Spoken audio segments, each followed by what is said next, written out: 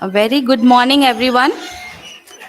It is with great pleasure and honor that I welcome you all to the inauguration of state level seminar on redefining institutional perspective plans in view of NEP 2020, organized by Marathwada Mitra Mandal's College of Commerce. This seminar aims to redefine learning processes and practices for more holistic and multidisciplinary education, along with the role of faculty members in terms of promoting creative and critical thinking among students. Through the various sessions today, we hope to gain valuable insights and information that can be applied to our education field. We are very pleased to have Chief Guest Dr. Naresh Bodke, Director Economics Competition Commission India, New Delhi, Honorable Principal B.G. Zadhav, Executive President of Marathwada Mitra Mandal, Principal and Convener Dr. Devidas Gollar, who is also a member of NEP Task Force, Maharashtra State. We begin with today's seminar with lamp lighting. Now I request dignitaries to proceed for the lamp lighting.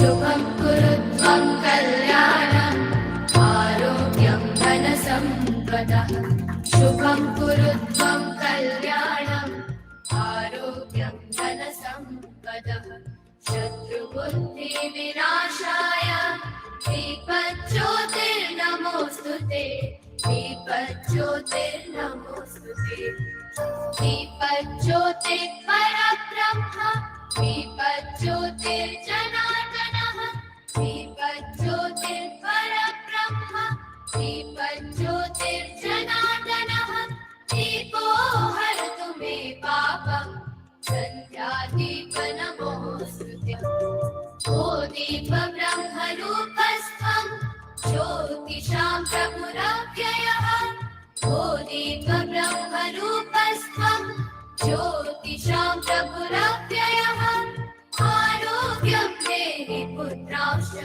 मतिं स्वच्छां हि मे सदा रवेरस्तं समारभ्य यावत् सूर्योदयो भवेत् रवेरस्तं समारभ्य यावत् सूर्योदयो भवेत् यस्य तिष्ठेद्युमे दीपः तस्य नास्ति दरिद्रता शुभं कुरुत्वं कल्याणम् आरोग्यं It is said that Ano Bhadraha Kratavo Yantu Vishwataha. Arthat, one should accept good ideas no matter from which direction they come. India has been a global center of knowledge from ancient times. We are striving to make India a knowledge economy in the 21st century. The new education policy is a big step in the direction of achieving this result. Marathwada Mitra Mandal's College of Commerce has organized the state level seminar in association with National Assessment and Accreditation Council. Now I invite Principal Dr. Devidas Gollar to present welcome address.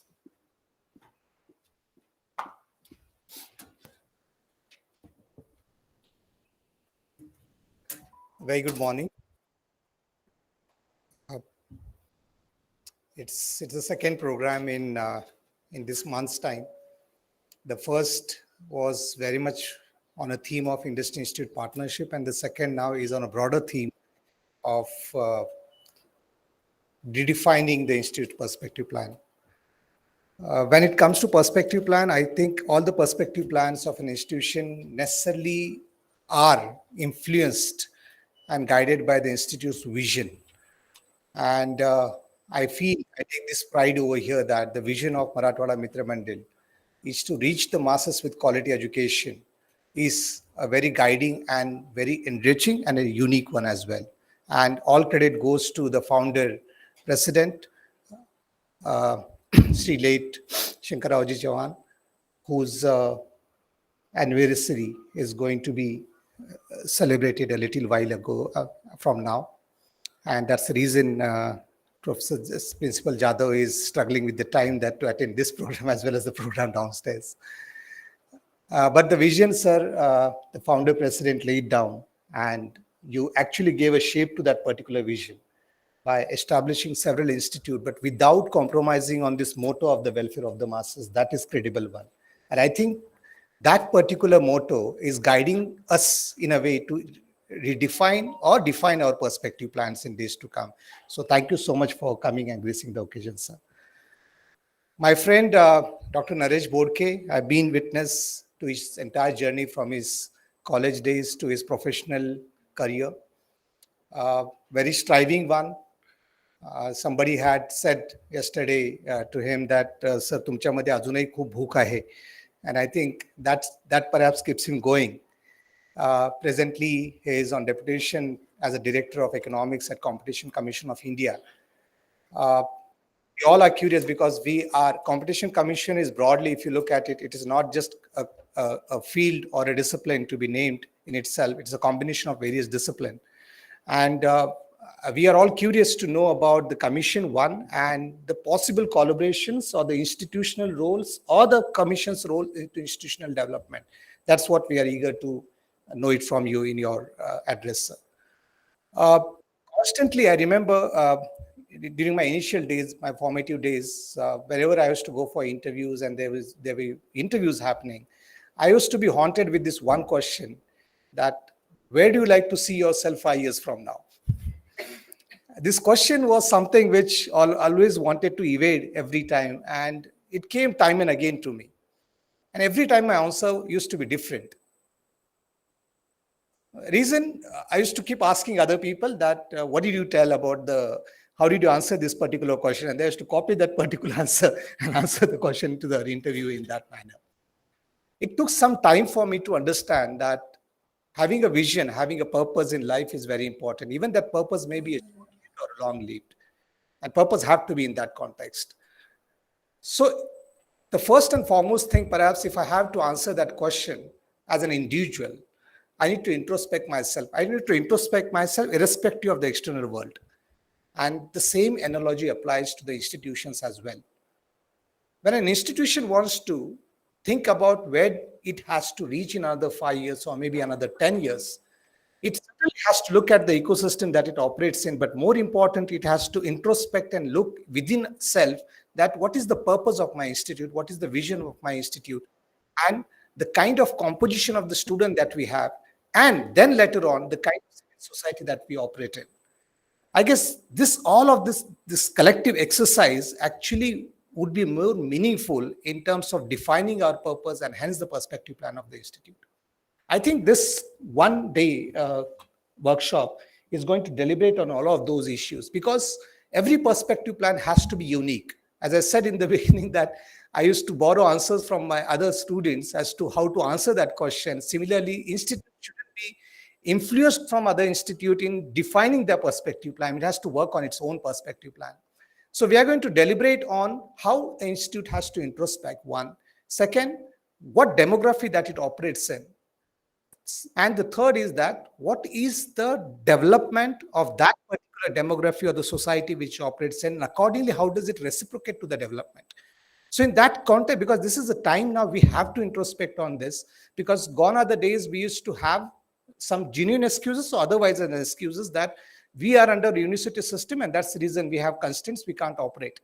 I think in days to come, we will not have that excuse to make.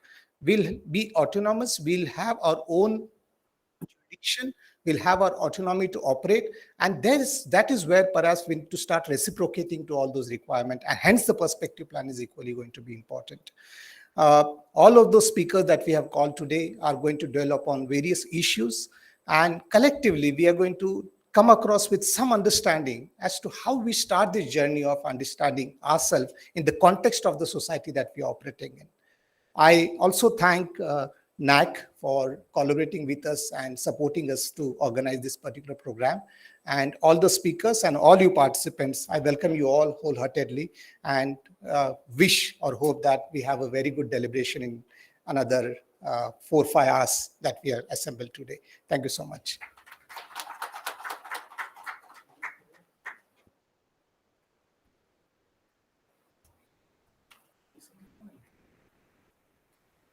Thank you, sir. Dr. Kalam had said, and I quote, "The purpose of education is to make good human beings with skill and expertise. Enlightened human beings can be created by teachers." So, we are very much honored today to have such teachers here whose presence will definitely contribute to the success of this seminar. Now, I request Principal Dr. Devidas Golla and Executive President Principal B.G. Zadho sir to felicitate Chief Guest Dr. Naresh Bodke, Director Economics, Combination Division, Mergers and Acquisitions, Competition Commission of India, New Delhi.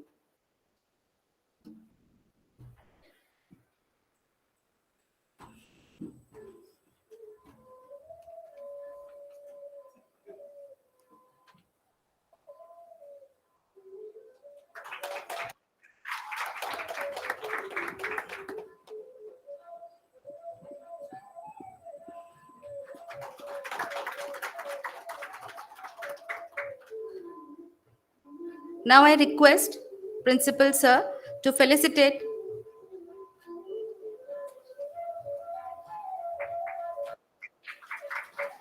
Thank you, sir.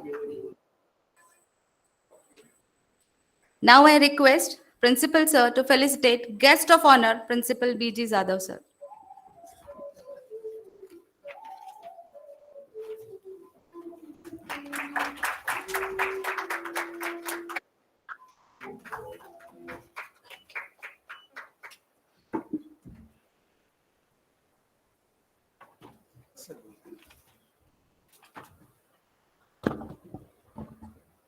आजच्या शैक्षणिक धोरणाच्या संदर्भात आपण आज दिवसभर चर्चा करणार आहोत आणि यासाठी प्रमुख पाहुणे म्हणून किंवा आपले शेजारचेच आपले संबंधित असलेले डॉक्टर नरेशजी इथे आलेले आहेत. मी त्यांचं स्वागत करतो. महाविद्यालयाचे प्राचार्य डॉक्टर गोल्हार आणि आपण सर्व पार्टिसिपेंट्स.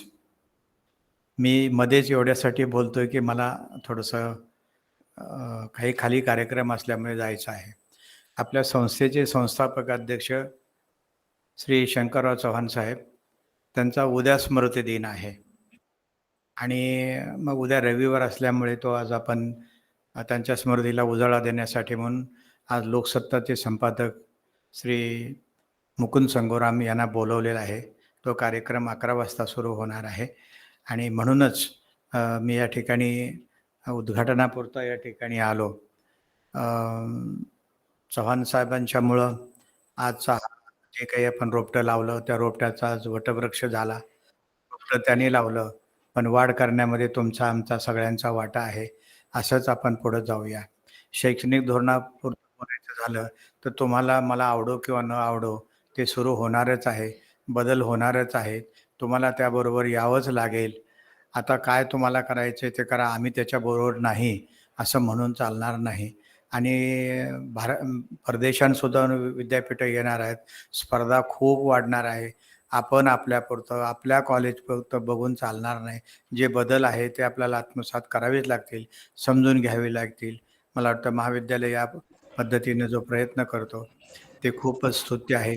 मी या वर्कशॉपसाठी शुभेच्छा देतो, थांबतो आणि आपल्या सर्वांच्या परवानगीनं आपली रजा घेतो. जय हिंद, जय Maharashtra.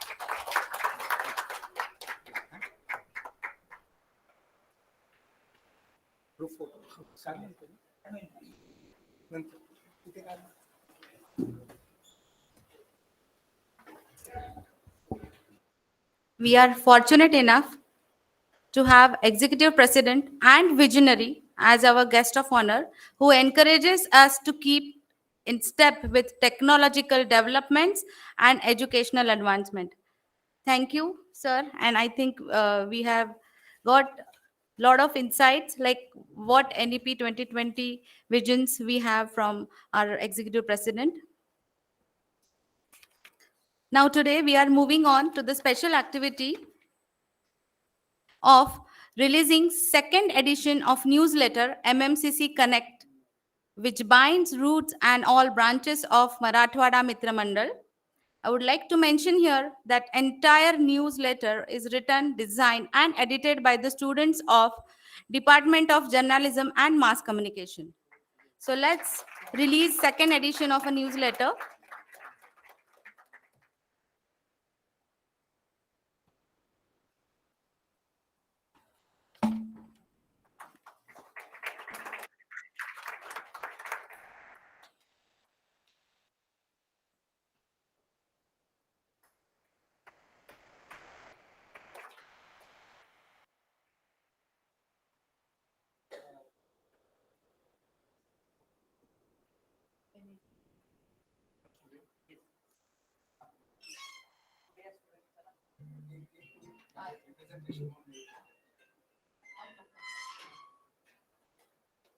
I request journalism students to come forward for this release.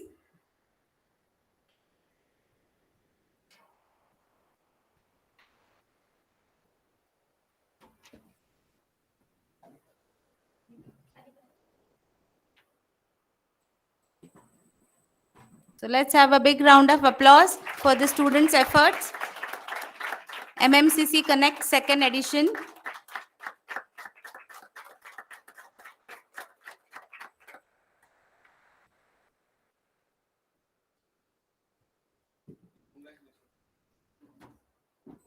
Thank you, sir, and thank you, students.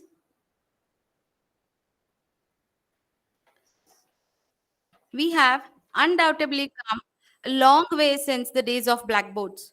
In the knowledge of landscape, the globe is undergoing quick changes. We are honored to have Dr. Naresh Bodke with us today. He is Director Economics of the Combination Mergers and Acquisitions Division of the Competition Commission of India on deputation of 3 years. He is also Associate Professor of Economics at Gokhale Institute of Politics and Economics, Pune. He has been in teaching and research for 19 years and did his doctoral research in the area of trade policy from Gokhale Institute. He has also worked on several research projects such as village development plans, district vision documents, regional growth strategies, and state financing. He has also worked with high-level committees, that is Kelkar Committee on Balanced Regional Development in Maharashtra and the 15th Finance Commission. He has been member of Board of Studies, academic councils, and research committees of several autonomous institutes and universities. He is presently a member of consultative group of Niti Aayog, Social Justice. He has published several research articles in national and international journals and delivered public lectures and keynote addresses.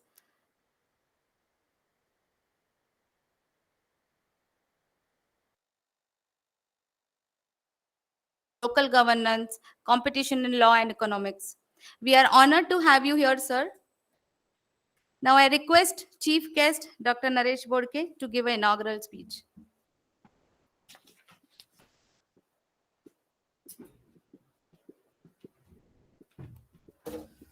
Thank you very much for so elaborate introduction and so generous introduction. So I'm really feeling like rather I reminded my college days.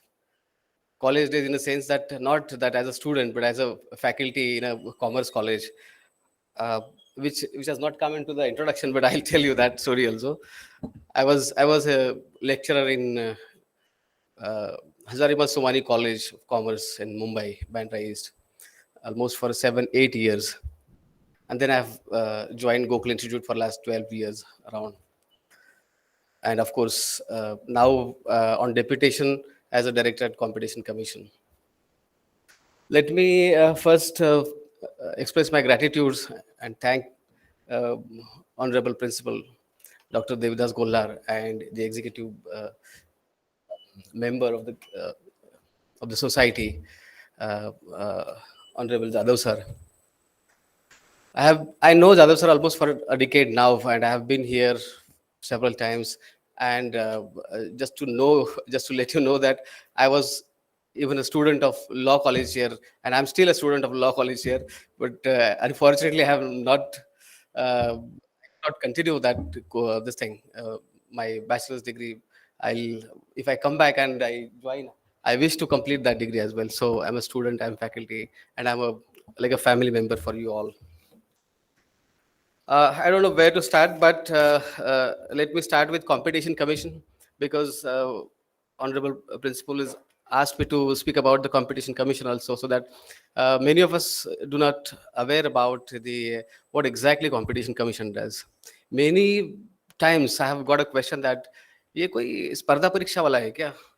Well, every time I have to answer them, it is not something about the competition commission. I'm sorry, competitive exams, because competition we have. We are aware about only the competition, competitive exams, and so competition always come in mind in that perspective, that direction only. But the Competition Commission of India is basically a market regulator. As you must know, Reserve Bank of India regulates the banking, SEBI regulates the stock market and the capital markets, whereas IRDA and other regulators are there. But this is regulator of the regulator, almost you can say that way. There is a conflict between the power interface, because sometimes the defining jurisdiction itself becomes difficult. So which is market regulator and which is sector regulator, that also conflict has arisen even before that also. But we are a market regulator, and we regulate market in three different aspects, 3 or 4 aspects. First aspect is basically the ex ante. Ex ante is basically before happening the event. Now, ex ante is basically where I am working as a head, as a director of the combination division, what we call it as a mergers and acquisitions. Now, this how mergers and acquisitions are important. Let me tell you. Abuse of dominance is one aspect that we cover in ex post. So I'll go to ex post first and then ex ante. And exposed abuse of dominance is defining basically if a player has a concentration or a powerful position in the market to abuse its counterparts, its competitors as well as the consumers, end consumers also. Then he is in a position to actually abuse the market. That is section 3, and section 4 is about the cartelization. So this is very familiar. I mean, many of us know that how cement industries and steel industries have cartelized and they've raised prices. So that aspect is there. So it has a greater this thing, wider perspective to look into macroeconomy through a microeconomic scope. So looking at macro from micro. So this is a little different dimension that we actually work on. So that is how. And then these things lead to abuse of dominance and cartelization. We have to actually re-examine, rather examine that even before it happens. That is ex ante. So recently must have heard about the news of mergers of Adani's and bought so many companies, or many other mergers happen, acquisitions happens in India. All these mergers and acquisitions are actually subject to approval of the Competition Commission if it is above the threshold limits are there, above 1,000 crores of assets. So that is the procedure that happens in the Competition Commission, and there are different divisions in the Competition Commission. There is one more dimension, that is something called bid rigging. So even bidding has to have a fair bidding, and if it is not fair, it becomes a subject of Competition Commission, and you can file a case with Competition Commission as well. So that is all about Competition Commission. Now, how we can engage the colleges or universities with Competition Commission is basically in 2 dimensions. One is the advocacy dimension. We conduct a lot of advocacy events with the other colleges, and we even fund their activities as well.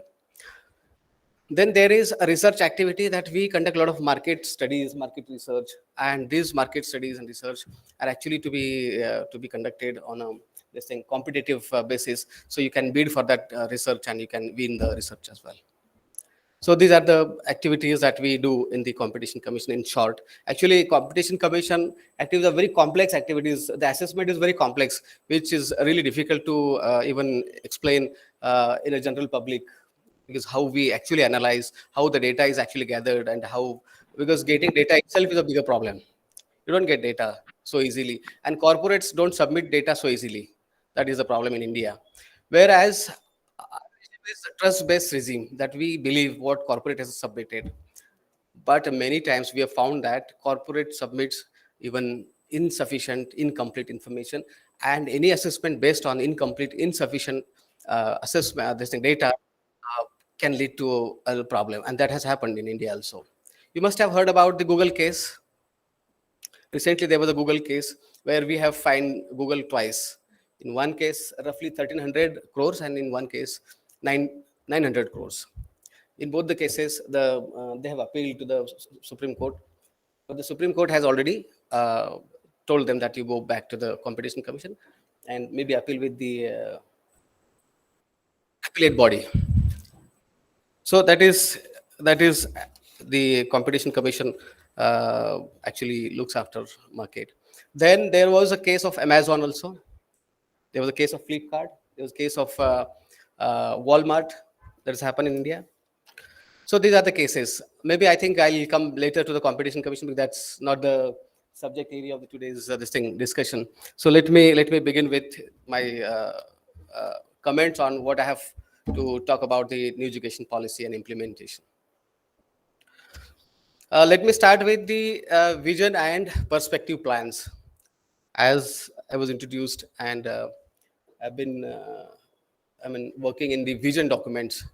I have made vision document for Jalna district, and I have made even vision documents for regions also and villages also. So what is the difference between perspective plans and vision documents? Perspective plans and vision documents are completely different, two different documents. Whereas perspective has to have some set goals, like executable goals, whereas vision can be broad, vision can be big, we have to go somewhere, just a vision, isn't it? It's a direction. Whereas perspective cannot be a direction. Perspective has to have executable issues, models, or things that can be done. So while preparing for perspective plans or vision, maybe there can be a vision also for institutional vision. Maybe if it is society-based vision, because later on the autonomy is going to be there, or maybe even certain sort of freedom is going. So you have your own vision. But I don't know whether how much autonomy we are going to get. Colleges are going to get. There are many bottlenecks, and these bottlenecks actually to be addressed through various issues. Now, what are these bottlenecks? First thing is, when we are actually developing a vision or perspective plan, what are the things that we have to look at? First thing that I feel, when you prepare the vision documents, you can actually give it a thought to. That is the stakeholders. The biggest part is stakeholders. Who are the stakeholders of this particular vision or this particular perspective? Has to be defined, and these stakeholders to be taken into account. Their vision is more important. It's a compilation of their aspirations, their expectations from the institutions.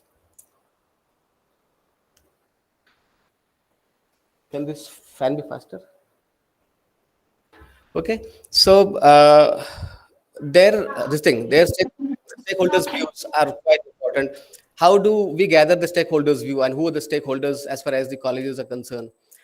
I think first stakeholder, for most important stakeholder, is the buyer of the services, that is students. And we have to take into account what the students feel about your college, what the students feel, how do you actually want to conduct your courses, or what are the job opportunities that are available in the market. So that perspective is there. Then maybe parents also there. Then maybe teachers. Then maybe other stakeholders. Maybe industry is one stakeholder. So we have to have an interaction with these stakeholders and then gather that information and compile that, and maybe you can have a vision, a broad vision of where we have to go. Then we can come back to perspective plans. Perspective plans can be broken into maybe annual plans or 5-year plans.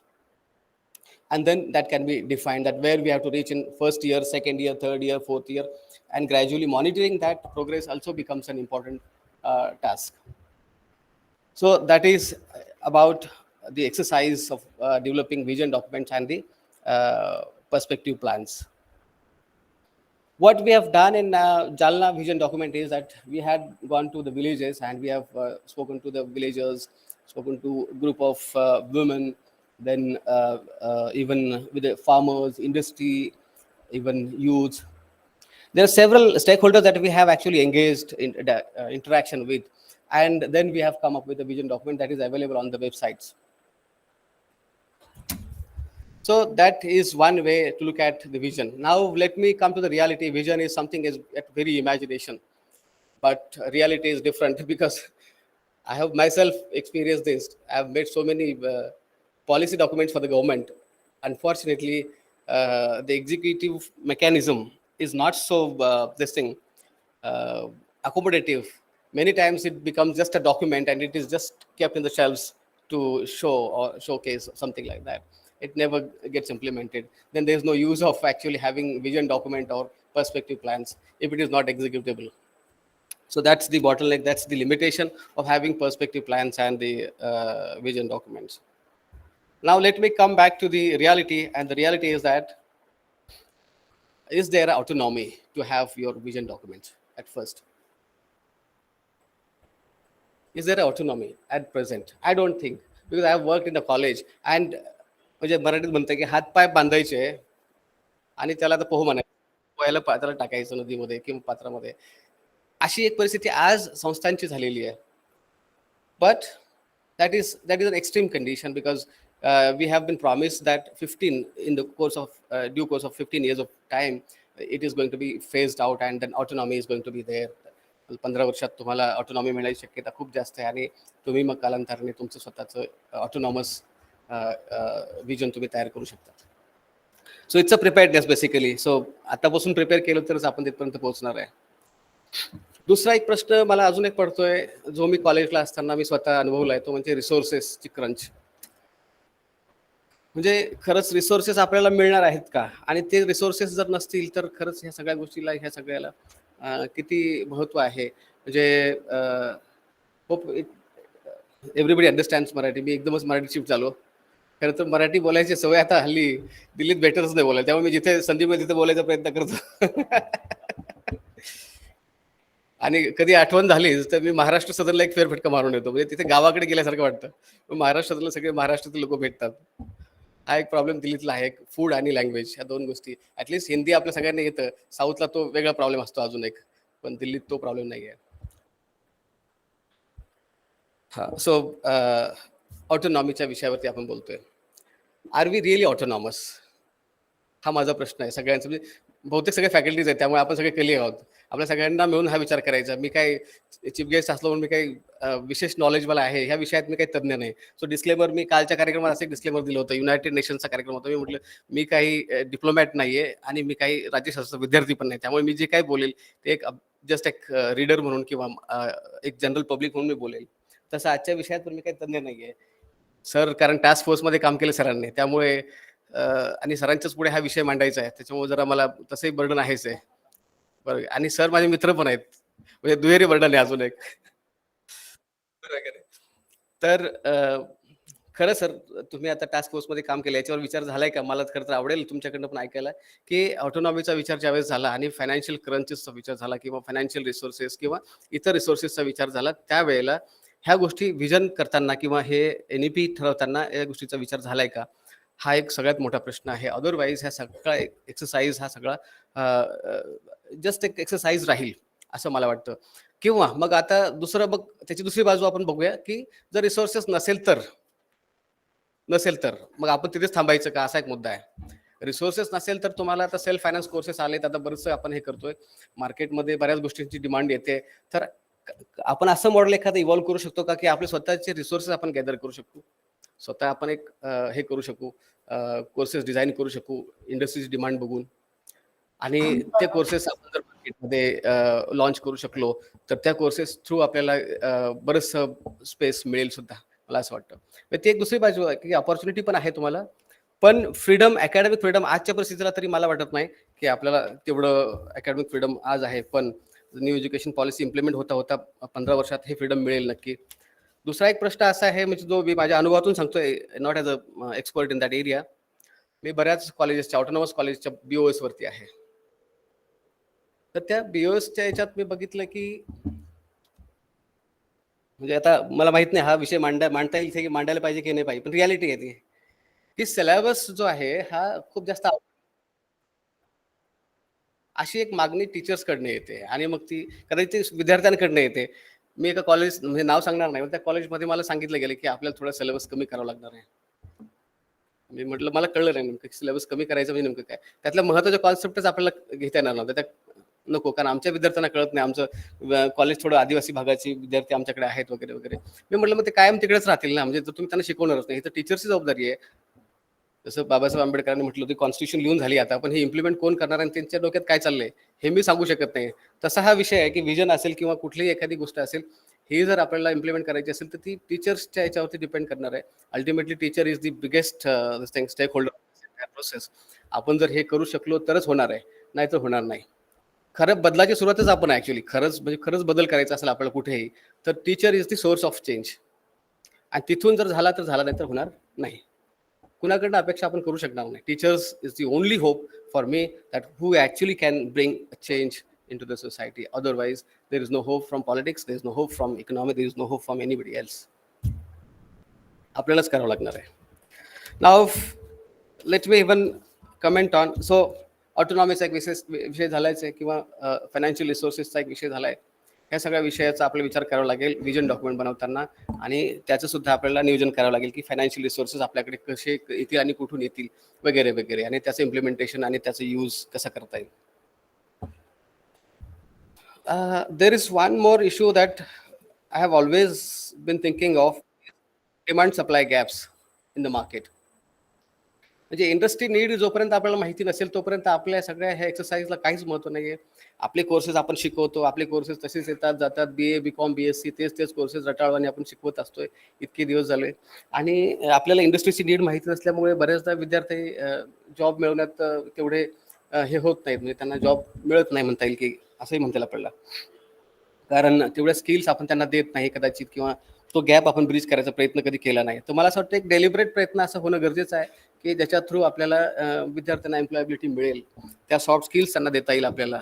अशा सगळ्या soft skills जर आपल्याला जरी त्या करिक्युलममध्ये नसतील तरी त्या extra करिक्युलममधून किंवा इतर कार्यक्रमांच्या थ्रू इतर सर्टिफिकेट थ्रू आपल्याला त्या देता आल्या तर मला वाटतं एम्प्लॉयबिलिटी वाढू शकते. त्याचाही विचार आपण विजन डॉक्युमेंट करताना जेव्हा आपण स्टेक होल्डर्सचं कमेंट्स किंवा स्टेक होल्डर्सपर्यंत आपण जाऊ, त्यावेळेस इंडस्ट्रीला जेव्हा तुम्ही बोलाल त्यावेळेला इंडस्ट्रीकडनं हे समजून घ्यायचं नक्की प्रयत्न व्हायला पाहिजे की आपल्याला काय गरज आहे, इंडस्ट्रीला कोणत्या विषयाची गरज आहे, कोणत्या सर्टिफिकेटची गरज आहे. त्यातच एक बाजू मी असंही सांगेल की थोडा आवाज इको कमी करता का. तर जसं की मल्टिपल एक्झिट्स आहे. फर्स्ट इयरला तुम्ही सर्टिफिकेट देणार, सेकंड इयरला काहीतरी ॲडव्हान्स डिप्लोमा देणार, थर्ड इयरला तुम्ही डिग्री देणार, फोर्थ इयरला तुम्ही रिसर्च डिग्री देणार वगैरे वगैरे. प्रत्येक एक्झिट पॉईंटला जर विद्यार्थी बाहेर गेला तर त्याला एम्प्लॉयबिलिटीसाठी काहीतरी वेगळं स्किल असली पाहिजेत त्याच्या कुवतीप्रमाणे. फर्स्ट इयरला त्याला गेला तर त्याला कमीत कमी BComचा विद्यार्थी जर असेल, घुमतोय आवाज असा, तर त्याला सर्टिफिकेट तरी मिळालं पाहिजे की त्याला ऍटलीस्ट अकाउंटिंग काय हे तरी कळायला पाहिजे. एका ठिकाणी कारकून म्हणून जर तो गेला तर त्याला कमीत कमी बेसिक अकाउंटिंग त्याला नियम माहिती, मार्केटमध्ये गेला तो उभं राहू शकला पाहिजे, इंडिपेंडेंटली तो हँडल करू शकला पाहिजे अकाउंट्स, अशा पद्धतीने. दुसरं आहे identifying the needs of industry through even surveys also. May be आपण सर्वे पण करू, त्या सर्वेजच्या थ्रू आपण विजन डॉक्युमेंटला त्याला ॲड करू शकतो की what actually industry wants to hire, what type of talent industry requires, what type of talent acquisitions they are actually conducting. That's one thing.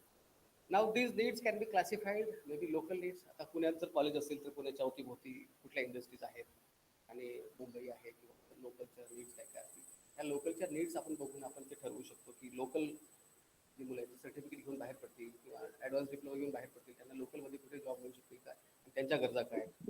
दुसरं आहे नॅशनल नीड्स काय असू शकतात किंवा म्हणजे ब्रॉडर लेवलवरती थोडं हायर लेवलवरती गेलं तर त्यांच्या नीड्स काय असतील, त्यांना काय कुठला स्किल सेट अपेक्षित आहे, तो स्किल सेट जर आपण त्यांना देऊ शकलो तर तो सुद्धा त्या विजनचा पार्ट असला पाहिजे.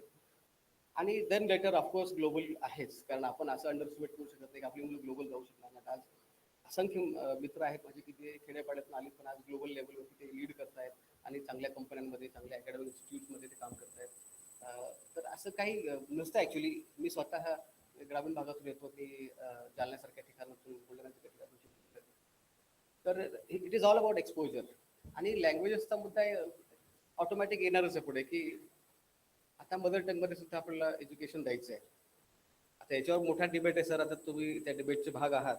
मला माहित नाही याला कसं ॲड्रेस करायचं आहे, की काही टेक्निकल कोर्सेस आहेत की जे इंग्लिशमध्ये शिकावे लागणार आहेत. त्याला मराठीत कसं कन्वर्ट करायचं हा एक मुद्दा आहे. म्हणजे हे ट्रान्सलेशन नको व्हायला फक्त, बरोबर आहे का? नुसतं ट्रान्सलेशन करून होणार नाही. तुम्हाला त्याला इंडिजिनस काहीतरी तुम्हाला द्यायला पाहिजे. तुम्ही स्वतः त्याला ह्याचा टच द्यायला पाहिजे, त्या मातीचा टच तुम्हाला द्यायला पाहिजे. तरच तुमच्या त्या थिअरीज इथे वर्क करतील. जसं इकॉनॉमिक्समध्ये सगळ्या आम्ही वेस्टर्न थिअरी शिकतो, पॉलिटिकल सायन्समध्ये, इवन अकाउंट्समध्ये पण मला वाटतं तसंच आहे, बरोबर आहे का नाही? तर हे सगळं कसं करायचं आहे हा एक मुद्दा आहे. आणि म्हणून मराठीचं जेव्हा होईल तसं काही उदाहरणं अशी पण आहेत ॲक्च्युली, की जपान आहे, चायना आहे, थायलंड आहे, जर्मनी आहे, की त्यांनी त्यांच्या मातृभाषेतून शिक्षण दिलं आहे आणि त्यांची प्रगती खूप चांगल्या प्रकारे झालेली आहे. त्यामुळे मातृभाषेचा आणि प्रगतीचा, विकासाचा खूप जवळचा संबंध आहे, ही रियालिटी आहे. पण प्रश्न असा आहे की आपली इकोसिस्टम अशी डेव्हलप झाली की इंग्रजीचं होतीच. आज मराठीत शिकलेल्या मुलाला एम्प्लॉयमेंट देतील का, हा एक मुद्दा आहे. याचा विचार व्हायला पाहिजे विजन करताना. मग ह्याला इंडस्ट्रीला सुद्धा आपल्याला सांगायला पाहिजे, इंडस्ट्रीला सुद्धा आपल्याला कन्व्हिन्स करायला पाहिजे. त्यांचं सुद्धा काय म्हणता येईल त्याला, समुपदेशन झालं पाहिजे की हे मुलं तेच आहे, फक्त त्यांना इंग्रजी येत नाही किंवा इंग्रजीत शिकवले गेले नाही, किंवा पॅरलली त्यांना तशा भाषेमध्ये शिकवायचं सुद्धा का, दोन्ही भाषांमध्ये शिकवायचं का, असा एक मुद्दा येऊ शकतो पॅरलली. म्हणजे काही काळात होता, नंतर ते हळूहळू ते शिफ्ट होऊ शकतं त्याच्यामध्ये. सो that also is a bottle neck for me. एक विद्यार्थी म्हणून, एक ग्रामीण भागातून येणारा एक विद्यार्थी म्हणून मला हा प्रश्न नेहमी जाणवला की इंडस्ट्रीमध्ये ही इनइक्वॅलिटी जर तयार होणार असेल तर ती इनइक्वॅलिटी कशी ॲड्रेस करायची. आणि ती ॲड्रेस करायची असेल तर ती कॉलेजेसमध्येच ॲड्रेस होऊ शकेल, कोणत्याही दुसऱ्या ठिकाणी ॲड्रेस होणार नाही. इंडस्ट्री त्यांना उभंच करणार नाही, त्यामुळे ती कशी ॲड्रेस करायची हा मुद्दा आहे. So that is one thing that I always had a apprehension that की मदर टंगमध्ये जर तुम्ही शिक्षण दिलं, देऊ नाही असंही वाटत नाही मला, देऊ नाही असंही नाही, द्यायलाच पाहिजे. कारण काही असं पण झालं, ही इनइक्वॅलिटी जी तयार झाली आता सध्या, ती भाषेच्या आधारावरती तयार झाली, नॉलेजच्या आधारावरती तयार झालेली नाही. Any inequality based on knowledge can be accepted, की एखाद्याला कमी नॉलेज आहे, एखाद्याला जास्त नॉलेज आहे, त्याच्याप्रमाणे त्याला जॉब मिळतील वगैरे वगैरे. पण लँग्वेज फक्त ही भाषा, लँग्वेजच नॉलेज आहे, हा जो आपल्यावरती पगडा आहे सगळ्या इतके दिवसांचा, हा पगडा मला असं वाटतं आपल्याला कमी करावा लागेल. मी अशा म्हणजे आपण सगळेच बहुतेक सगळे आपण एका जनरेशनचा, आपण अशा जनरेशनमध्ये वाढलोय की ज्याला इंग्रजी यायचं तो हुशार असायचा वर्गातला, ज्याला सायन्स मॅथ यायचं तो काय फार हुशार असायचं असं काही आहे, त्याला गणित येते, त्याला बाकी येते सगळं, पण इंग्रजी येते तो हुशार, सगळ्यात हुशार. आणि आजही कॉलेजेसमध्ये कदाचित तसं असू शकेल की ज्याला इंग्रजी चांगलं बोलता येतं तो हुशार आहे, किंवा तो जास्त डिलिव्हर करू शकतो. Unfortunately that is exactly opposite. इंडस्ट्रीत जेव्हा जातात त्यावेळेला ॲक्च्युली जेव्हा एक्झिक्युशन होतं त्यावेळेला इंग्रजी बोलणाऱ्यांना एक्झिक्यूट करता येत नाही, असं जास्त हे झालेलं आहे. म्हणजे त्यांचं लँग्वेज क्वेश्चन, त्यांना कदाचित प्रॅक्टिकल नॉलेजेसमध्ये थोडंसं बॉटलनेक तयार होतात की काय, असा एक इंडस्ट्री रिपोर्ट्स पण आहेत. पण जे मुलं ॲक्च्युअल नॉलेजमध्ये आहेत, त्यांना भाषा येत नाही पण ते नॉलेजमध्ये आहेत, ते एक्झिक्युशनला जास्त चांगले हे करू शकतात. असे सुद्धा अनुभव आहेत. त्यांना भाषा येते पण त्यांनी इम्प्लिमेंट खूप चांगलं केलं. चांगले इंजिनियर्स आहेत, चांगले डॉक्टर्स झालेले आहेत, अशी पण लोक आहेत. आता हे सगळे प्रश्न आहेत, फक्त माझे मी उत्तरं द्यायचा प्रयत्न करील. पण हे सगळे प्रश्न मी विचारतो याच्याकरता की त्यानिमित्ताने तुमच्या सगळ्यांपर्यंत हा मेसेज जाईल आणि सगळ्यात महत्त्वाचं सरांकडे हा मेसेज जाईल. कारण हे ज्या प्लॅटफॉर्मवर काम करतात त्या प्लॅटफॉर्मवर हे सगळे विचार व्हावेत, असाही एक त्याचा उद्देश आहे की असाही विचार तुम्ही करा ग्रामीण भागातल्या विद्यार्थ्यांचा. आणि ही इनइक्वॅलिटी जी तयार व्हायला लागली आहे ती इनइक्वॅलिटी तयार होऊ नये. ह्या न्यू एज्युकेशन पॉलिसीतून खरं तर लँग्वेज जर आली तर इनइक्वॅलिटी कमी व्हायला पाहिजे. कारण लँग्वेजने इनइक्वॅलिटी वाढवली असं माझा स्वतःचा अंदाज आहे. ती इनइक्वॅलिटी कमी होण्यासाठी लँग्वेज तुम्हाला डेफिनेटली मदत करेल. मराठीत शिकवल्यानंतर किंवा मदर टंगमध्ये शिकवल्यानंतर हे सगळं शक्यता आहे होण्याची. पण असंही नको व्हायला की इंडस्ट्रीने जर त्यांना हायर नाही केलं तर ती दुसरी लेवलची इनइक्वॅलिटी तयार होईल, इंडस्ट्री त्यांना ॲक्सेप्ट करणार नाही आणि मग परत आपण त्याच लेवलवर पोहोचू जे इथे आपण लँग्वेजने आपल्याला सोडलं होतं, तर तसंही नको व्हायला.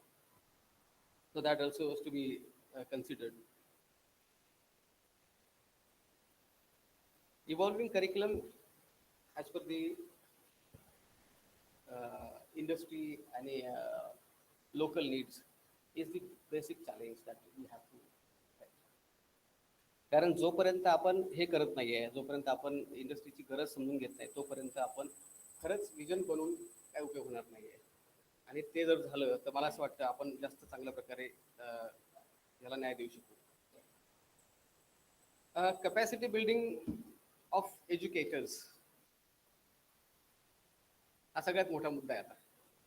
कारण टीचर्सची कॅपॅसिटी बिल्डिंग कोण करणार? Educators in a sense may be संस्थानिक असतील किंवा त्यांच्यापेक्षा सगळ्यात महत्त्वाचं आहे वर्गात जाऊन जो शिकवणार आहे त्या व्यक्तीचं कॅपॅसिटी बिल्डिंग होण्यासाठीचे रिसोर्सेस, त्याला मिळणारी अपॉर्च्युनिटी ही किती असणार आहे आणि त्याचं कशा प्रकारे त्याचं नियोजन होणार आहे, हा स्वतः कॉलेजेसच्या लेवलवरचा विषय आहे. आणि कॉलेजेसने याच्यावरती काम करायला पाहिजे की आपण फेज बाय फेज काय ट्रेनिंग त्यांचं असेल त्यांना, किंवा इन हाऊस ट्रेनिंग असेल किंवा त्यांचं सेन्सिटायझेशन असेल, ते होणं गरजेचं आहे periodically. That is and that should be part of the vision and the perspective plans. Perspective plans मध्ये त्यांना even exposure to the other industries also or the other countries also is one thing that align ourselves with the international community. बरोबर आहे. तुम्ही बाहेर जाऊन आलात तर तुम्हाला फरक पडतो, जाणवतो की बाहेर काय शिकवतात, कसं शिकवतात, आपण कसं करायला पाहिजे, कुठल्या शिकवण्याच्या पद्धती आहेत किंवा काय आहेत, हे सगळं आपल्याला कळतं आणि आपण त्या लेवलवर जायचा प्रयत्न करतो.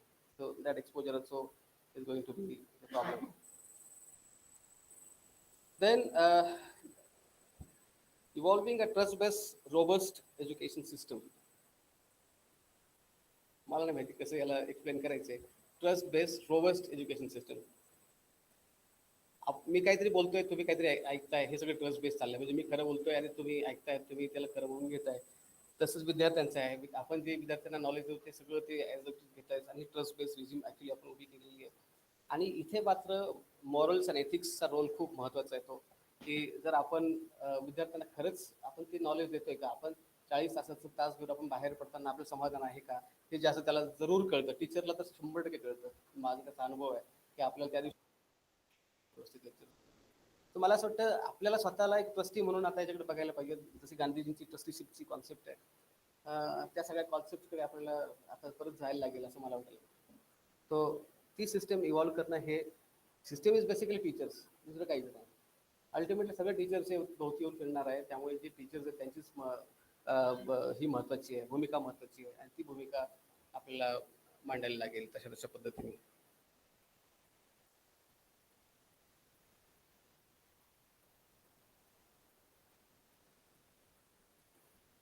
त्यामुळे नाही ठीक आहे.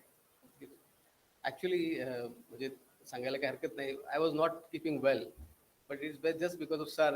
आय thought I come at least have dialogue with you people. नाहीतर आज खरंच मला यायचं, म्हणजे मी उभं राहू शकत नाही आज. मी त्यांना म्हटलं सर सकाळपासून नुसतं फिरल्यासारखं होतं आहे. बट द थिंग इज की ही अपॉर्च्युनिटी मला परत मिळणार पण नाही आहे तुमच्याशी डायलॉग करायची.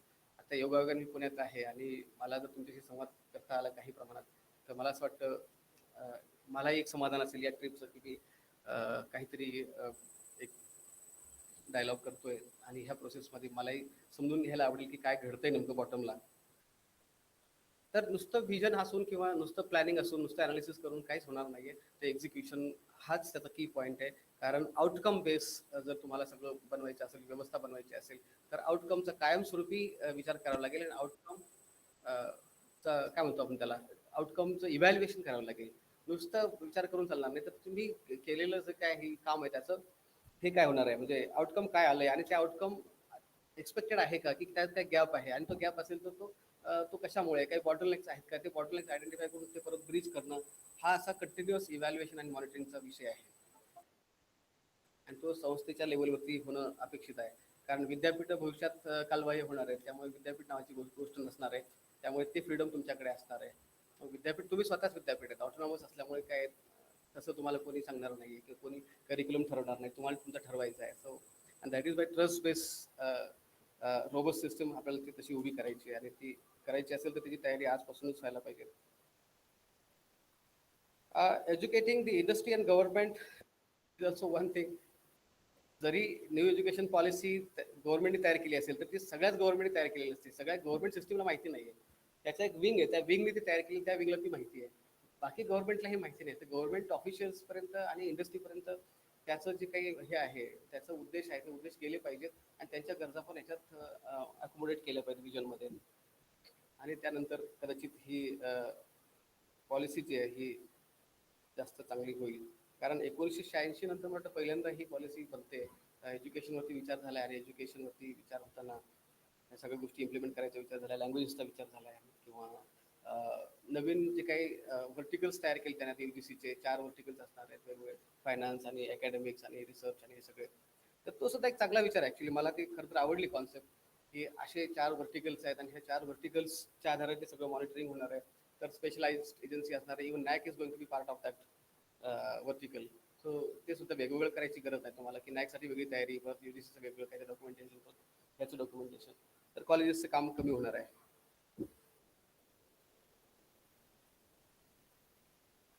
दुसरा मुद्दा जो ऍक्च्युली तसा ऍड्रेस करायचा प्रयत्न केला की मला असं अजून एक भीती आहे की 2 प्रकारच्या इनइक्वॅलिटी तयार होऊ शकतात, एक लँग्वेज बेस आणि एक अर्बन रुरल बेस.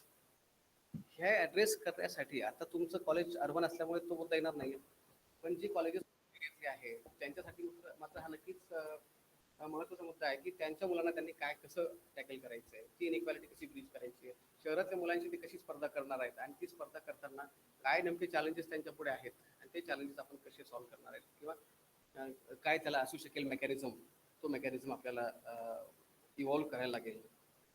दुसरं आहे तो म्हणजे लँग्वेजच्या आधारावरती जी इनइक्वॅलिटी आहे ती मात्र कालांतराने कमी कमी होत जाईल आणि सोशल मीडिया आणि ह्या सगळ्या माध्यमांच्या आधारे आता लँग्वेज हा काय मुद्दा राहिलेला, इंग्रजी जवळपास सगळ्यांनाच कळायला लागले. त्यामुळे इंग्रजी हा काय मुद्दा नाही. जरी मराठी शिकवलं तरी ते इंग्रजी अडॉप्ट करतील.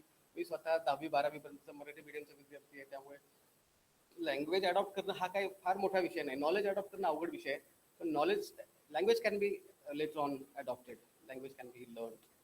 आणि मी स्वतः अदर दॅन मदर टंग म्हणजे मराठी आणि हिंदी सोडून मी बाकीच्या 2-3 भाषा बोलायचा प्रयत्न करतो. म्हणजे बऱ्याचशा समजतात मला, बेंगॉली असेल, उडिया असेल किंवा बंजारा आहे, असे 4-5 लँग्वेजेस मला समजतात आणि बोलताही येतात काही प्रमाणात.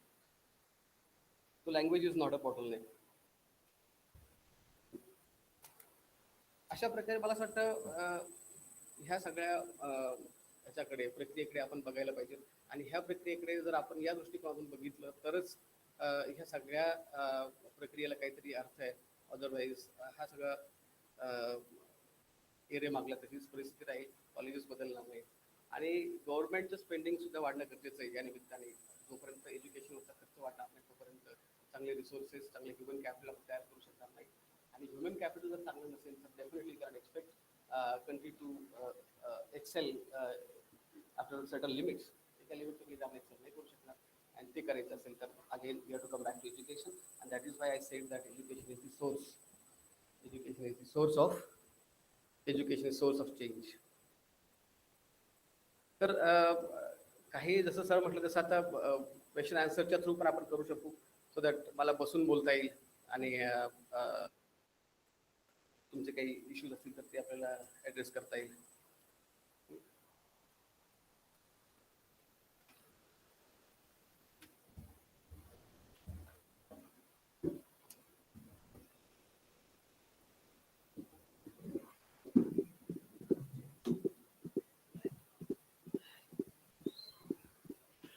Hello.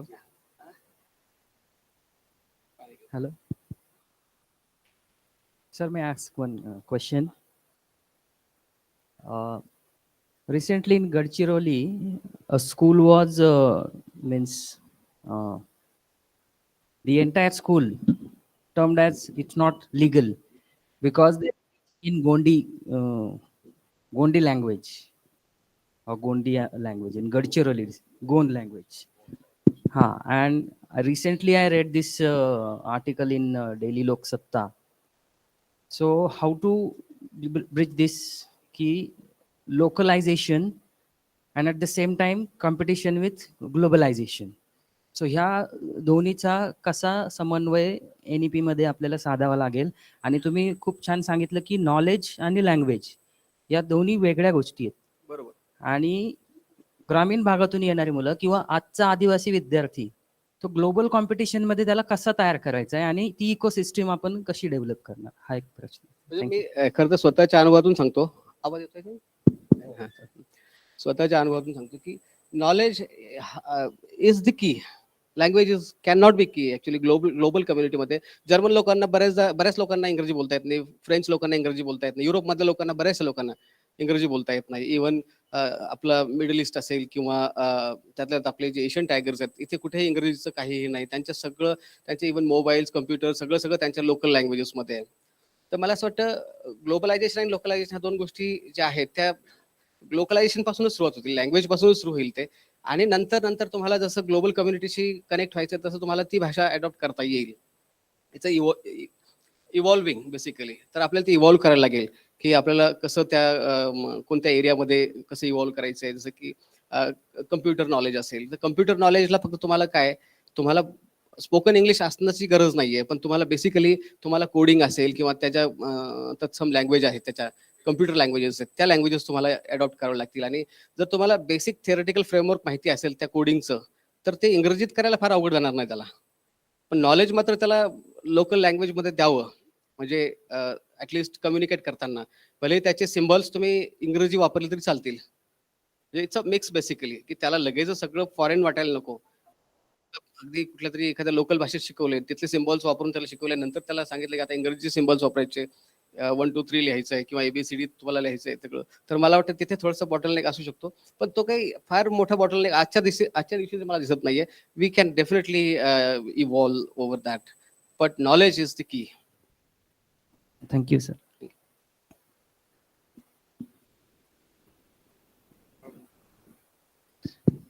I think we need to understand education not from what Lord Machiavelli thought for us, rather than what we are going to investigate for us.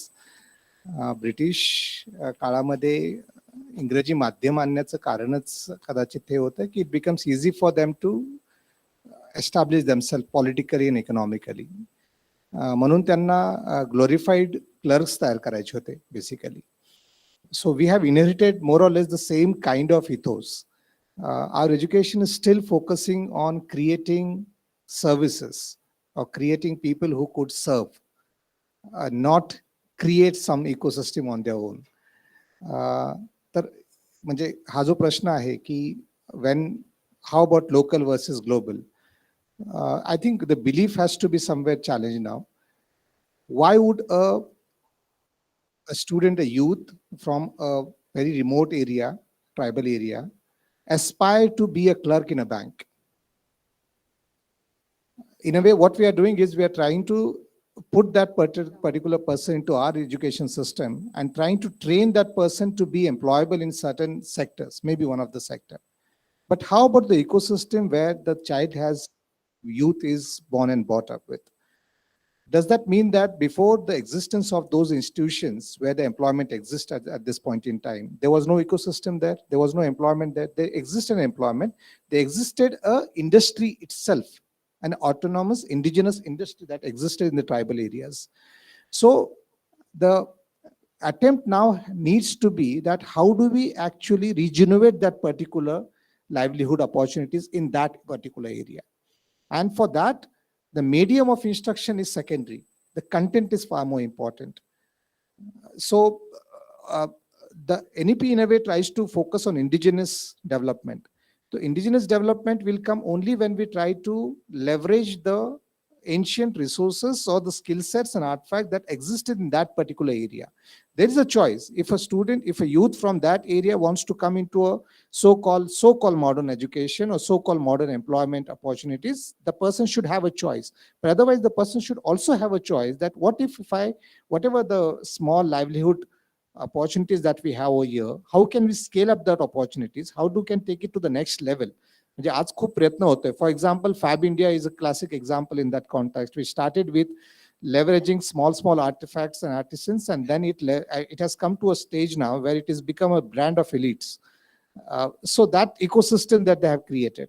So I think education for us is for knowledge, but sometime back that it is also a source of livelihood for us. And for that matter, how do we use education? How do we actually customize it in the context, in the terms of content and delivery, language both, so that the youth from that particular region starts thinking to actually go back to the indigenous artifacts or indigenous livelihood opportunity that existed at that point in time and further scale it up and then bring it to a executable or scalable level so that they could benefit. The livelihood comes from there. A respectable livelihood comes from there. I think instead of thinking on language, I think it's time we think on the content now. What we are teaching them and how we are making them more employable or more entrepreneur in that context, so that they could leverage the ecosystem that exists in that particular geography.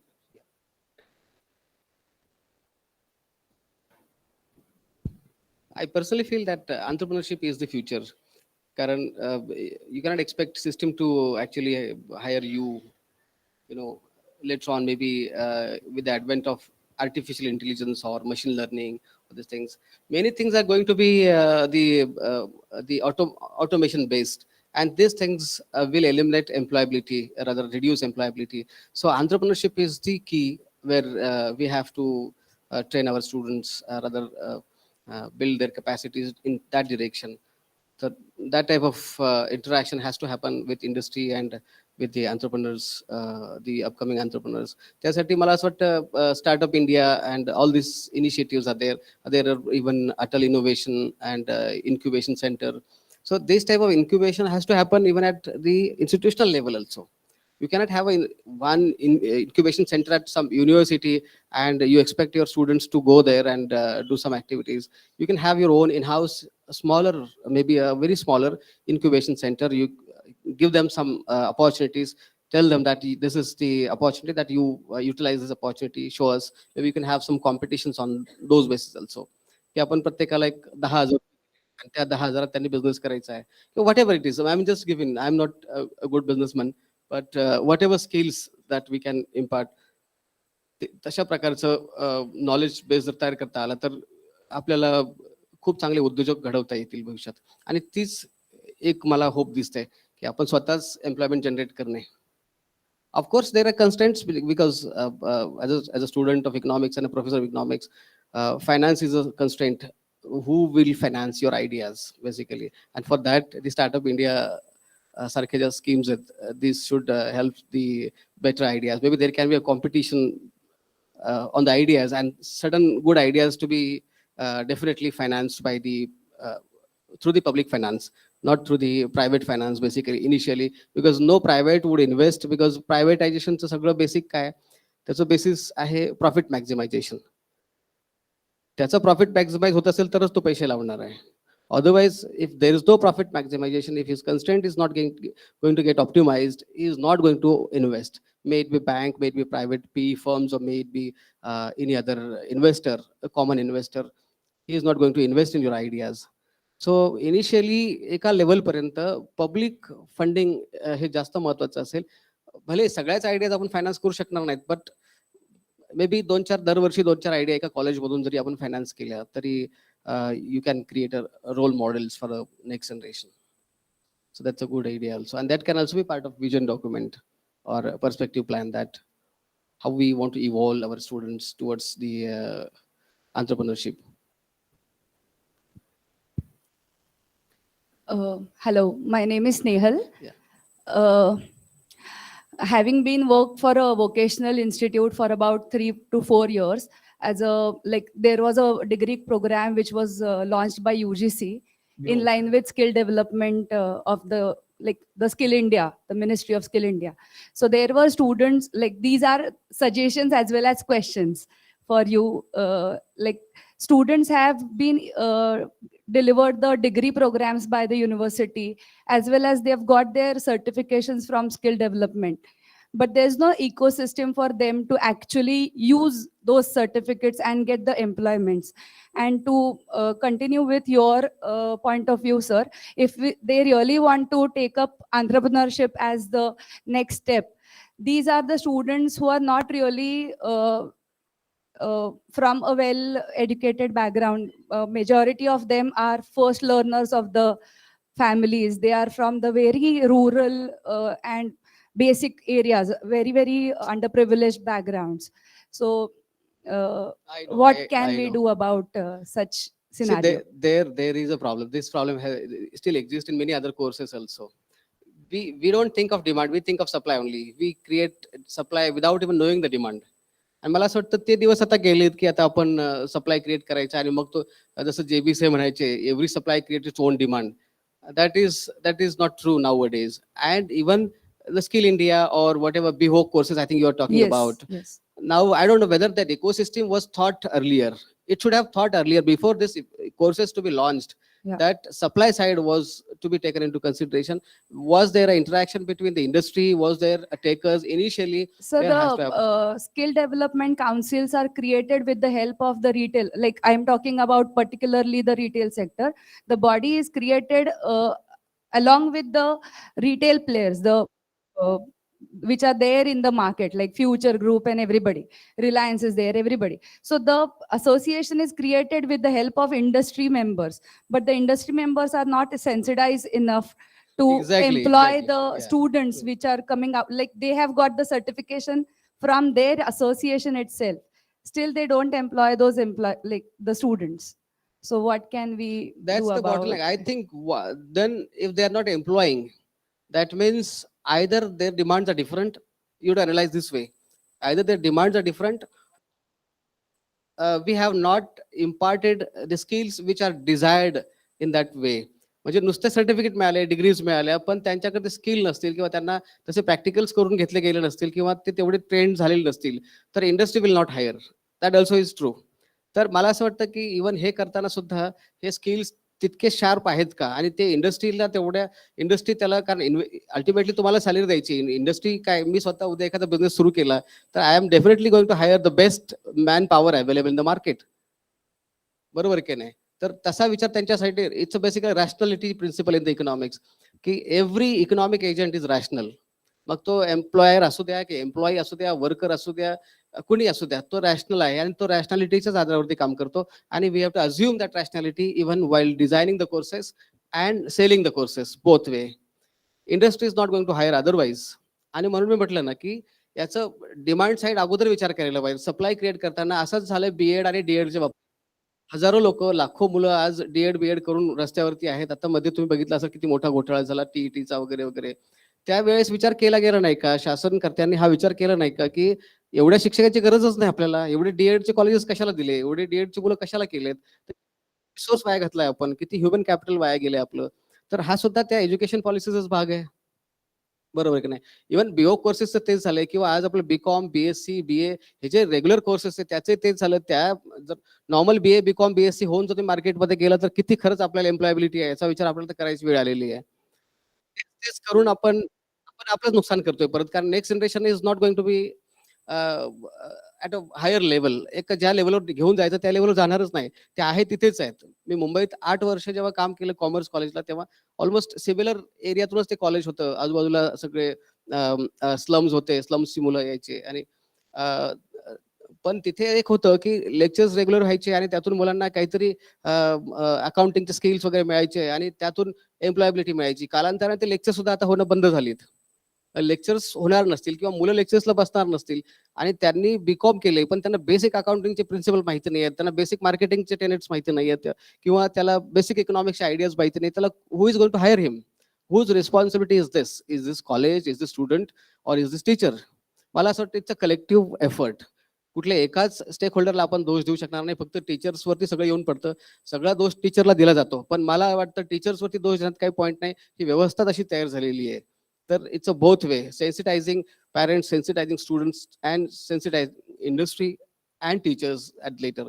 टीचर्सला फार वेळ लागत नाही sensitise व्हायला. Teacher जर system तशी असेल तर teachers आपलं बरोबर त्याप्रमाणे ऍडजस्ट करून घेतो. ज्या कॉलेजला लेक्चर होतात त्या कॉलेजचे सगळे टीचर्स लेक्चर्स घेतात.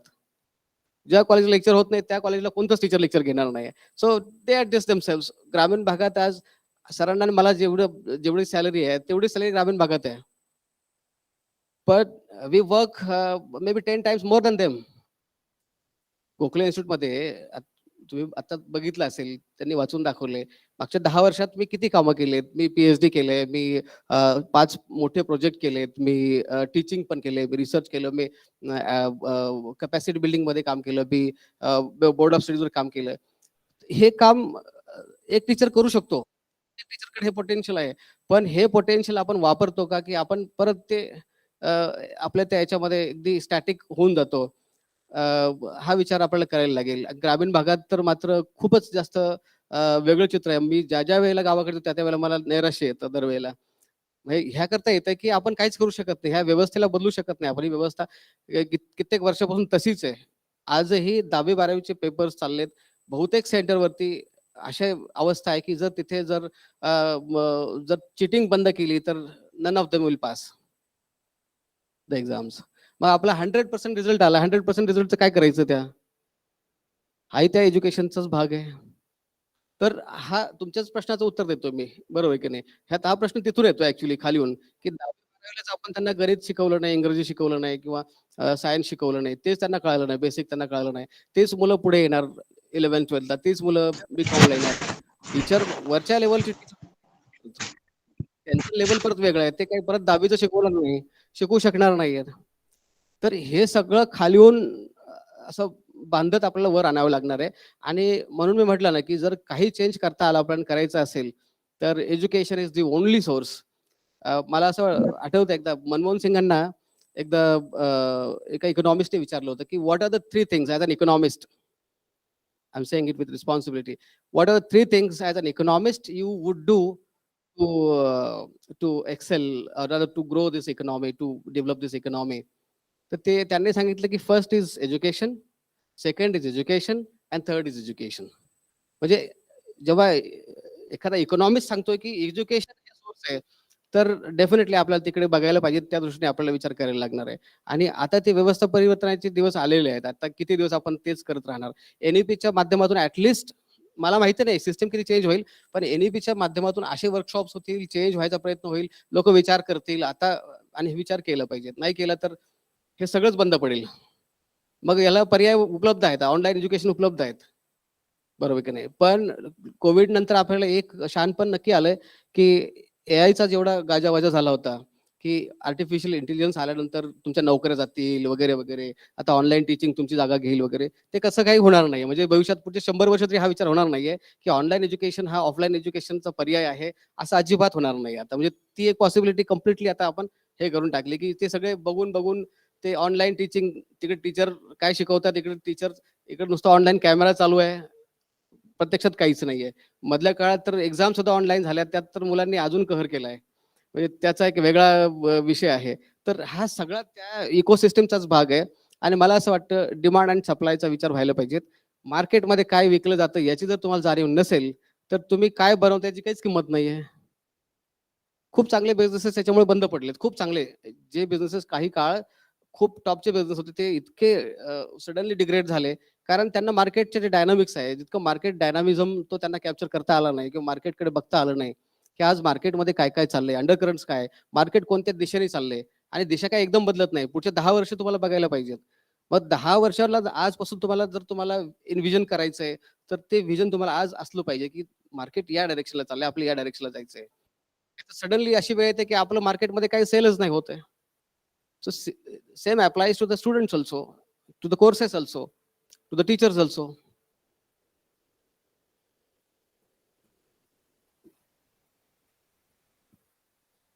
सर या दृष्टिकोनातनं जर बघायचं म्हणलं तर स्टुडंटचं होलिस्टिक डेव्हलपमेंट हा खूप मोठा टास्क आहे. Absolutely correct. Now in that case is like जे आपण म्हणतो की नवीन शैक्षणिक धोरणामध्ये जे मार्केटमध्ये विकलं जाते ते आपण विद्यार्थ्यांना देणं अपेक्षित आहे. पण नाही, हा एक भाग झाला. म्हणजे सोशल सायन्सेसला हा लागू पडत नाही. बरेचदा काय होतं, की सोशल सायन्सेसमध्ये ही गडबड होण्याची शक्यता आहे, की आता सोशिओलॉजीला एखाद्याने सोशिओलॉजी शिकलाय, मग त्याला मार्केटमध्ये कोण डिमांड नाही, म्हणजे तो कोर्स बंद करायचा का? असंही नाही. त्याची पण गरज आहे ना. सोशिओलॉजिस्ट पण तयार झाले पाहिजेत. समाजाची मानसिकता काय आहे, हे तुम्हाला कोण समजणार? रिसर्चमध्ये त्यांना अपॉर्च्युनिटी असणार आहे. मग रिसर्चमध्ये कोणत्या अपॉर्च्युनिटी आहेत, तोच प्रश्न. जे काही कोर्सेस असे असतील की ते लिमिटेड असतील. तिथे सगळ्याच लोकांनी सोशिओलॉजी करायची गरज नाहीये किंवा सगळ्यांनीच पॉलिटिकल सायन्स शिकायची गरज नाहीये. सगळेच इकॉनॉमिस्ट होऊ शकणार नाहीयेत. Of course the line has to have there. पण जे आपण प्रोफेशनल कोर्सेस बद्दलचा विचार करतो, की ते जास्त प्रमाणात सेल होऊ शकतात मार्केटमध्ये, असा विचार करतो आपण. मला थोडंसं त्याच्या पुढे जाऊन हे म्हणायचं, सम फील्ड उदाहरणार्थ एव्हिएशन सेक्टर असेल हो. किंवा रिटेल सेक्टर असेल, टेक्नॉलॉजी एखादं टेक्नॉलॉजिकल सेक्टर असेल तर ते सेक्टर थोडंसं बूम व्हायला लागल्यानंतर, जसं तुम्ही मगाशी उदाहरण दिलं डीएड आणि बीएड कॉलेजेस, लाईक बऱ्याचशा इन्स्टिट्यूशन्समधनं किंवा ऑटोनॉमस इन्स्टिट्यूटमधनं म्हणूया आपण, की तशा प्रकारचे कोर्सेस रन केले जाते आणि सडनली उद्या चालून ती इंडस्ट्री, ते सेक्टरच जर Exactly. उद्या जर डूम झालं, राईट. तर त्या उदाहरणार्थ बरेचसे एअर क्रू हे झाले, एअर होस्टेस झाले, तर Right, त्यांनी right, करायचं right. काय पुढे? आज त्यांनी एअर होस्टेसचं शिक्षण घेतलंय आणि तेवढी इंडस्ट्रीज नाहीये की त्यांना अकोमोडेट करून घ्यायचं.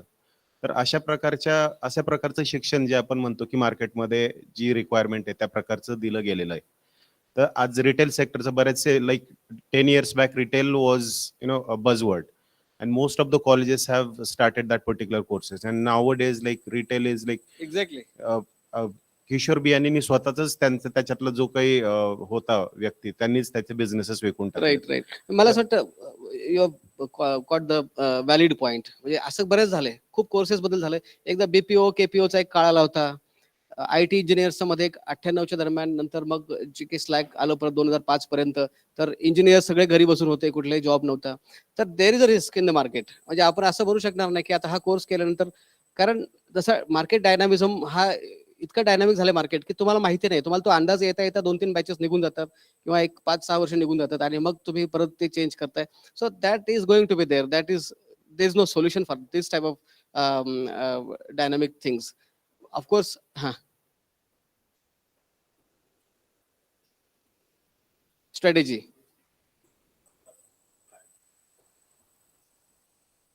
I think you are talking about having insurance. या सगळ्याचा इन्शुरन्स काय आहे? बरोबर आहे की नाही? ह्याला इन्शुरन्स कसा काढायचा? आता ह्याचा इन्शुरन्स हाच आहे की दरवर्षी आपलं हेल्थ चेकअप करून घेणे.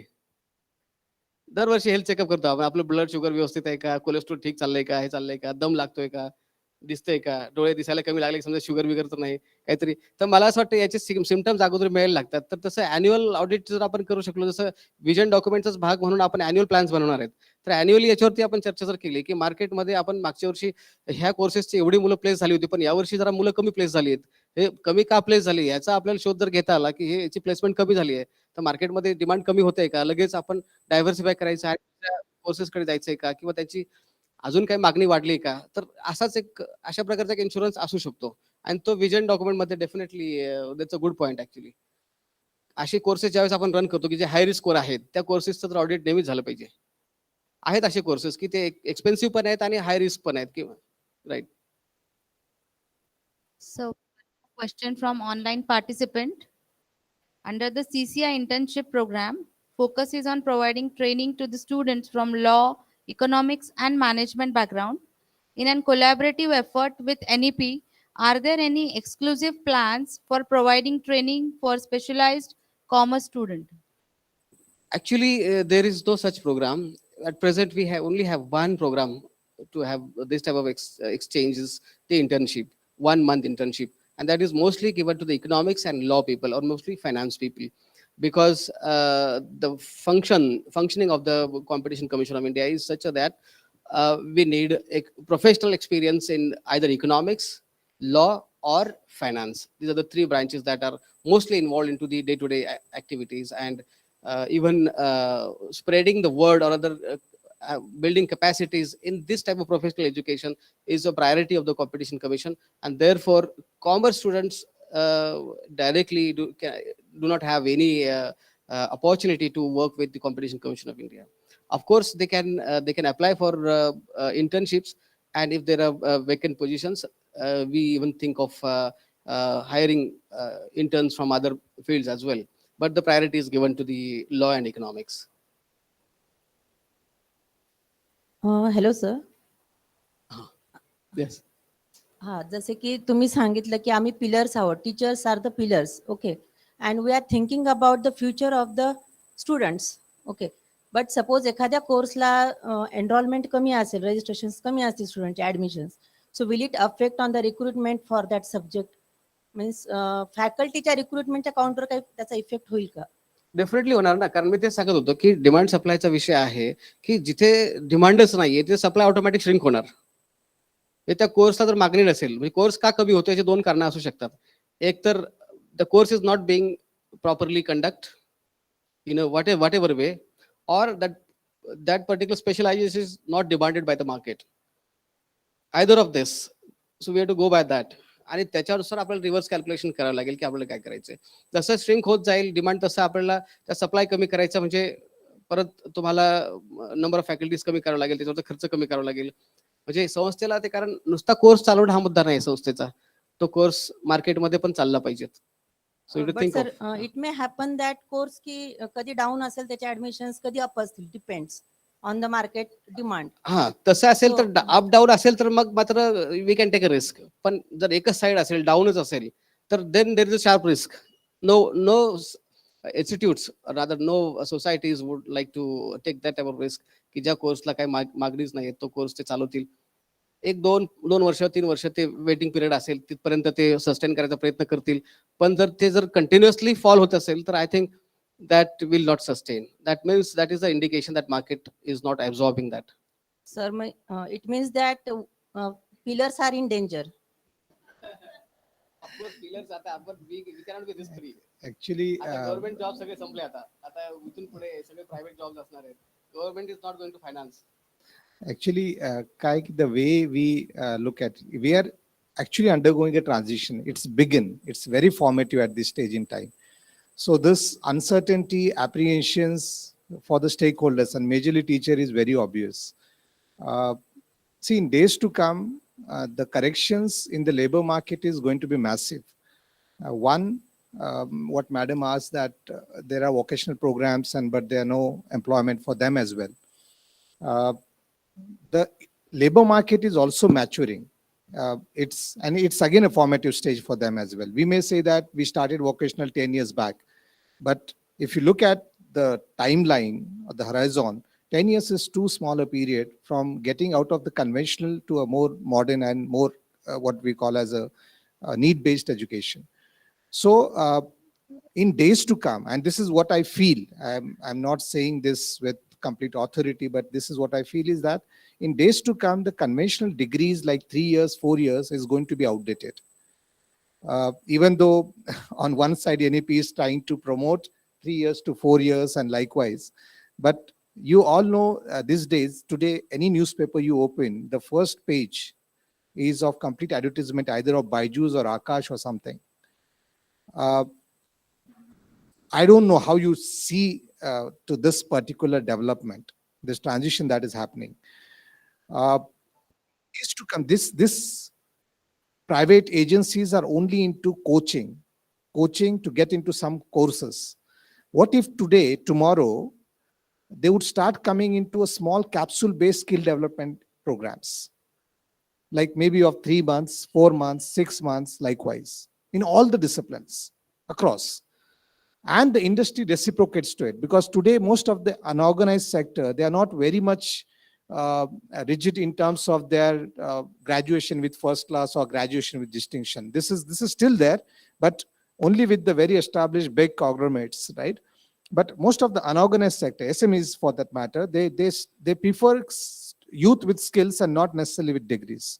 So if those skills are available in a capsule format in the time range of 4 months, 3 months, 6 months, and these are more scalable and sellable both, I guess students will start getting into those.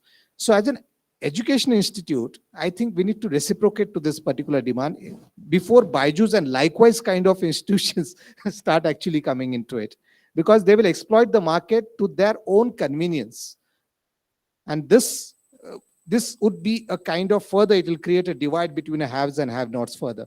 So I guess as an education institute, even though we are promoting in a way 3 to 4 years and likewise, but if you have to be relevant, because it's changing so fast, we all have, I'm very sure most of you might have experienced ChatGPT. At least you must have gone across and given some command and tried to see that how it reciprocates, right?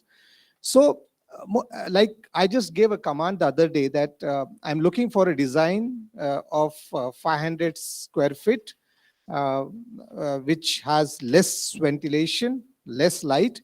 Kindly give me a plan. Believe me, it gave me a plan. And it is still in a formative stage again. So maybe 5 years, 6 years down the line, do we need interior designers and architects to do this for us?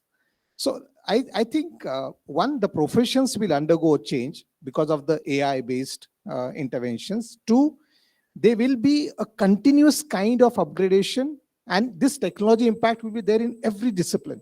And hence we need to come across with the capsule like programs instead of like banking on 3 years and 4 years program, wherein we start with something. Today a student enrolls for a first year program, he comes with a kind of a curriculum, and that curriculum gets locked for another 4 years.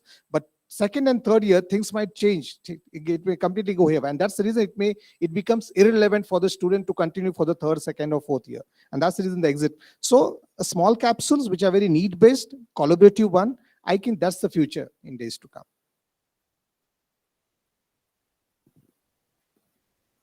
मला वाटतं शेवटचा point आहे. तुम्ही जो point मांडला त्यालाच एक जोडून मी बोलतो. काही क्लासिकल कोर्सेस असू शकतात की ज्याला मार्केटमध्ये डिमांड नाहीये, म्हणजे ते इट्स अपवाद आहे हा, बेसिकली इट्स एन एक्सेप्शन. जसं की म्हणजे उदाहरणच द्यायचं झालं तर क्लासिकल सिंगिंग हा एक विषय आहे. क्लासिकल सिंगिंग खरं तर फाउंडेशन आहे सगळ्या सिंगिंगचं, आणि क्लासिकल सिंगिंगचं फाउंडेशन नसेल तर तुम्ही you cannot be a good singer, बरोबर आहे की नाही? पण आयरनी ही आहे, द पॅराडॉक्स इज दिस, की क्लासिकल सिंगर किंवा क्लासिकल सिंगिंग शिकवणारे शिक्षक earns much less than what the popular musician earns. बरोबर आहे. पॉप्युलर म्युझिशियन इतके पैसे कमवतात त्याच्या एक 100 सुद्धा क्लासिकल सिंगरला किंवा क्लासिकल सिंगिंग टीचरला मिळत नाहीये. पण याचा अर्थ क्लासिकल सिंगिंग महत्वाचं आहे का, म्हणजे महत्वाचं नाही का, ते शिकवलं नाही गेलं पाहिजे का? तर ते महत्वाचं आहेच आहे. They are foundations. So there are certain courses, जसं मी म्हटलं ना की social science is a classical science. तिथे तुम्हाला मार्केट डिमांड ते फक्त मार्केटमध्ये असावं लागणार आहे, कारण याचा सोशल इंजिनिअरिंगचा विषय आहे. तुम्हाला इकॉनॉमिस्ट पण लागणारच आहेत, सोशल इश्यूज समजण्यासाठी सोशलॉजिस्ट पण लागणार आहेत, सायकोलॉजिस्ट लागणार आहेत. They are classicals. म्हणजे मार्केटमध्ये किती विकलं जाईल, इंडस्ट्री वगैरे वगैरे हा नंतरचा मुद्दा आहे.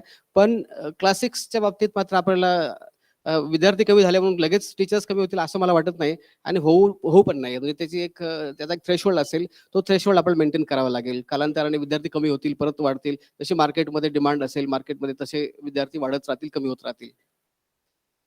मला असं वाटतं with this note I will and this, and thank you very much, and apologies for not being able to stand on dais and deliver it for 40 minutes.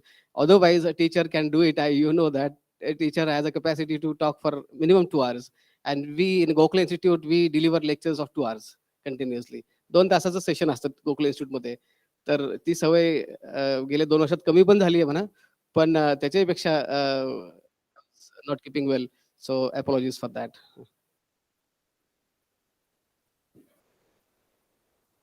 Thank you, sir. Now I request IQSC coordinator, Dr. Swapna Kolatkar ma'am, to propose vote of thanks.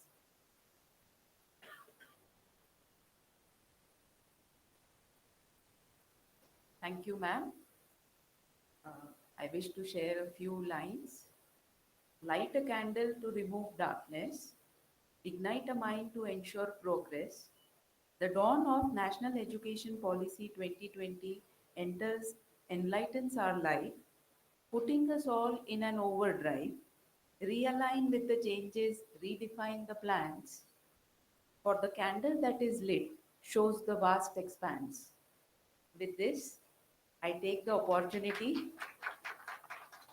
to propose the vote of thanks for the inauguration function of today's seminar on redefining institutional perspective plans in view of NEP 2020, conducted in association with National Assessment and Accreditation Council.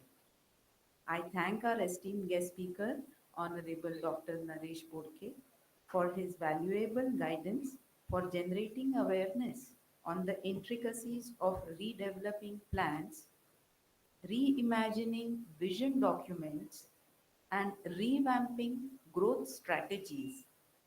Even with his health issues, he took time and effort to guide us all with his experience and work. Thank you, sir.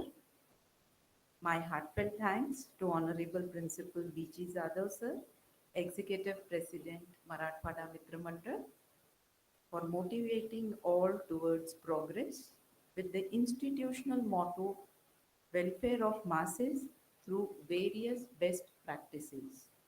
I thank our principal and a member of the task force, Maharashtra, for the implementation of National Education Policy, Dr. Devidas Golar sir, for sharing his views on institutional perspective planning in view of the NEP 2020. Thank you once again for the enlightening inauguration session.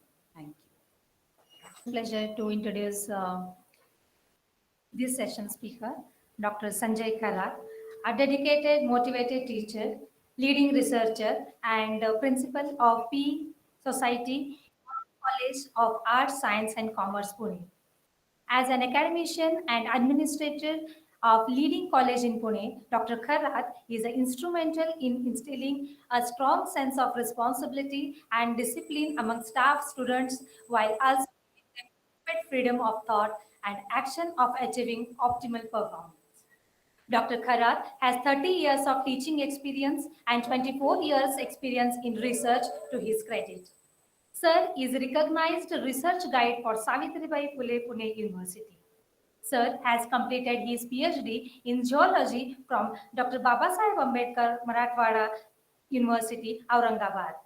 Dr. Karat added to his credit with 13 research projects, 47 research papers, and 2 patents. Dr. Karat is also part of 19 different university apex body as well as 18 academic and professional bodies.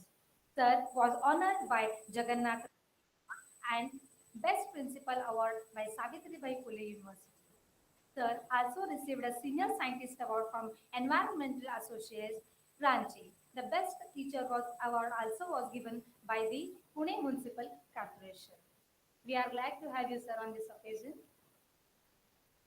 Now I request Dr. Devidas Golar, our principal, to felicitate Dr. Sanjay Karat.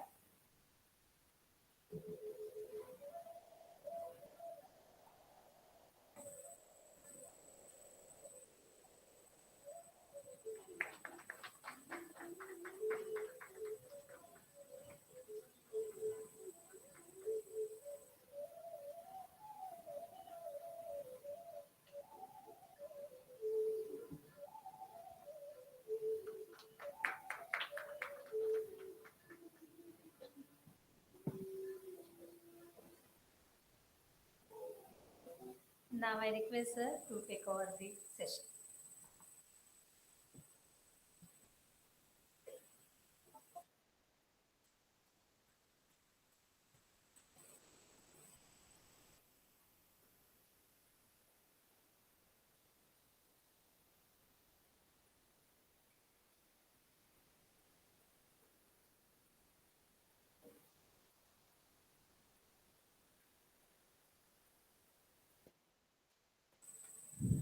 Good afternoon.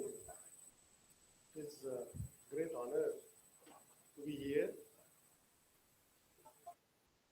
Sadhav is our guru. And he had taken a lot of initiatives for a principal community across the state, not only across the state, even in the country. And then, therefore, wherever I do get an opportunity to come in Marathwada Mitra Mandal, certainly I prefer to visit here. And second thing, Dr. Devidas Golar is a very learned, very studied, young and dynamic principal. And as he is working in various apex bodies, you do get an first-hand exposure to the new concept. So it is a great learning for me to be a part of this. So thank you very much that you have invited me.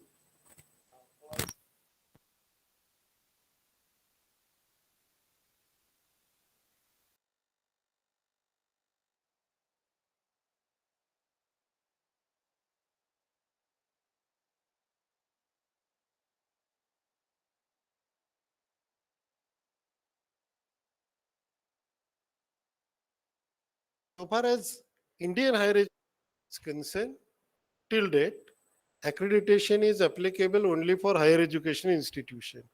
Are you agree with me? Only higher education institution. Still, school education is not exposed for the accreditation. But the government of Maharashtra is in really a serious thought sense that there has to be even accreditation in school. To have a review of the accreditation, we should know the spectrum of the higher education of our nation. And for that purpose, a small questions to you. Because fortunately, there are few students and many teachers. But sometimes it is good to answer like a student. And very simple questions I am going to ask. How many universities are there in our nation?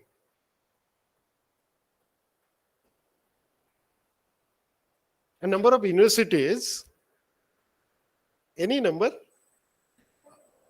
More than 1,000. Okay. And how many institutions are there who have an equivalence of a university, but they are not university, but they can award the degree?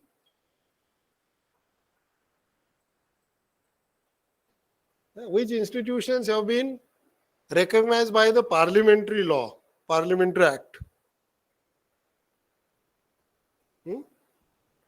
Any idea? We have a Google search engine. So immediately we can search and we do come across with some numbers. It is more than 10,000. And then it is surprising. 10,000. It's actually 11,148 or something. That whatever PZDM in cooperative sector, in marketing, in banking, a very specialized niche. They are not affiliated to university, but they can award their degree. Okay, and how many type of universities we have? A spectrum of universities. Savitribai Phule Pune University, what type of that university is? It is a state university. Oh, that's great. What is state university then? Because we have been affiliated to that university, we should know what is the status. What is state university? Don't know. What is difference between central university and state university? We have a central universities in our country. Okay. Central universities are fully funded by the central government. And there is a good number of central universities. In last few years, a few central universities have been increased in our nation. But as such, state university number is not increased. State university number is almost as it is in last few years. The state universities are supported by a state government with reference to their salary grants or salary component. So partially, state universities are supported by the state government or funded by the state government. Now we have universities, what we call it as a private universities. Then we have universities, what we call it as a deemed universities. And there are universities deemed to be universities. Okay. So what is the difference between these 2, 3, 4, 5 universities? Is there any difference? So far as its identity is concerned, or if you just visit a UGC website, you will come across with one notification. That notification is about a fake universities. So there is one sector of a university as a fake university. We are understanding the higher education scenario of our country. And there are few names there in fake universities list. Okay, we should understand basically how the universities come in existence. So as I mentioned, that central universities are fully funded by the central government and came in existence by the Parliamentary Act. Similarly, state universities came in existence by a legislative act. Now, these state universities are basically having affiliated colleges. Central universities have not affiliating system, but if they have a colleges, these are the constituent colleges. Now then the question arises, what is affiliated college and what is a constituent college? So ours is affiliated college. Okay. Ours is affiliated college. So do you know an example which is a constituent college?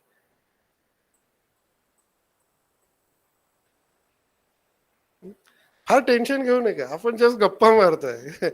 But we should understand what that higher education system is. Sriram College of Delhi, NRF ranking first, is a constituent college under the Delhi University. So the constituent colleges are the colleges which are run by the university themselves. Whereas our college is run by Marathwada Mitra Mandal's college. So it is run by the private trust, which is registered under the Society Registration Act or the Trust Act.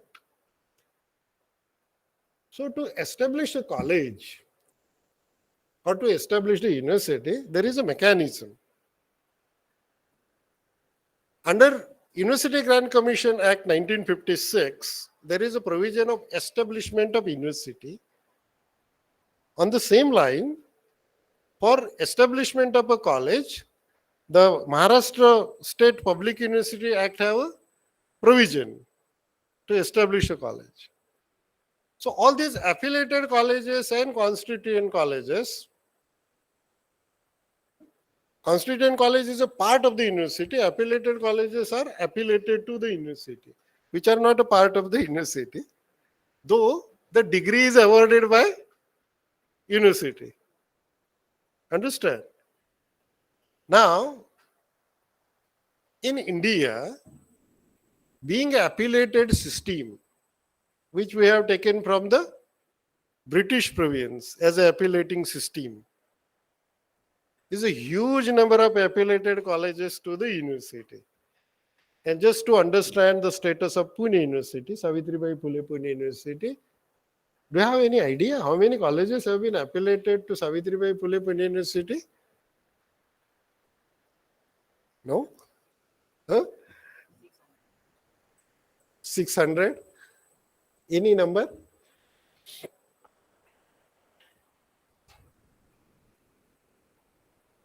It's more than 650 and more than 300 institutions. Institutions means management institute. So that number, colleges and institution, it cross 1,000. And every year, at least 5-10 colleges are starting new. Okay, and this is a picture all over the nation. So right now, in our country, we have more than 43,000 colleges. 43,000 colleges. Now, these 43,000 colleges, some major bulk of colleges are affiliated colleges. There are very few colleges who are constituent colleges. We have one more university system called as an open university, Yashwantrao Chavan Mukta Vidyapit. Then there is one more national level open university, IGNU, Indira Gandhi National Open University. Okay. Do that open university have affiliated colleges? No. But they do take assistance of existing affiliated colleges for the enrollment of open university students. So what the basic requirement is the existence of some colleges. Okay. Now, the beauty of our higher education system is we have a various type of universities, and we have even specialized universities. University of Health Sciences, then University of Dr. Babasaheb Ambedkar Technical University for engineering colleges. And yet in Nagpur, there is a university for fisheries and animal husbandry. Okay, so there are specialized universities also. And national education policies say that we have to have a multidisciplinary approach. Okay, on one side, we have a diversity of colleges. We have a specialized universities. We have a specialized colleges, just a college of education, college of homeopathy, college of pharmacy, specialized faculties. And very few institutions, very few colleges who have a multidisciplinary institution, but that for saying a multidisciplinary, it confined again for three disciplines or three faculty, arts, commerce, science. It doesn't cross both ways. Okay, it means we have a almost specialized areas. Now, in that 43,000 colleges, more than 4 crores of students are taking higher education. 4 crores. Okay. And that 4 crores of students where 52% are the boys and 48 point something is women. Okay. Now, if in 2035, as per the national education policy, that 43,000 colleges will be merged, or there will be the formation of a clusters to convert into 15,000 colleges. 15,000. 43,000 to 15,000. Now, as we are a part of the higher education system, we have to think about the diversity of our nation. Some colleges are located to such a remote areas, maybe 100 kilometers away from others. So it is very difficult for them to form the cluster. This is one. And secondly, that remotest college, geographically isolated, that college may have a student strength not more than 300. And as per the new education policy, the prerequisite is that whatever the new colleges will be formed, it will have a student strength of more than 3,000. So we are talking on one side, an existing strength of 300 to 3,000. Out of that 43,000 college, again there is a very good diversity. 32% of our colleges are imparting education only in arts. They do offer only BA program. Okay. And whatever the 4 crore student I am mentioning, that almost 1/3 part is arts, 16% science, 14 point something percent of the commerce, and then all other minor faculty, agriculture, then the health sciences, and so on and so forth. So this is the present status. And as I mentioned, that accreditation is now applicable to the higher education system only. And in national education policy, the cluster is possible if that institutions are accredited. If your institution is not accredited, no one is going to form the cluster with you. Understand? So there will be a practical difficulty during the merging also. And therefore, as a part of NEP, we have to have an accreditation. Okay. Accreditation is a must. And for what purpose we have to make accreditation? Why we should go for accreditation? Quality enhancement. Hmm? When accreditation process has been begun in India,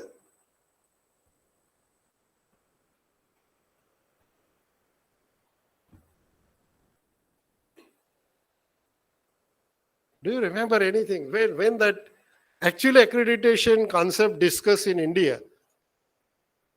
Okay, when NAAC has been established, simple question.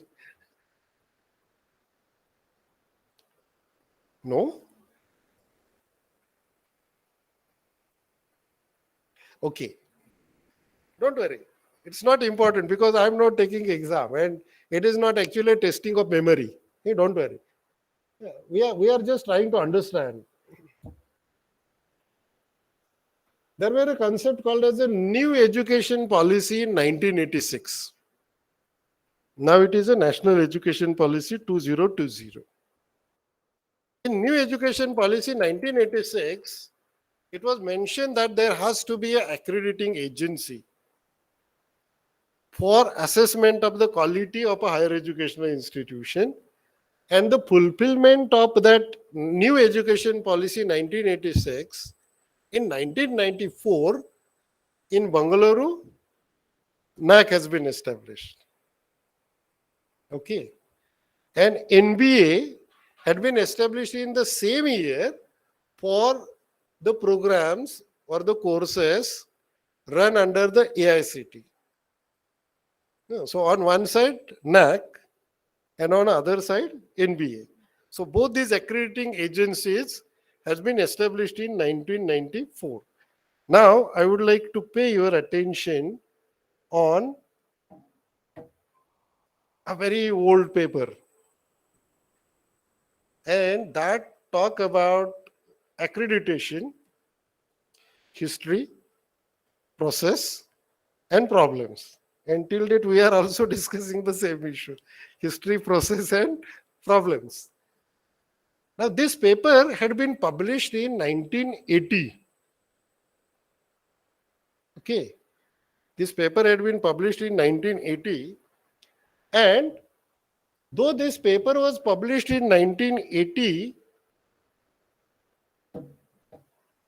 the concept of accreditation had been firstly discussed in 1787.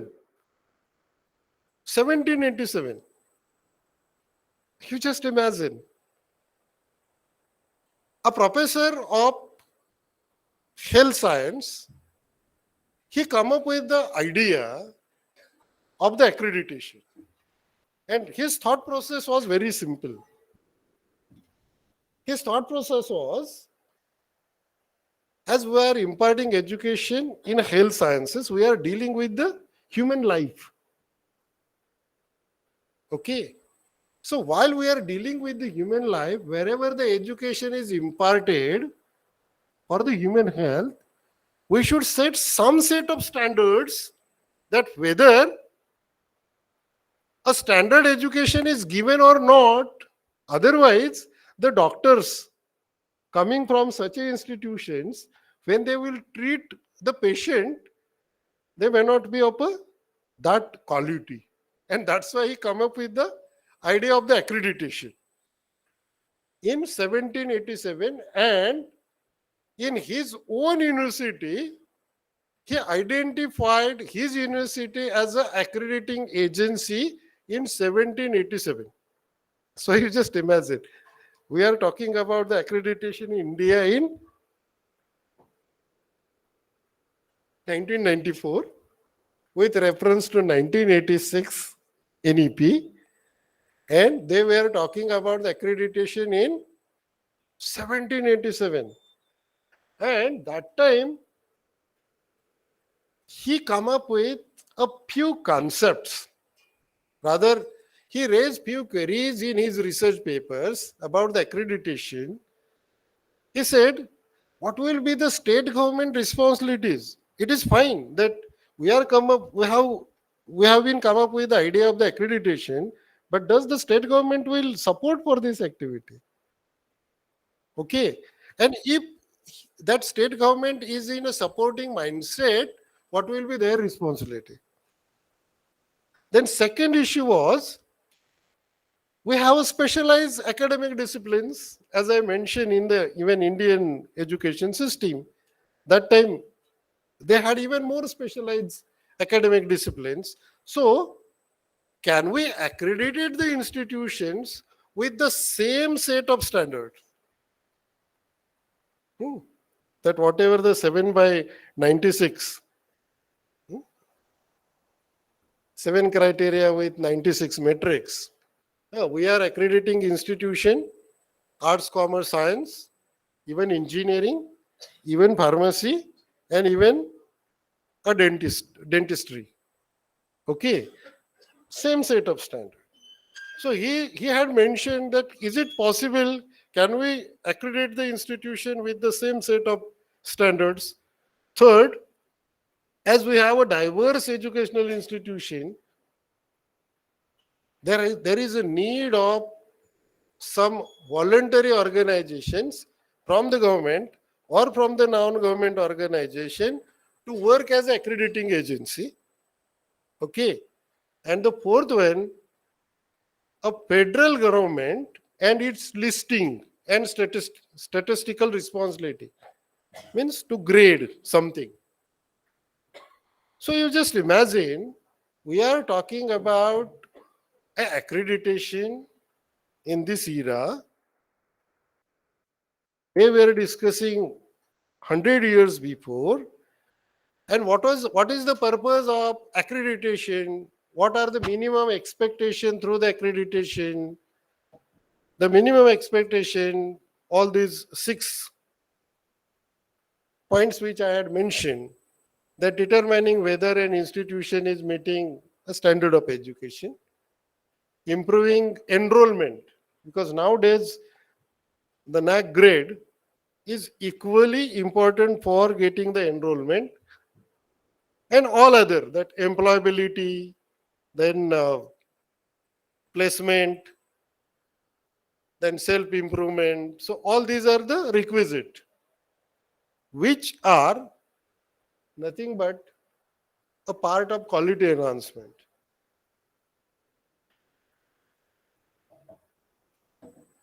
Okay. Now, what is the picture in our nation? 690 universities are non-accredited, and 34,000 colleges are not accredited. This is the present scenario. On one side, we are advocating the NAAC accreditation. We should give salute to Arun Nigvekar, sir. Now, Arun Nigvekar was the founder, chairman of the NAAC. And he had been a UGC chairman, and then he shifted to the NAAC. In 1994, we got an opportunity in one assessor orientation program to listen him. And he said that whenever I used to go to advocating the NAAC accreditation to the north, people had thrown objects on them. There were a lot of resistance to the NAAC. Okay.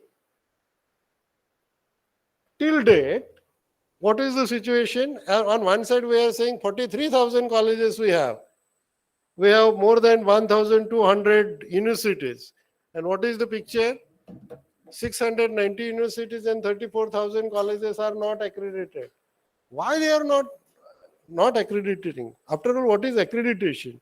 And it is simple word. Accreditation is a very simple, formal, independent verification that a program or institution, in NBA program, in NAAC institution, meets established quality standard and is competent to carry out a specific conformity assessment task. And conformity assessment tasks may include, but are not limited to, testing, inspection, and finally certification.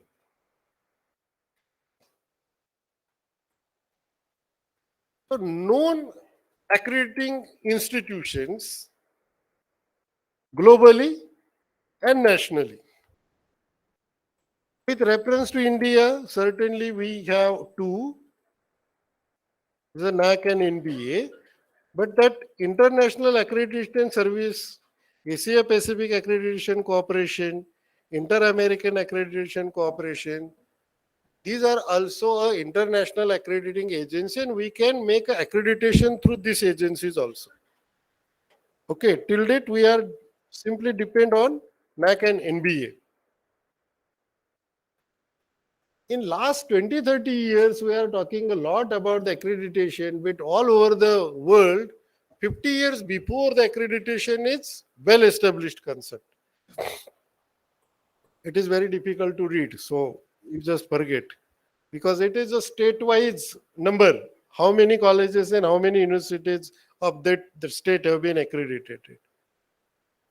The government of India is very effectively and efficiently enforcing for the accreditation through various ways.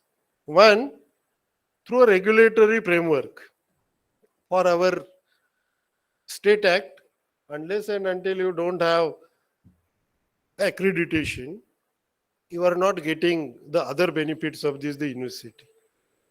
On other side, you have to fill every year AISH data and even NIRF data. So all these are the prerequisite and a sort of assisting to this the accreditation. Moreover, beyond accreditation, the government of India have taken a few steps for promoting accreditation all over the nation. One is a EQUIP program, where education quality upgradation and inclusion program is launched. There is another program called RISE.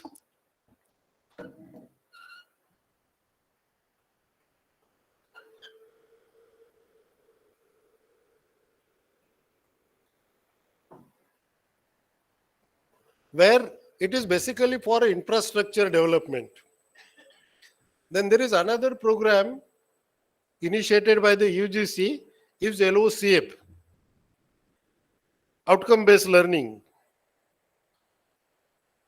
Then for the colleges who are getting a good accreditation grade, they have been graded autonomy to the universities and colleges. You don't have to apply for the autonomy. UGC offer you the autonomy, what we call as a graded autonomy. Then there is one more program initiated by the government of India, is called as a GYAN, Global Initiative for Academic Network. Then AISH there and the NIRF is also there.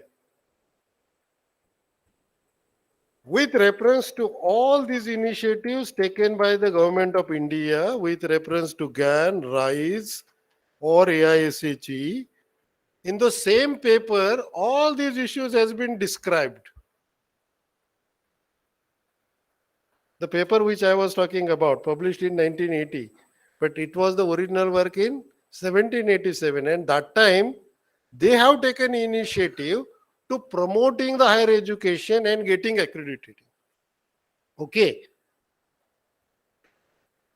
And they have started accrediting agencies officially, as I mentioned, that in 1787, the New York State University was the first voluntary accrediting agencies, but by act, they come up with the Accrediting Council of Independent Colleges in 1912.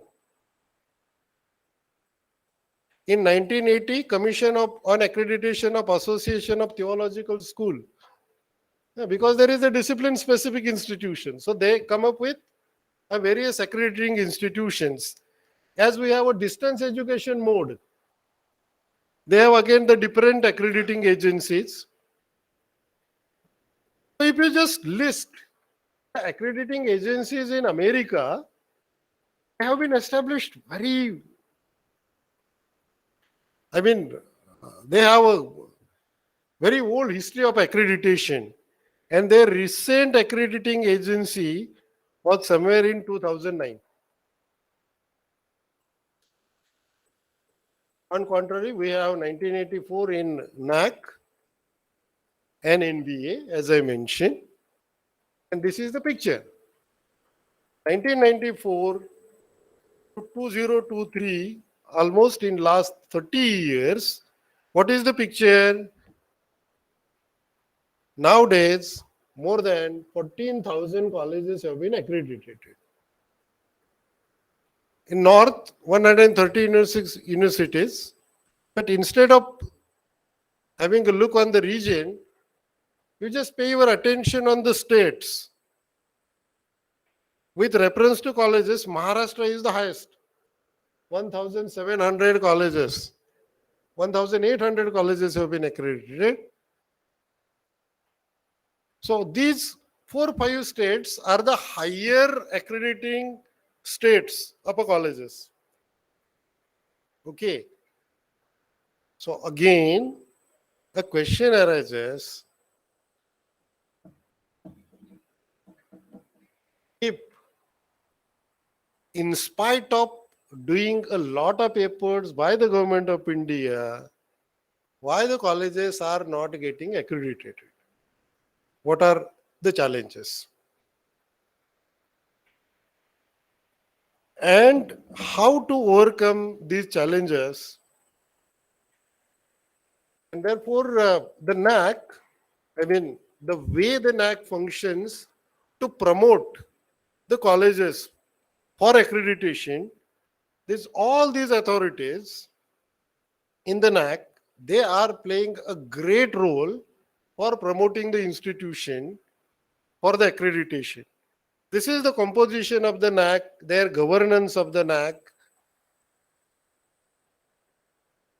The executive officer who is a NAAC director, and whatever the policies which have been framed by the NAAC is actually a constituting of some committees or statutory bodies.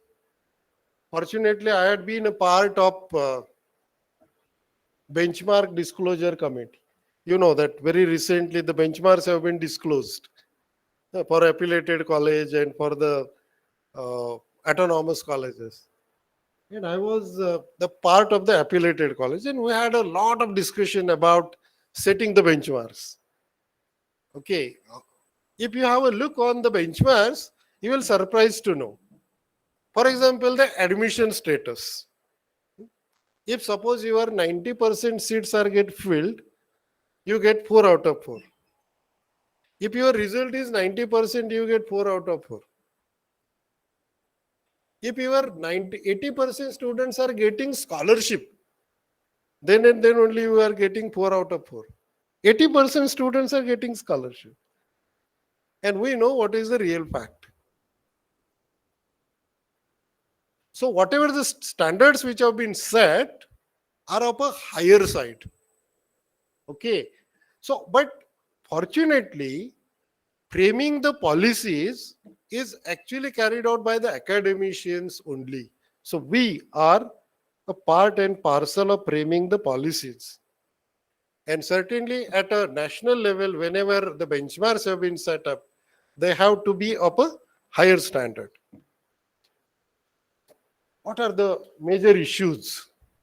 Why colleges are not going for the NAAC?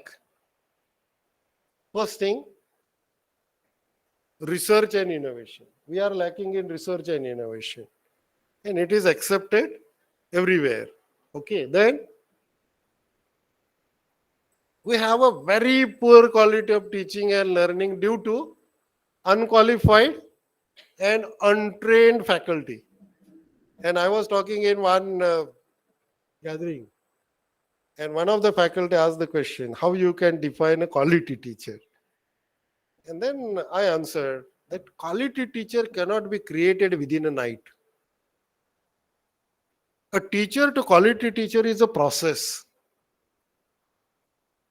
where the teacher have to make a mastery in the domain knowledge, but at the same time he or she has to acquire a lot of skills. And that within a night, it is not possible. It is a process. And when it is possible, if you just have a look on the present scenario, all over the nation, in almost all the states, 45% of the seats are vacant. 45% of the seats. And what the concept have been entered? Ad hoc, CHB. If I am not sure about myself, how I can give assurance of the quality? So this is basically a two-way process. But this is a fact that we have a poor quality of teaching and learning. Then overall, so far as the mindset is concerned, we don't have, or we are not keeping an interest in an international competition. It's not only a quality of a teacher, but it is also inadequate number of the teacher. This is also one of the factor. Affordability of a student, of a education is the another factor.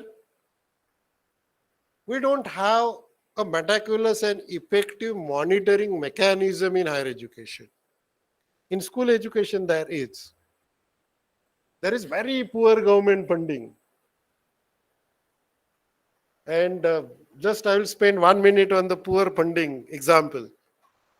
Right from Rastogi Commission, 1964, Rastogi Commission, or 1986, New Education Policy, or 1994, Knowledge Commission, Sam Pitroda, and New Education Policy. All these education policy have mentioned that there has to be a 6% of a GDP to be utilized on the education. China is spending 8% of a GDP on education. There are some countries in the world who are spending 15% of a GDP on education. India is spending 2.9% of the GDP. What was expected? 6%. Since from 1964. Out of that 2.9%, 1.5% is spent on a school education. So how much have been remained for the higher education? 1.4%. Out of that 1.4%, in higher education system, there is a provision called class education and mass education. IITs, IIM, ISER, NICER, KNIIT, NIIT, all these are the institutions of class education, funded by Government of India, fully funded by Government of India, where if the student is admitted for the ISER, he get a free accommodation, everything free. In addition to that, he do get a 5,000 rupees per month scholarship as a living expenses. I had been in ISER Kolkata for the LEAP program, and I got an opportunity to interact with the director of the ISER Kolkata. And he said, the annual budget of ISER Kolkata is 1,200 crores rupees. 1,200 crores. So on one side, that out of 1.4%, 70% of the funds are utilized on the class education, whereas the 30% amount is utilized on the mass education, where the state university and affiliated colleges systems are existing. And that's why we have a poor quality of infrastructure, there is no recruitment, and there are so many issues. So these are the basic challenges in front of the institutions, and that's why they didn't go for the accreditation. And small survey had been carried out. Why? And that survey was for the non-accrediting colleges. And the result was very interesting. that 22% colleges do feel that if we go for accreditation, we'll get a very low grade. So it is better not to go for accreditation.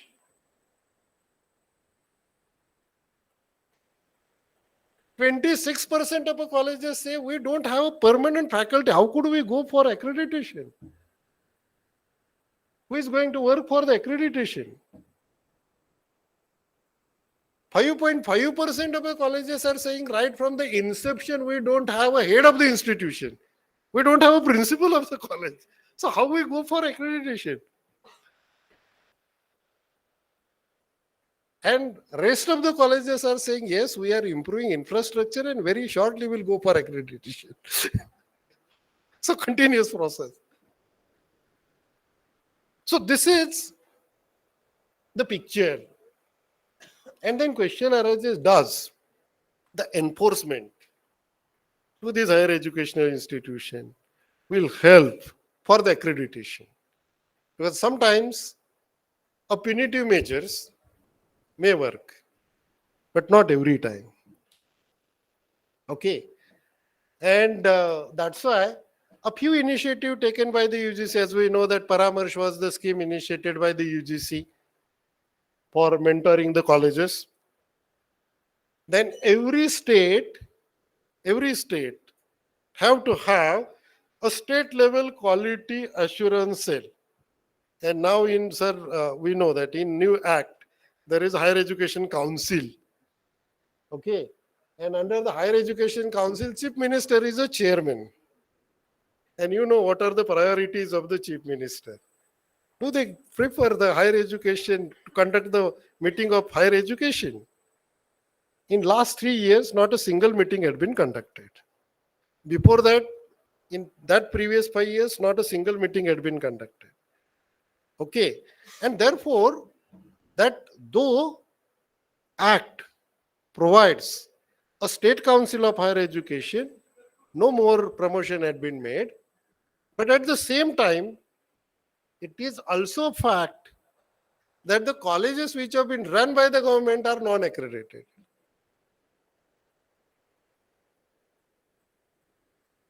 Which have been, actually it is very easy for them to enforce them. Okay.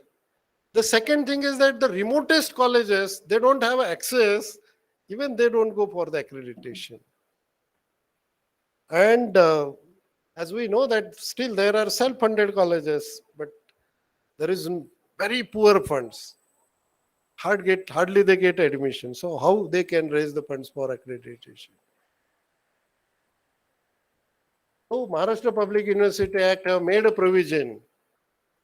If you don't have accreditation, you will not get additional division. If you don't have accreditation, you cannot start new discipline. If you didn't got accreditation, your principal or your management representative cannot contest the election, so and so forth. After having a review on the present scenario of the accreditation in our nation, do you think that there is need to be a changes in the process? What is your opinion? Does machine learning and artificial intelligence will help in accreditation? This is a question we have to think. Instead of grading the institution with the various grades as A, A+, B, B++, C, because 22% colleges are saying we are not going for accreditation because we are getting a poor grade. It means there is a rat race for achieving the higher grade.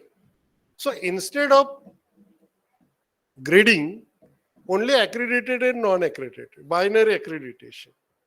All over the world, there is a binary accreditation.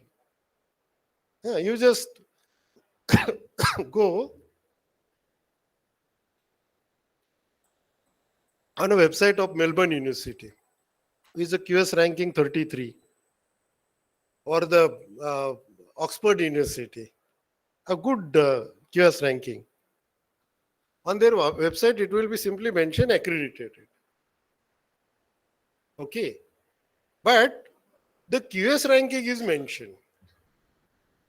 So basically, institution binary accreditation, but departmental gradation is possible. Then whatever the benchmark which have been disclosed right now, does that benchmark, disclosure of a benchmark will help to achieve that much of benchmark to get a accreditation? This is also one important factor. And we have only 2 accrediting agencies in our nation. But have you measured what is the outcome of that accrediting agency? We are talking about the outcome-based education. When we are going to talk about the outcome of the accrediting agency, we should think, we should ask some questions.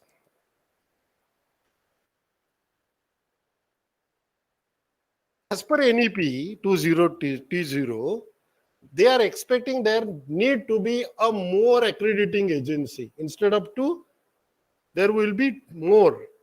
And then what will be the role of a NAAC?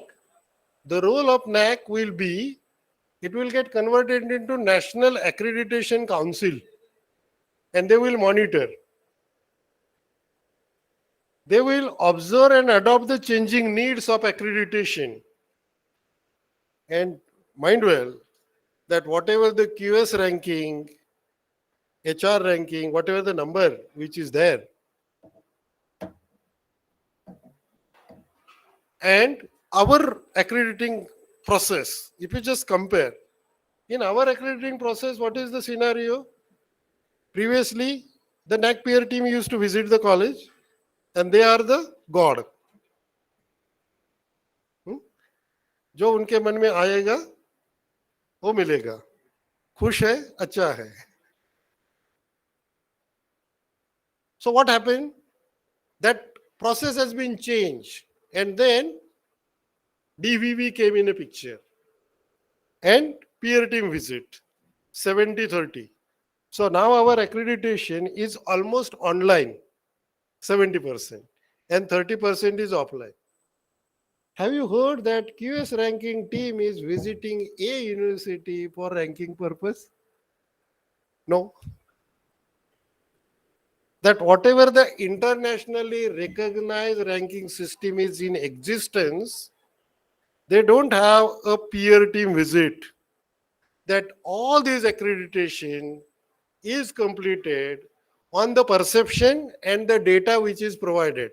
That is what we called it as a online accreditation. So certainly the artificial intelligence and online accreditation will serve the purpose of accreditation, subject to, we have to be very honest. We should not give up fabricated evidences. Unless and until we are not doing sincerely, honestly, that all this process will be of no use. And very recent paper had been published where one of the author is director of the NAAC himself. He is saying that online assessment accreditation is a need of the hour. And very shortly, I think we'll go for online accreditation. Thank you very much. If you have any query, please ask. Thank you.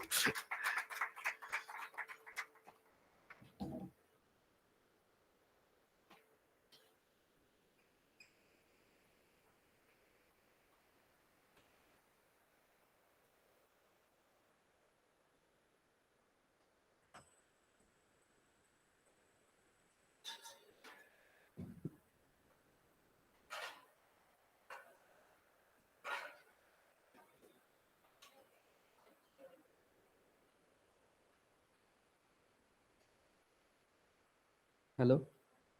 Thank you, sir. It was very enlightening session, and actually you opened our eyes with the data.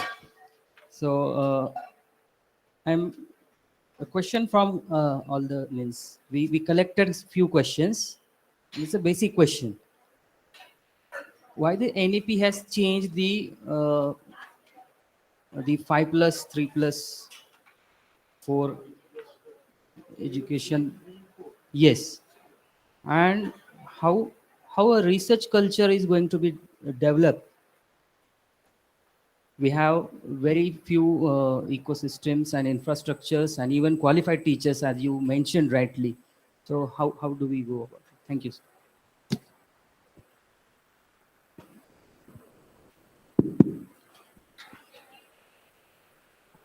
Actually, the answer to this question is lying in teaching learning process and pedagogy. तिथून बोलतो म्हणजे मग जरा commanding असेल.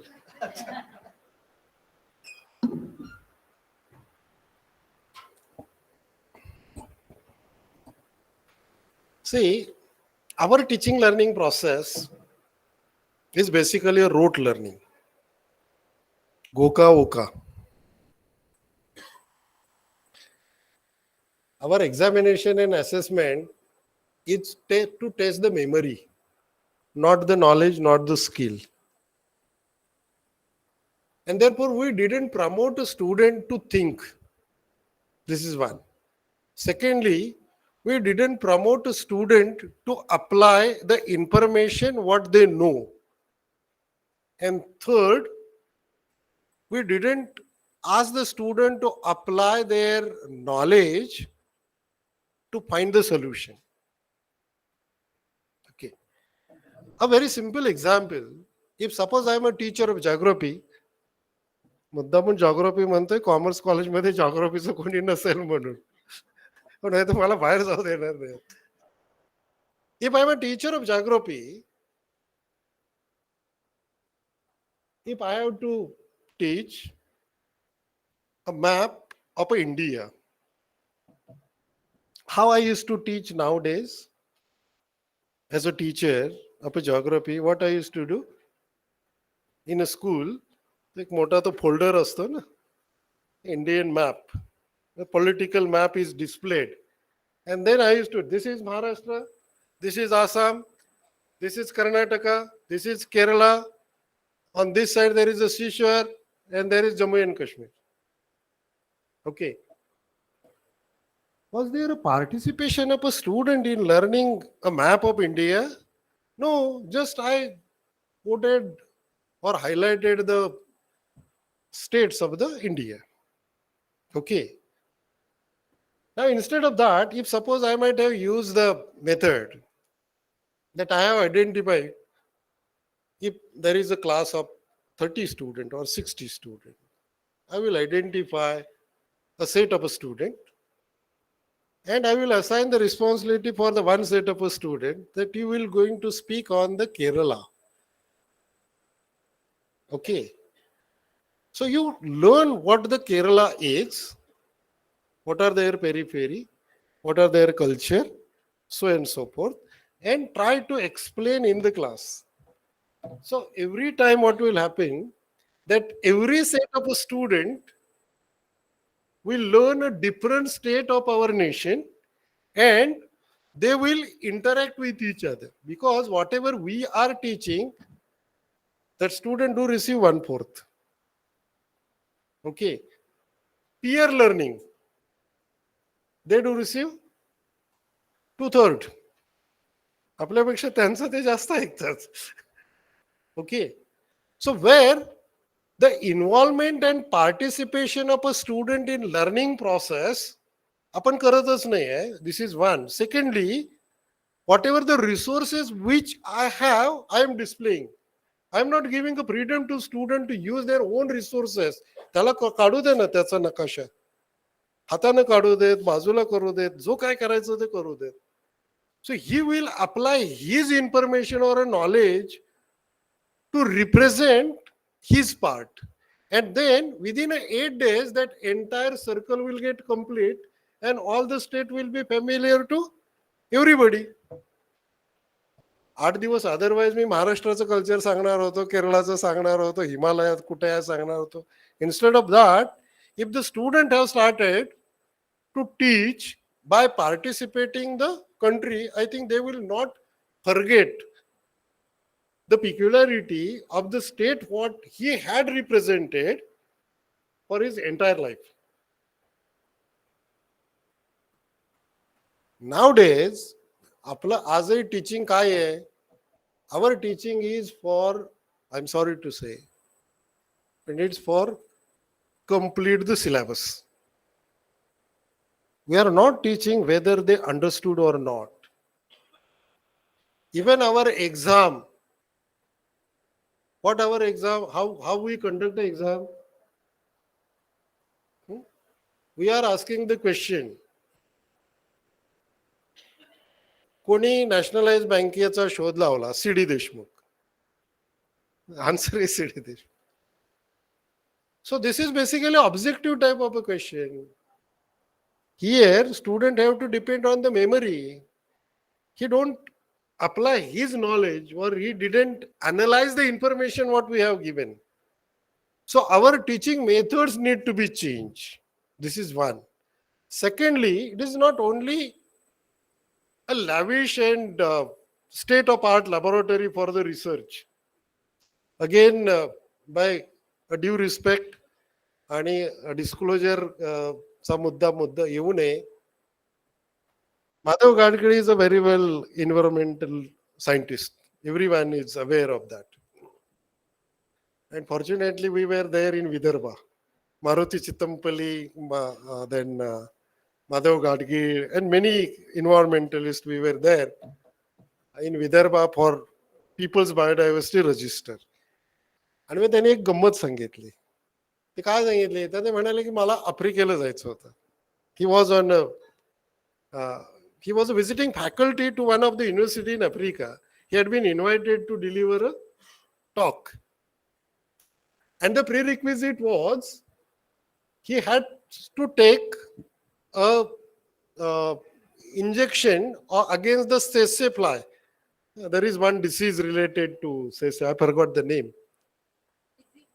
Huh? Yeah. So he didn't took that injection. And that's why the moment he dropped down from the Airbus, he confined. त्याला अटक केली त्यांना. But he was not actually a criminal. No? So त्यानं काय केलं? तर त्यानं एका ओपन जेलमध्ये ठेवलं 8 days. It was open jail. आणि ते म्हणाले it was a good experience. सकाळी मस्तपैकी नाश्ता व्हायचा, दुपारी जेवण मिळायचं, संध्याकाळी छान जेवण असायचं. फक्त एकच होतं की 8 दिवस मला जिथं जायचं ते जाता नाही आलं. But that jail being open jail, तिथं खूप छान डायव्हर्सिटी होती, बायोडायव्हर्सिटी होती. म्हणजे झाडं छान वेगळी होती, फुलपाखरं होती, सरडे होते, साप होते, अमुक होतं. सो he wrote 2 research papers which had been published in a Nature. आता नेचर या जर्नलचा इम्पॅक्ट फॅक्टर आहे 25. आणि it was his a great contribution through that paper की तिथल्या डायव्हर्सिटीचा तिथल्या सस्टेनन्ससाठी कसा उपयोग होतो. Okay.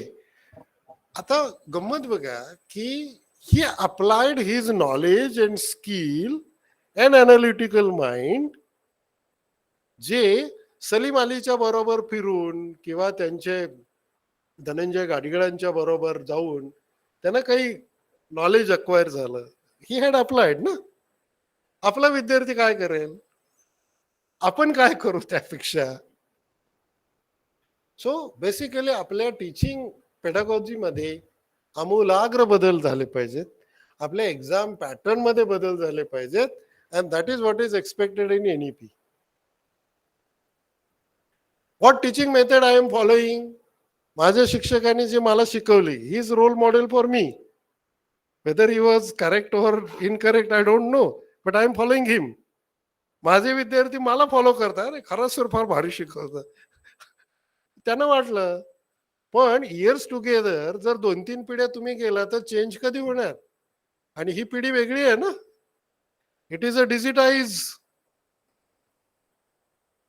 So we have to apply a different teaching methods with reference to the present scenario. So त्यामुळे we have to change our mindset. We have to change our teaching pedagogy. We have to change our examination pattern. And the technology should be a part of our teaching learning process. Okay. तर मला वाटतं हे शक्य आहे. Thank you.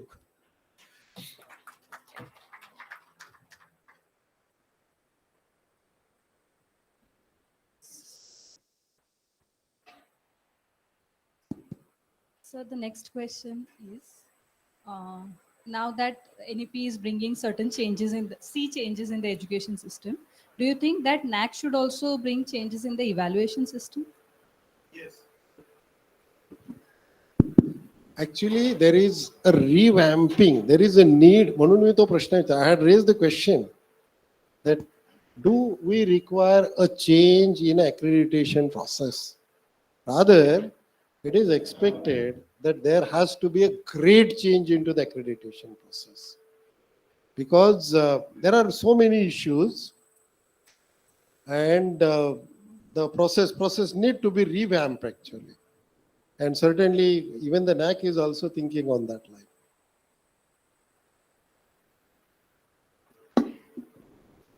Thank you, sir. Thank you for the wonderful session, for your valuable time and enlightening us right from basic classification of the universities till the accreditation problems and all other aspects, and also the journey from a teacher to a quality teacher. Thank you, sir. Thank you once again for your valuable. We are heading on to our next technical sessions. Before that, it gives me immense pleasure to welcome our executive committee member, Professor Tej Newikar, on the dais. I request our principal, Dr. Devidas Golar, to welcome him with a token of gratitude.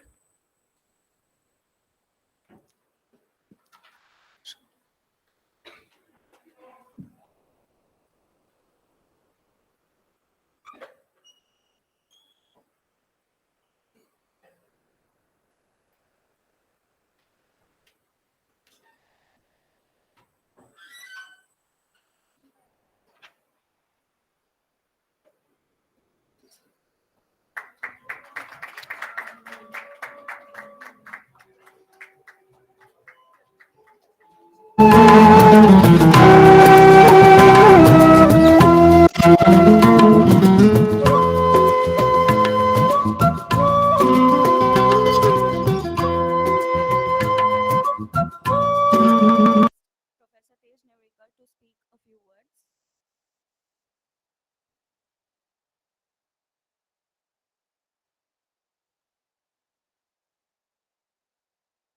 आज ज्यांचं व्याख्यान आपण आता ऐकणार आहात, मार्गदर्शक ते खरं म्हणजे त्यांचं व्याख्यान आहे मुख्यतः. आपल्या आमच्या महाविद्यालयाचे कॉमर्स कॉलेजचे प्राचार्य बोलणार सर, प्राध्यापक, बाहेर कॉलेजमधून काही प्राध्यापक आलेले आहेत. आता मला ऐनवेळी सरांनी सांगितलं की सर तुम्ही बोला आणि या. आज सकाळपासून सत्र सुरू झाले. नवशैक्षणिक धोरण, नवशैक्षणिक धोरणाच्या संदर्भामध्ये यापूर्वी एक कार्यशाळा झालेली आहे इथं, त्याला मी आलो होतो, मला आठवतं. आणि आत्ता नव्या शैक्षणिक धोरणाच्या बाबतीत विचार करताना नुसतं आत्ता काय आलेलं आहे एवढं न पाहता मला अशी विनंती आहे, कारण प्राध्यापक आज सगळे विद्यार्थी असतं तर मी सांगितलं नसते, परंतु कुठून वाचायला पाहिजे तर नवशैक्षणिक धोरण कळेल. या देशामध्ये 1857 साली आपल्याकडे फक्त मेरी झाशी नाही दुगी, स्वातंत्र्य युद्ध वगैरे वगैरे अशा गोष्टी आठवतात जे आपण शिकलो.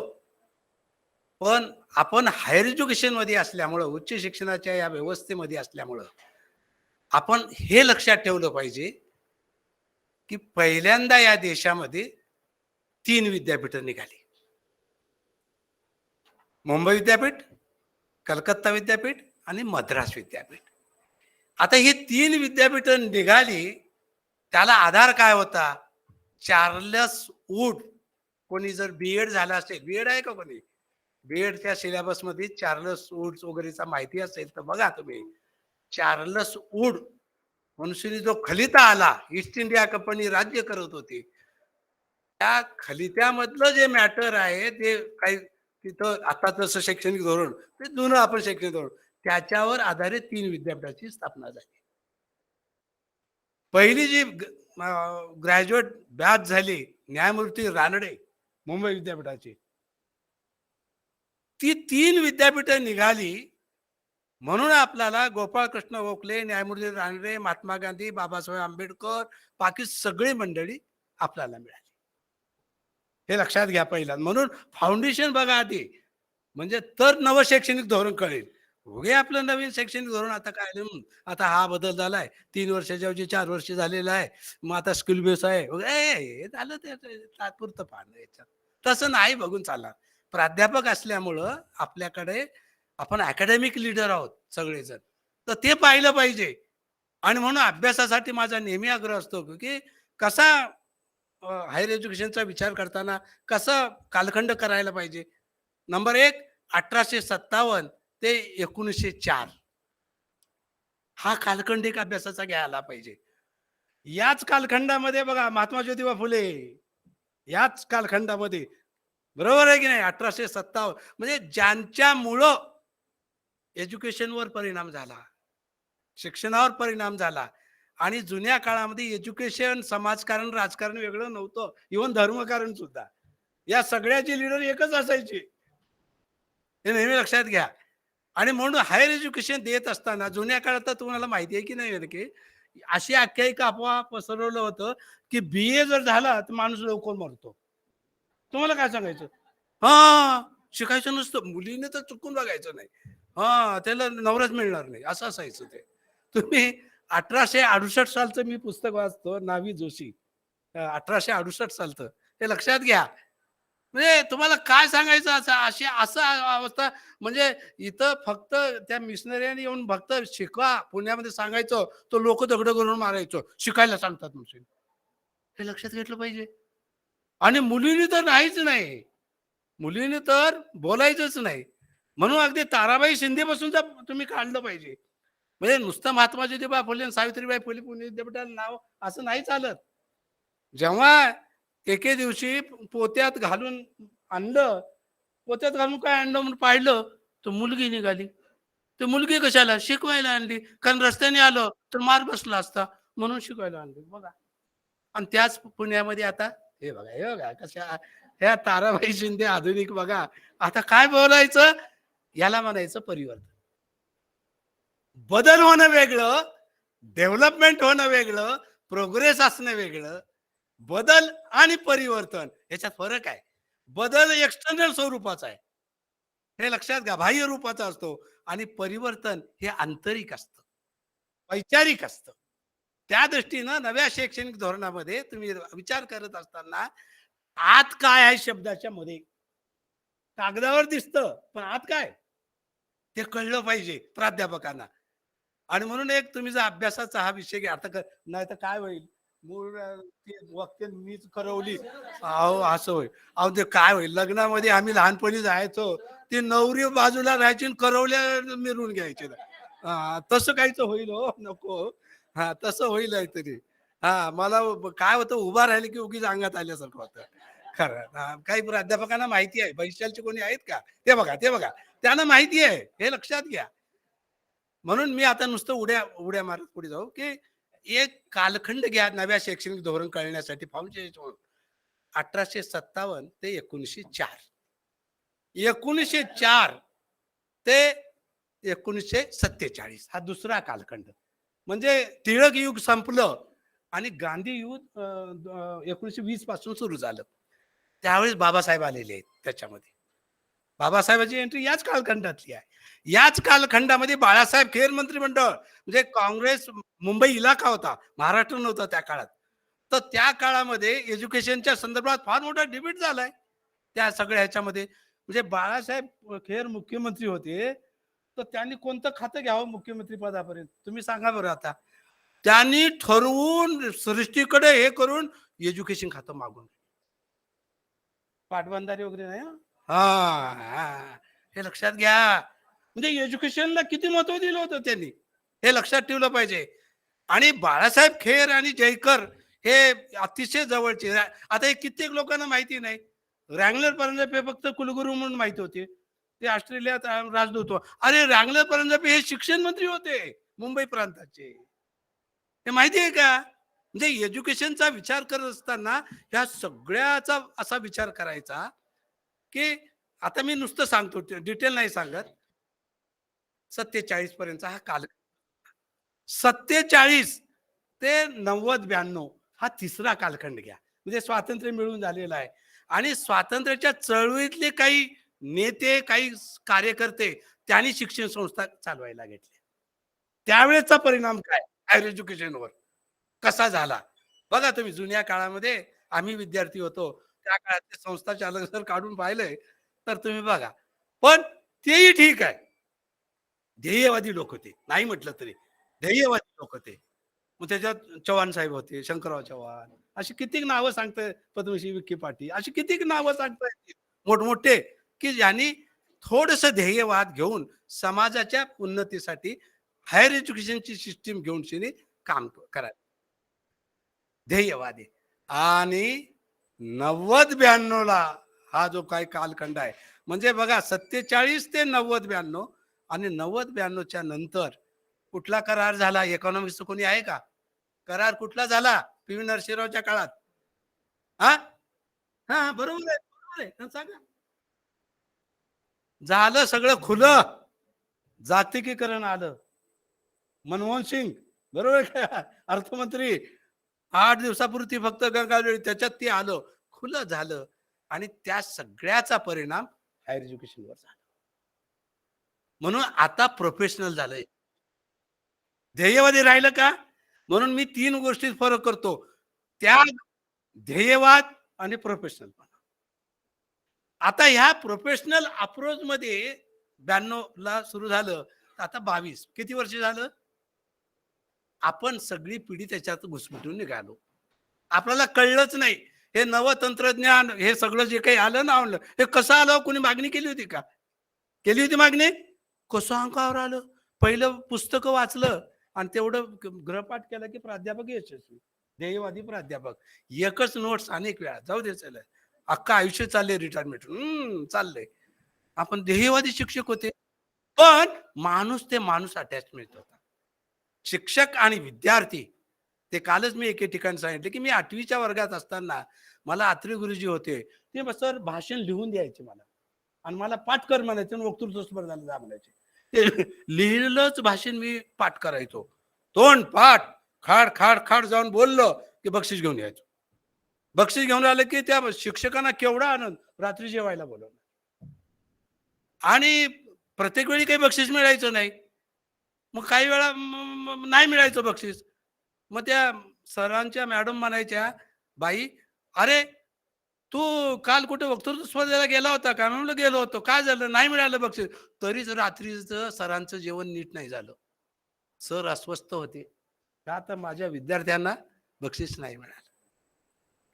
आता तुम्ही मला सांगा बरं, आता आता कसं काय करणार?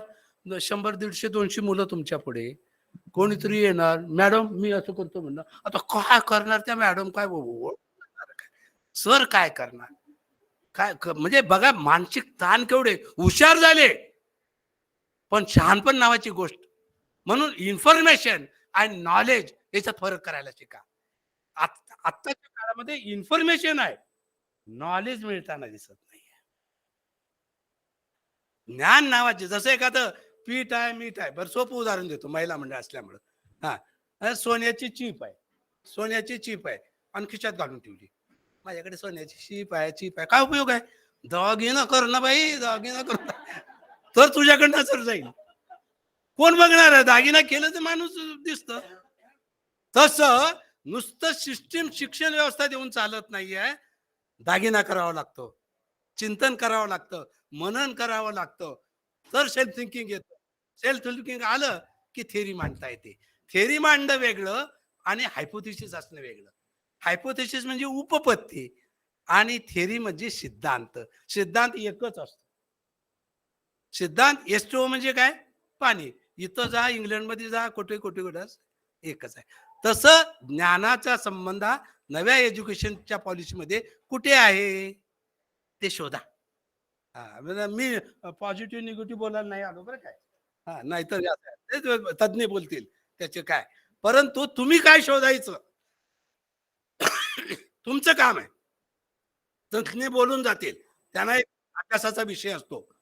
पण तुम्ही ते शोधलं पाहिजे की याच्या पाठीमागे काय आहे. नव्या शैक्षणिक धोरणामध्ये सिस्टीम काय लावलेली आहे, साधनांची काय व्यवस्था ठेवलेली आहे, माणसं मनुष्यबळ त्या मानसिकतेत आहे का. आता एकदम बुमऱ्यांसारखं आलो अंगावर, आता लगेच सुरू आहे ना, आता लगेच आहे ना. हा आता गडबडून जाणार, कसं होणार. या सगळ्याला घाबरून न जाता हे पहा, एज्युकेशन कशाला म्हणावं, पुढे येणाऱ्या 40 वर्षामध्ये काय होणार आहे हे मला आज कळलं पाहिजे. हे मला आज कळलं पाहिजे आणि येणाऱ्या समस्येला घाबरून न जाता वैचारिक कौशल्यानं तोंड द्यायला शिकणं, त्याचं नाव एज्युकेशन आहे. नाहीतर लिटरेट झालो, पीएचडी असलो तरी लिटरेट. लिटरेट होणं वेगळं आणि एज्युकेटेड असणं वेगळं, हे नेहमी लक्षात घ्या. म्हणजे हा फरक आहे. ह्या लोकांना आमच्या काही माहिती असेल की 1982ला एकदा आम्ही पुणे विद्यापीठामध्ये सगळे व्हाईस चान्सलर एकत्र आले होते देशातले आणि डिस्टन्स एज्युकेशनचे डायरेक्टर. बरं काय. तर एक प्रयोग मला ते भोजनाची व्यवस्था वगैरे करायला सांगितलं. तर मी एक म्हणालो, बाबा मला एका अटीवर द्या, माझ्या झोपडपट्टीतल्या महिलांना बोलायची संधी द्याल का तिथं. हा कुठला प्रयोग आहे. मी म्हणलो सॉक्रेटिस मेथड आहे. सॉक्रेटिसचं नाव घेतलं की बरं वाटतं, बाकी काय. लक्षात घ्या.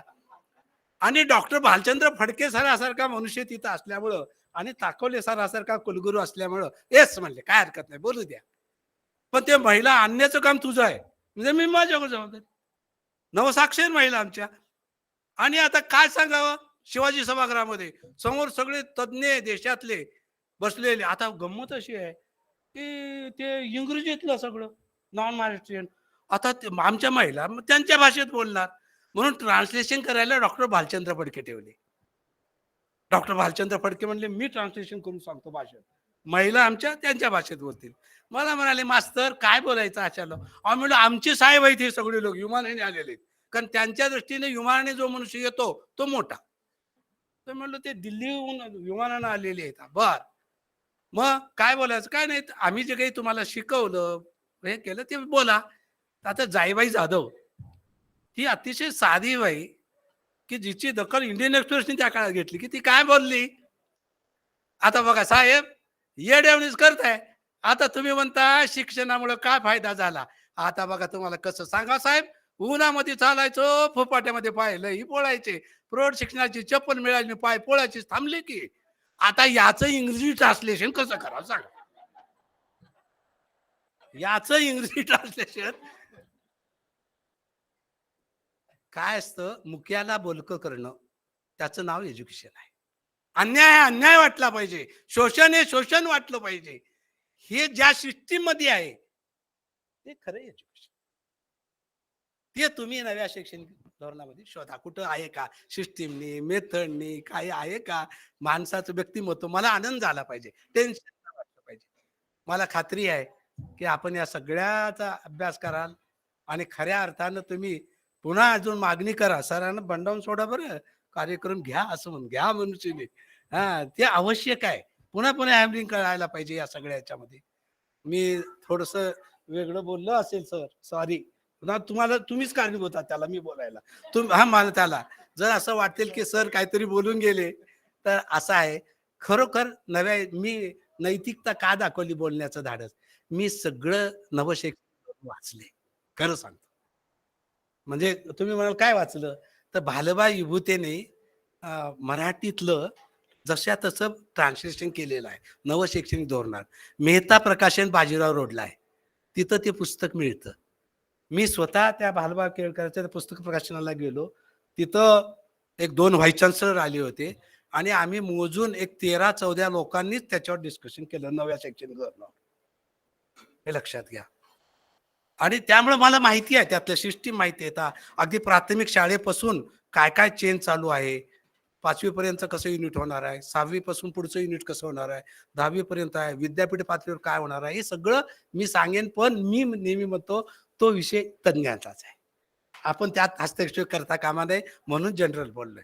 Thank you.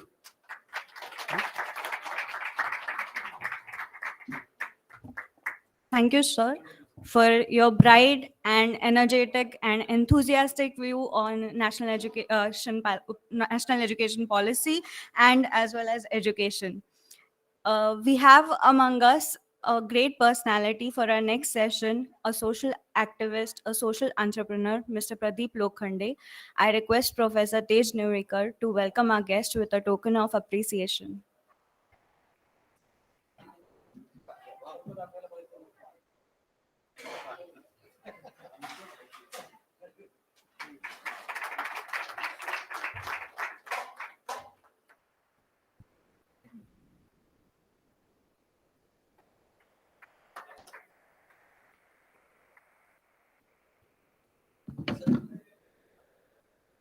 Thank you.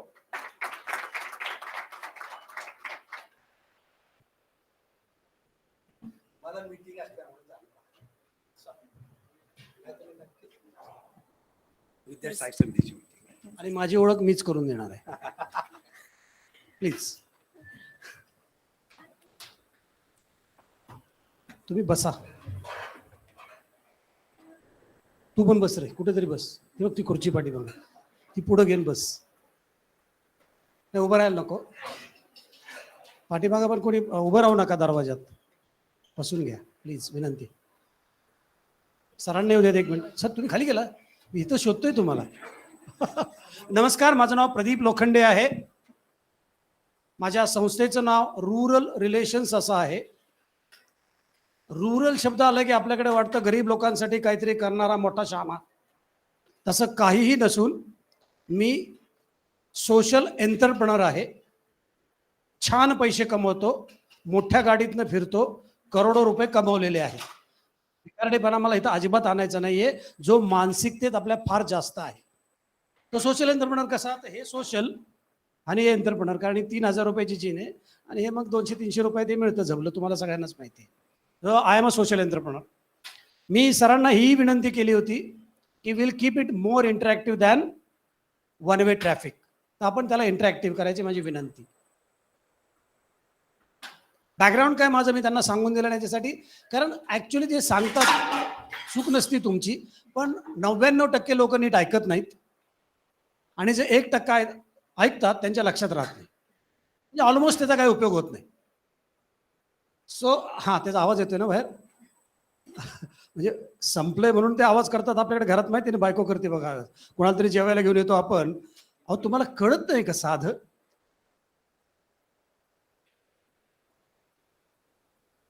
I am standing in front of you not because I am academically strong. I am academically zero आणि एज्युकेशनवर बोलायला आलोय. आणि ते जोरजोरात म्हणत होते तज्ज्ञ, बापरे मला भीती वाटत होती. But yes, we are the largest rural relationship organization of the country. We have a database of 49,000 villages of the country. Yes, we have received more than 8.5 lakh letters from the villages. Yes, you name any big brand of the world, either we have worked with them or we are working with them. Yes, every working day we are opening 3 libraries in rural India. And yes, I have personally seen more than 6,700 villages of the country. You can ask, मला वाटलं टाळ्या वाजवलं, कोणीच टाळ्या नाही वाजवल्या. ठीक आहे. नाही, एक लक्षात ठेवा, टाळ्या वाजवणं आवश्यक आहे का सांगतो तुम्हाला मी. इस्पेशली महिलांना ते इकडे ना लावायच्या ऐवजी जरा भरपूर दिवसभर टाळ्या जर वाजवल्या ना, ब्लड सर्क्युलेशन चांगलं होतं आणि सगळं चकाकतं. हे काय काळजी करू नका. त्यामुळे टाळ्या जरा जोरात वाजवत जा, ही विनंती. Not for me but for everybody actually. So as I told you की we can discuss Uttar Pradesh और we can discuss Telangana. This is my profession. But as I told you I am basically a social entrepreneur. I have not come here की मी काय करतो ते सांगायला, पण ते जे सांगणार होते ते मी थोडक्यात सांगण्याचा प्रयत्न केला, अटेन्शन घेऊन, छानपणा करून. मला 3च मुद्दे सांगायचे. शिक्षकांना सांगण्या एवढा मी मोठा निश्चित नाहीये.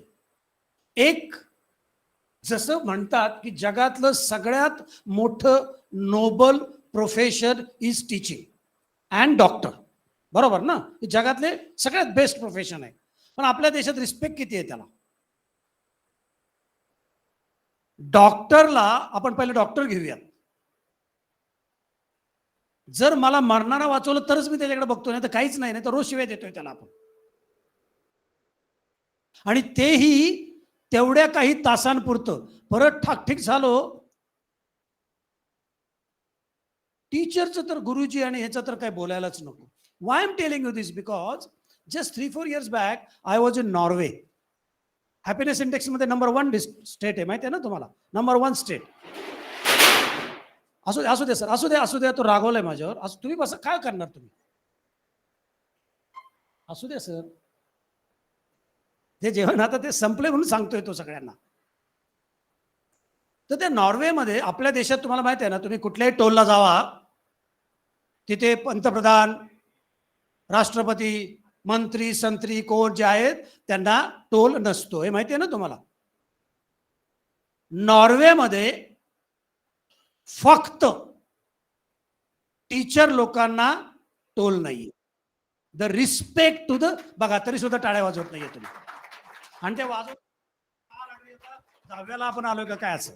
नको प्लीज, नाही माझ्यासाठी नाही, ठीक आहे. सांगायचा माझा उद्देश आहे की म्हणून हॅपीनेस इंडेक्स असो का आता त्याच्या शेजारचं राज्य आहे ते नंबर 1 ला गेले, कॉल्ड फिनलँड. आणि तुम्हाला माहिती आहे का, फिनलँडमध्ये जेव्हा तुम्ही उतरता ना, एवढंच टिंब दिसतो विमानात, एवढंच देश आहे असं. पण एक सर आपल्याला करायला पाहिजे. प्रॉब्लेम काय सांगतो, including you, me and everybody and policy maker, we start comparing this state, this countries with us, which is absolutely nonsense, incorrect. Per capita काय आहे, मागच्या 200-300 वर्षाचे त्यांचा इतिहास काय आहे, आणि आपण कंपॅरिझन करतो आणि स्वतःला कमी लेखून घेतो. प्लीज आपण ते थांबूयात. त्याच्यात 3 ज्या गोष्टी मला सांगायच्या त्या फक्त मांडायच्यात तुमच्या पुढे. शिक्षण म्हणजे काय, मी फार लोकांना विचारतो. नशिबाने मला जगातले टॉप लोक भेटायला मिळतात कामामुळे. असू दे सर, जाऊ द्या, फार वेळ नाही करायचं, कारण ऑलरेडी 20 मिनिटं त्यांनी घेतलेली, मी 20 सर राहू देत सर. व्हेंटिलेशन जाईल, करेक्ट. शिक्षणाचं डेफिनेशन काय, मला अजून एकाने नीट उत्तर दिलेलं नाहीये, सॉरी सर. पण मला जे काही लोकांशी बोललो त्यातनं एक निश्चित कळालं, आणि जी मला सगळ्यात भावली आहे 3 शब्द, ते म्हणजे शिक्षण असं मला वाटतं. आणि ते 3 शब्द असे आहेत, स्वतःचा शोध घेणे म्हणजे शिक्षण. आपण मुलांना हे सांगावं लागणार आहे. आपल्याकडे काय झालंय माहितीये का तुम्हाला, प्रत्येक घरात मास्टर ब्लास्टर, गान कोकिळा किंवा शेनशाह ह्याच्या खाली कोणी बोलायलाच तयार नाही. तुमची अडचण झाली आहे, बोला तुम्ही, हे सांगावं लागणार आहे लोकांना. कसे होऊ शकतात, होऊ शकत नाहीयेत.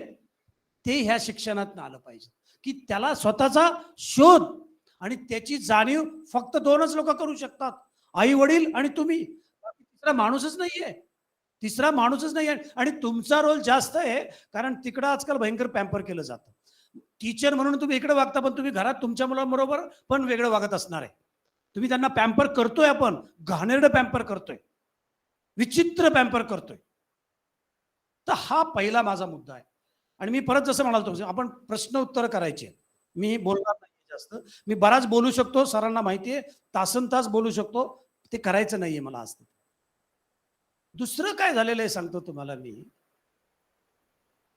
की कुठल्याही एज्युकेशनमुळे आपण मागचे, त्यांनी तर सगळंच सांगितलं, आज नीड कशाची आहे ह्याच्यावरती आपण फार कमी बोलतोय. आज नीड आहे स्किल डेव्हलपमेंटची. आज आपल्याला प्लंबर पाहिजेत. आता तुम्ही म्हणाल आमचा काय संबंध त्याच्याशी, पण तेच गोष्ट त्याला तुम्ही त्या शैक्षणिक ह्याच्यात जर शिकवलं तर एखाद्या वेळेस तो ब्लू कॉलर, ह्या भारताला आता व्हाईट कॉलरची आवश्यकता फार कमी आहे. मी तुम्हाला सांगतो, ह्या भारताला आता आवश्यकता आहे ब्लू कॉलर आणि ग्रीन कॉलरची. आपल्याला तिकडं न्यावं लागणार आहे ह्याला. आता तुम्ही म्हणाले, तुम्ही जाऊन सांगा ते कोण आहे ते मिनिस्टर, त्यांना. आपण चर्चा करतोय, आपण बोलतोय. आपल्याला, आपण सर्वांनी बोललो तर एखाद्या वेळेस it will come in the air, otherwise it will not come in the air. आणि it was in the air but it was not implemented. काहीच त्याचा आतापर्यंत इफेक्ट झालेला नाहीये, शून्य इफेक्ट झालेला आहे. मला सांग, आज मी गावागावात जातो, कुठल्याही मुलाला विचारतो, जरा त्याला 80% मार्क मिळाला असेल, तू कोण होणार असं विचारल्या ते जेवढे कोणी 80% मिळालेले आहेत, तो एकच वाक्य बोलतो, मी इंजिनियर होणार किंवा मी डॉक्टर होणार. खाली कोणी बोलायला तयार नाही. इंजिनियरला आज पगार किती मिळतोय तुम्हालाही माहिती आहे, काय अवस्था चाललेली आहेत. तर हा विषयाला कोणीतरी, आपण सर्वांनी मिळून तोंड फोडणं फारच आवश्यक आहे असं मला वाटतंय. कारण आपण बॉम्बवर बसलोय आता. जसं ते म्हणाले ते बरोबर आहे, BA झाला तर तू मारणार आहेस, असं काहीतरी आपल्याला आयडिया काढावी लागणार आहे. माहित नाही मला काय आयडिया काढायला लागणार आहे. इंडस्ट्रीला काय लागतं याचा जास्त विचार केला पाहिजे. Problem is that. आपण काय करतोय, एका बेल्टवर त्याला तुम्ही टाकताय, तुम्ही म्हणजे मी रिप्रेझेंटेटिव्ह बोलतोय बरं का, प्लीज डोंट टेक पर्सनली. आपण त्याला बेल्टवरती टाकतोय, तू BA झाला, तू BCom झाला, तू BSc झाला. हो, पण तो खरोखर BSc झालाय का, तो BCom झालाय का? मला इथे कोणी एकाने, इथे आपण आता commerce, don't take otherwise sir, commerce कॉलेजच्या एका विद्यार्थ्यांनी सांगावं, डेबिट व्हॉट कम्स इन आणि credit what goes out, debit the receiver आणि credit the giver means what. कुठेतरी चुकतंय, जबरी आहे. आणि मग तो तिकडनं बाहेर येतोय, रट्टा मारून बाहेर येतोय आणि काही होत नाहीये त्याचं पुढे, काही होत नाहीये. मेजॉरिटीज आपण आजूबाजूला बघतोच आहे. MBA अजून एक नवीन fad. How you can say that in 2 years he is a master of business administration. Master 2 वर्षात ऍट द एज ऑफ 22. गंभीर चाललेलं आहे, गंभीर चाललेलं आहे. हॅव्हिंग सेड दॅट, जाऊ द्यात मला, हॅव्हिंग सेड दॅट ह्याच्यासाठी की ही एअर आणण्यासाठीचा मी भरपूर ठिकाणी प्रयत्न करतोय, वेगवेगळ्या प्लॅटफॉर्मवरती या विषयावरती बोलतोय. ऍक्सेप्टन्स शून्य, शून्य, हेही सांगतो तुम्हाला मी, शून्य ऍक्सेप्टन्स आहे. इंडस्ट्रीला आता स्किल्ड मॅन पॉवर लागणार आहे आणि पूर्वी लागत होती. Industry is not a charitable organisation. Industry is there to earn money, more money and more money. So they want the skilled person. IMA ला पण मी जातो, सरांना माहिती आहे. तुम्हाला माहिती आहे का, तिथे माझं 1-1.5 तासाचं लेक्चर असतं ना, तिथे 180 विद्यार्थी असतात. ते 180चे 180 विद्यार्थी त्या 1.5 तासात पापणी पण लवत नाहीत बरं का आपण. कारण त्यांना माहिती असतं लोखंडे टाईपचा एक माणूस हा एकदाच येणार आहे त्यांच्याकडे, म्हणून त्याला ते 1 कोटीचं पॅकेज मिळतं.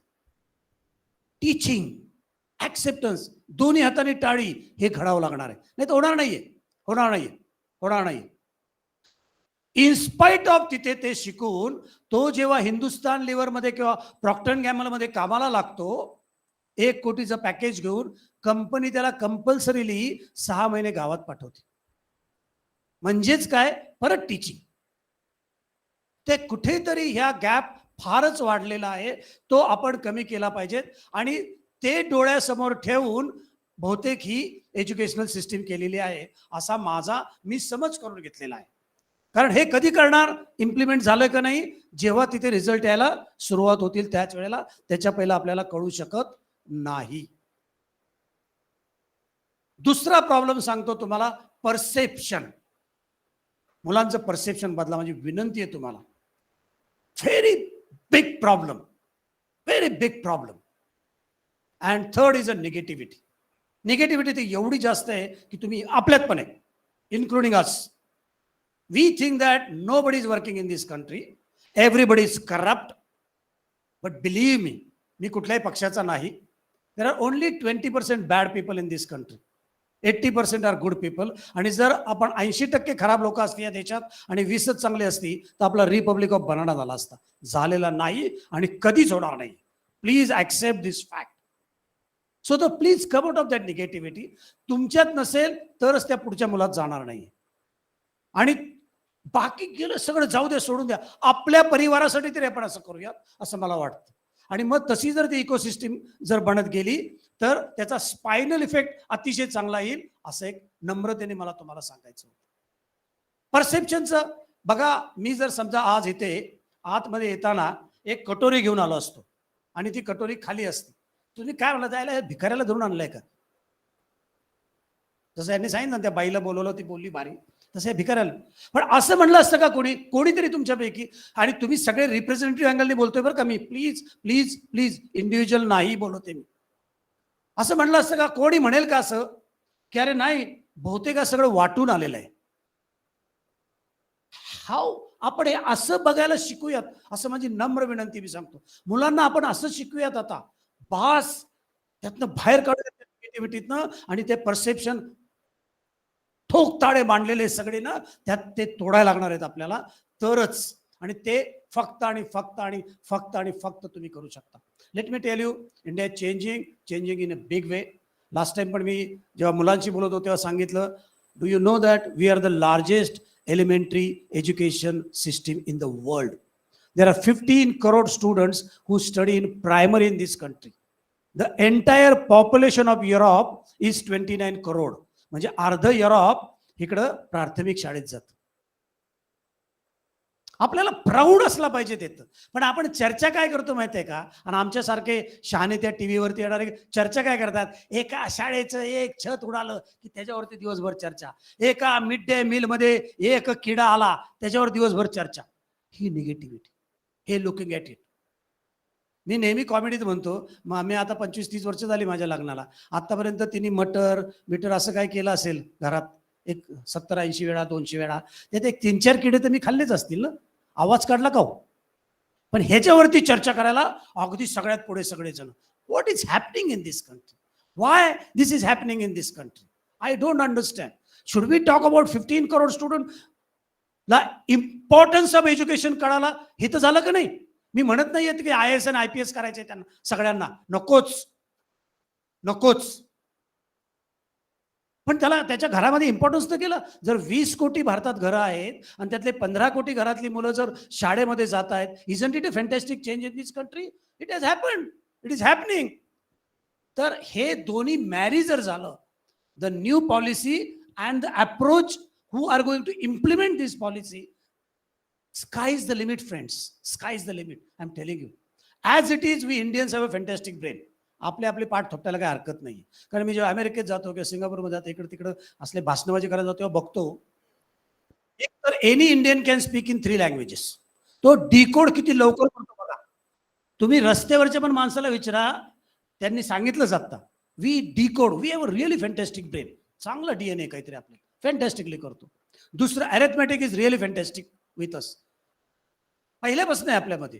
तिकडं तुम्ही अमेरिकेत गेला आणि $100 नोट दिले आणि त्यांनी बिल आपलं 80 रुपये झालं असलं ना, तरी तो 100 वजा 80 करणार. इथं ते शेंबडं पोरग पण एका मिनिटात तुम्हाला 20 रुपये काढून दिला. 1 सेकंड सुद्धा लावणार नाही तो, फ्रॅक्शन ऑफ सेकंड. हे सगळ्यात चांगल्या गोष्टी फक्त आणि फक्त आणि फक्त आणि फक्त तुम्ही पुढे नेऊ शकता. So all the best. I think I'll take few questions. I'll be very happy to answer that rather than one way traffic. जसं मी म्हणालो की एवढं फिरलो, एवढ्या कंपन्यांबरोबर काम केलं, त्यामुळे शांतपणा करता येऊ शकतो मला बराच वेळ इथे. आणि ऑलरेडी आपण एक 10-20 मिनिटं सरांचं अतिशय उत्कृष्ट भाषण ऐकलंय, तर पुढच्या 10 मिनिटात आपल्याला हे थांबवायचं आहे. तर आणि मी काय करतो माहिती आहे का, मी थोडासा असा चॅप्टर माणूस आहे, मी पक्का मार्केटियर आहे. मी ना पुस्तकं आणलीत, जो प्रश्न विचारणार त्याला मी एक पुस्तक देणार. आणि हे पण पुस्तक कसं आहे माहिती आहे का तुम्हाला, आईजीच्या जीवावर बायजी उदार, ही माहिती का म्हण कोणाला? हा, तसं मला कोणीतरी दिलेत आणि मी तुम्हाला देणार आहे. म्हणजे त्यातही माझी काहीच इन्व्हेस्टमेंट नाही. हा, पण काहीतरी गुडविले म्हणूनच दिले तो त्यांनी मला. सोनू सूदनी मला 15,000 पुस्तकं दिली वाटायला अशीच. प्रियांका चोप्रानी काहीतरी 1,500-2,000 ती पुस्तकं दिली. अशी आम्ही एक वेगळं काम करतो, ते कधीतरी सर तुम्हाला सांगतील नंतर. I don't want to go into. Please, humble request. ते सह्या नंतर घ्या मालक. आहे सगळे हजर आहेत. प्लीज प्रश्न विचार, आणि अगदी प्रश्न. आणि माझं एक वाक्य ऐका, हे मी शानपणा करून बोलतोय पण तुमच्यापुढे नम्रतेने सांगतोय. In this world no question is a stupid question. Most of the time answers are stupid. Always keep it in mind. In this world, no question is a stupid question. Most of the time, answer are stupid. त्यामुळे विचारू आपण सारखं. हे पण विद्यार्थ्यांना आपल्याला शिकवायला लागणार. हा, करेक्ट. So smart. तूच विचार पहिला प्रश्न मला. हे बघा, हे एक आपल्याला शिकवायला लागलं आहे पोरांना. मी नाही, दुसरं शिवाजी महाराज तिकडं, महात्मा फुले तिकडं. प्लीज पाजी पूछो कुछ, ऐसा क्यों? आपने क्या बात क्या हमको समझे नहीं, ऐसा बोलो ना आप बहुत ज्यादा बात कर रहे हो, ऐसे भी बोल सकते हो. प्लीज. हा, असंच विचारा. या ना इथे, या ना आपण. हा नाही, तुम्हाला पुस्तक द्यायचंय ना मला. तुम्ही नाही प्रश्न विचारला तरी आता, कारण तुम्ही माईक हातात घेतला.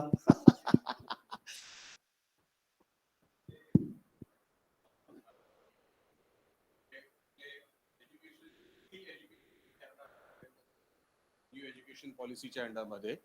सो जे स्किल डेव्हलपमेंट आहे ते कुठं ना कुठं असं मला वाटतंय की जे हे एज्युकेशन सिस्टम आहे हे कार्बन डेटिंग प्रोसेसिंग सारखं आहे की pressure pressure. Now we are the raw material, आणि ह्याला शाईन करायचं काम कोणीतरी एका इन्स्टिट्यूटनी किंवा एखादी कंपनी जे हायर करायला बघतायत, true, they are getting the raw material. Now it's their responsibility to shine this raw material. आपण आता रिसेंटली बघितलं की आपल्याला लिथियम भेटलंय काश्मीरला, ते काय रॉ थोडी वापरणार आहे, त्याला प्रोसेस करावं लागणार. सो वी आर भरपूर पाणी लागणार आहे. पहिली पाण्याची व्यवस्था करायला लागणार आहे, मग ते आपल्याला मिळणार आहे. सो द यंग जनरेशन जी आता एज्युकेशन पॉलिसीमध्ये आहेत, they are like that lithium, we are ready to get charge, पण कोणी पॉलिश तर केलं पाहिजे ना कंपनीनी. जिकडे जावं तिकडे एकच प्रश्न असतं की आम्हाला तुमच्या ऑलरेडी काय पॉलिश्ड आहे ते पाहिजे. So what is your question? I'll try and answer. So the companies hire करायला बघतात, at that point in time they should okay, got it, hire us, got it, give us the training what they want. मग actually मी त्याचं उत्तर मागाशी दिलं. मी जसं तुम्हाला म्हणालो की IMA मधनं येऊन सुद्धा 1 कोटीचं पॅकेज असून सुद्धा हिंदुस्तान लेव्हर त्याला 6 महिने गावामध्ये पाठवती. जेव्हा त्याला 6 महिने गावामध्ये पाठवती, ह्याचा अर्थ company spending money on him, company is grooming him, आणि मग त्याला ऑब्झर्व करते ती. That is one. Second, I tell you, कसं आहे माहिती आहे ना तुम्हाला, तुम्ही जर म्हणला बेसिक पण मला शिकव, तर they will not bite. That's how I have told की तुम्हाला एक basic spark, basic knowledge, basic हे असावंच लागणार आहे. तुम्ही म्हणाला की दरवाजा पण माझ्यासाठी उघड, मला जेवायला पण घाल, आणि माझ्या वतीने तूच चाव, तर नाही होणार आहे, नाही होणार. तर त्यासाठी तुम्हाला जिथे बेसिक एज्युकेशन शिकवलं जातं, आपण बेसिकचं बोलतोय, बरोबर का नाही? आपण बेसिकचं एज्युकेशन बोलतो. जर बीकॉम असेल तर त्याला अकाउंटिंग आलं पाहिजे तर 100% येतं का? तर नाही येते आता, नाही येते आता. BSc झाला कुठल्या ह्याच्यात, त्याला येते का आता? तर नाही येते त्याला आता ते. आणि स्किल हा एवढं एकच नाहीये, मी वेगळ्या स्किलचं बोलत होतो. आपल्या देशाला आता ब्लू कॉलर जे हे कोणतरी गेले ना, आता त्यांच्या लक्षात आलं की we require 2 type of people now more, that is blue and green professionals. Basically we are agrarian country. आपल्याकडे मेजॉरिटी चंक जर ऑब्झर्व होऊ शकतो या देशामध्ये, तो आज सुद्धा फक्त ॲग्रिकल्चर मध्येच होऊ शकतो. वी आर फालतूली driven by IT. IT has observe only 1.92% people of this country. Maximum they can go to 3%, not more than in this country. So we have to go back to square one, and that square one is, there are 2 square one. One is agriculture and second is service industry. What is service industry? जसं नवी घर बनेल तसं प्लंबरला काम मिळेल, तसं इलेक्ट्रिशियनला काम मिळेल, तसं कार्पेंटरला काम मिळेल, तसं पेंटरला काम मिळेल, ह्या सगळ्यांना काम मिळणार आहे, आणि ते रिपिटेटिव्ह काम मिळणार आहे. या पुस्तक देतो तुम्हाला. नेक्स्ट, कोणी विचारावं, काही विचारा, मी सांगितलं ना आता, क्वेश्चन हा चांगलाच असतो. मराठी का हिंदी देऊ? नाही, तुम्ही सांगा तुमच्या डोक्यात काहीतरी डोक्यात आहे का ते बघा. ते आपलं ते आमचं, हां, अरे मोठा कॅमेरा एकदम भारी होतो. गुड. Next question. या प्लीज सर, तुम्ही विचारा, मला अडचणीत आणा काहीतरी विचारून, प्लीज. येस, जी जी जी जी. तर मुलं आमच्याकडून एक टेक्निकल स्किल शिकतात आणि ते जॉब वगैरे त्यांना मिळतो, पण काही दिवसांनी त्यांच्या असं लक्षात येतं की आपल्याला आणखीन स्किल पाहिजे. मग ते मला फोन करून विचारतात की सर मला अजून अपग्रेडेशन करायचं आहे. मग ते अपग्रेडेशनसाठी मग आता विविध मार्ग उपलब्ध आहेत, ऑनलाईन आहे काय, करेक्ट. ते करतात. त्यानंतर परत एक अशी स्टेज येते की सर आता आम्हाला हे टेक्निकल एज्युकेशन पुष्कळ झालं, आता आम्हाला मॅनेजमेंट किंवा लिडरशिप स्किल्स आम्हाला आता हवे आहेत. तर आता एका सर्टिफिकेटमध्ये आपण हे सगळं देऊ शकत नाही. नाही, लिडरशिप स्किल शिकवणं आता आमच्या असं लक्षात आलंय की लिडरशिप स्किल्स जे आहेत, लिडरशिपचे स्किल्स ते मुलांना आणि विशेष करून मुलींना आणि ग्रामीण भागातल्या मुलींना हे शिकवणं जास्त आवश्यक आहे. तर त्याच्यासाठी कसं काय, म्हणजे काय करता येईल? नाही, एक तर जो तुम्हाला असे फोन करतात त्यांचे टेस्टिमोनियल घेऊन सगळ्यांना दाखवले पाहिजेत. It is so wonderful because he is gradually एक एक स्टेप पुढे जाण्याचा प्रयत्न करतायत. जगात तुम्हाला सांगतो सर, जगामध्ये जर तुम्ही किलॉग्स युनिव्हर्सिटीला गेला, ओहिओ युनिव्हर्सिटीला गेला, एल युनिव्हर्सिटीला गेला, स्टॅनफर्डला गेला, हार्वर्डमध्ये गेला, तिथे MBA ॲडमिशन 2 वर्षाचा अनुभव असल्याशिवाय देतच नाही. Only country in the world that is India doing nonsense. बघा म्हणजे काय मी म्हणालो ते, म्हणजे ते करतायत ती मुलं अगदी बरोबर करतायत की तो 2 वर्षांचा विचार करतोय की मला अपग्रेड व्हायचं आहे आता. आणि त्याच्यापेक्षा मला चांगलं तुमच्या ह्याच्यातच उत्तर सापडलं की तो 3ऱ्या वेळा म्हणतोय की मला मॅनेजमेंट करायचंय. कारण मग त्याच्या लक्षात येतं ह्या मॅनेजरला येण्याला काहीच अक्कल नाही, त्याच्यापेक्षा मला बरंच कळतंय. मग ह्याला मॅनेजर का झाला हा, त्याला मॅनेजमेंट येतो, सो कॉल्ड मॅनेजमेंट येतं. So wonderful thing that is happening. जर ही प्रोसेस घडत असेल तर it's a good news to all of us. त्यांच्यासाठी आपण टाळ्या वाजवत एकदा सगळं. Really I am telling you. Thank you very much. या सर, नेक्स्ट तुमचा आहे का? तोपर्यंत विचारा प्रश्न, मला ऐकतो मी. हिंदी, मराठी? मराठी. नाही नाही नाही नाही, तुम्हाला मराठीच देणार आहे मी. नाही, तुम्ही सोशल एंटरप्रेन्योरचं सांगितलं सर. हा, विचारा मॅम हां, प्लीज. तर सोशल एंटरप्रेन्योरमध्ये MBA स्पेशल ब्रांच केली आत्ताच्या काळानुसार तर चालू शकणार आहे, बरोबर आहे? कारण बऱ्याच वेळेला असं होतं, तुम्ही म्हटलं डॉक्टर, इंजिनियर, मी माझ्याही बाबतीत याच गोष्टी अनुभवल्यात. माझ्या मुलीला मी जेव्हा एन्व्हायरमेंटला टाकलं तेव्हा आजूबाजूची मुलं म्हटली काय ती रानात आणि जंगलात फिरणार आहे का. त्याच्यानंतर तिने त्याचं करिअर चांगलं केलं. सो ह्या सोशल एंटरप्रेन्योरशिपमध्ये किती महिने इंटर्नशिप मुलांनी केली तर तुमच्या मतानुसार MBA तो होऊ शकतो? हा, नाही हे फार कॉम्प्लेक्स क्वेश्चन आहे, थँक्यू. पण मी तुम्हाला एकच सांगतो, मॅनेजमेंट ही पुस्तकातनं फक्त शिकता येत नाही बरं का. मॅनेजमेंट म्हणजे काय माहिती आहे तुम्हाला, त्याचं पण माझे स्वतःचे डेफिनेशन येते. मग असं सांगितलं ना, शिक्षणाचं डेफिनेशन काय सांगितलं तुम्हाला मी, स्वतःचा शोध घेणं म्हणजे शिक्षण. मॅनेजमेंट म्हणजे माहिती आहे काय understanding the people around you is management. That's all. तर आता प्रत्येकाचं ग्रास्पिंग पॉवर असतं. जसं तुम्ही तुमच्या मुलीचं ओळखलं की तिला पहिल्यापासून एन्व्हायरमेंटची आवड आहे, त्यामुळे तिला 1:80 पोचायला जेवढा वेळ लागणार तेव्हा हाणून मारून ज्याला तुम्ही करणार त्याच्यापेक्षा कितीतरी जास्त वेळ लागणार. त्यामुळे टाईम आपण त्याच्यात कॅल्क्युलेट करू शकत नाही. दुसरं, थोडंसं आजच्या पिढीचं काय, ती त्यांची चूक नाही आहे, कारण ते ग्लोबल विलेजर झालेले आहेत आता. ह्यांना काय म्हणे ऑन येस्टरडे बेसिसवर पाहिजे सर. म्हणजे बघा ना, आता ती गांडोळं खातात हे 2 मिनिट्स नूडल, तर ते 2 मिनिटात पाहिजे असं ते सगळं पाहिजेत. तर आता आपल्याला काय निसतं नाही म्हणता येणार, नाही तुम्ही सगळं चुकीचं असं म्हणता येईल का आपल्याला? नाही, आपल्याला कॉम्बिनेशन करावं लागणार आहे. मग बऱ्याच ठिकाणी भारतामध्ये 6 महिने, 3 महिने, वर्षाचे पण मॅनेजमेंटचे कोर्सेस आहेत. तुम्हाला तुमचा अंदाज येईल तुम्ही कुठे आहात ते. आणि परत म्हणतो, शिक्षण घेत हे सगळं करणं उत्कृष्ट. 2 वर्ष तरी तुम्ही अभ्यास नाही केला तोपर्यंत तुम्हाला कळूच शकत नाही. मी सगळ्यांना विचारतो, जसं आत्ताही विचारलं मी तुम्हाला, की हाऊ यू कॅन से him or her as a MBA master of business administration 2 वर्षाचं शिक्षण घेऊन.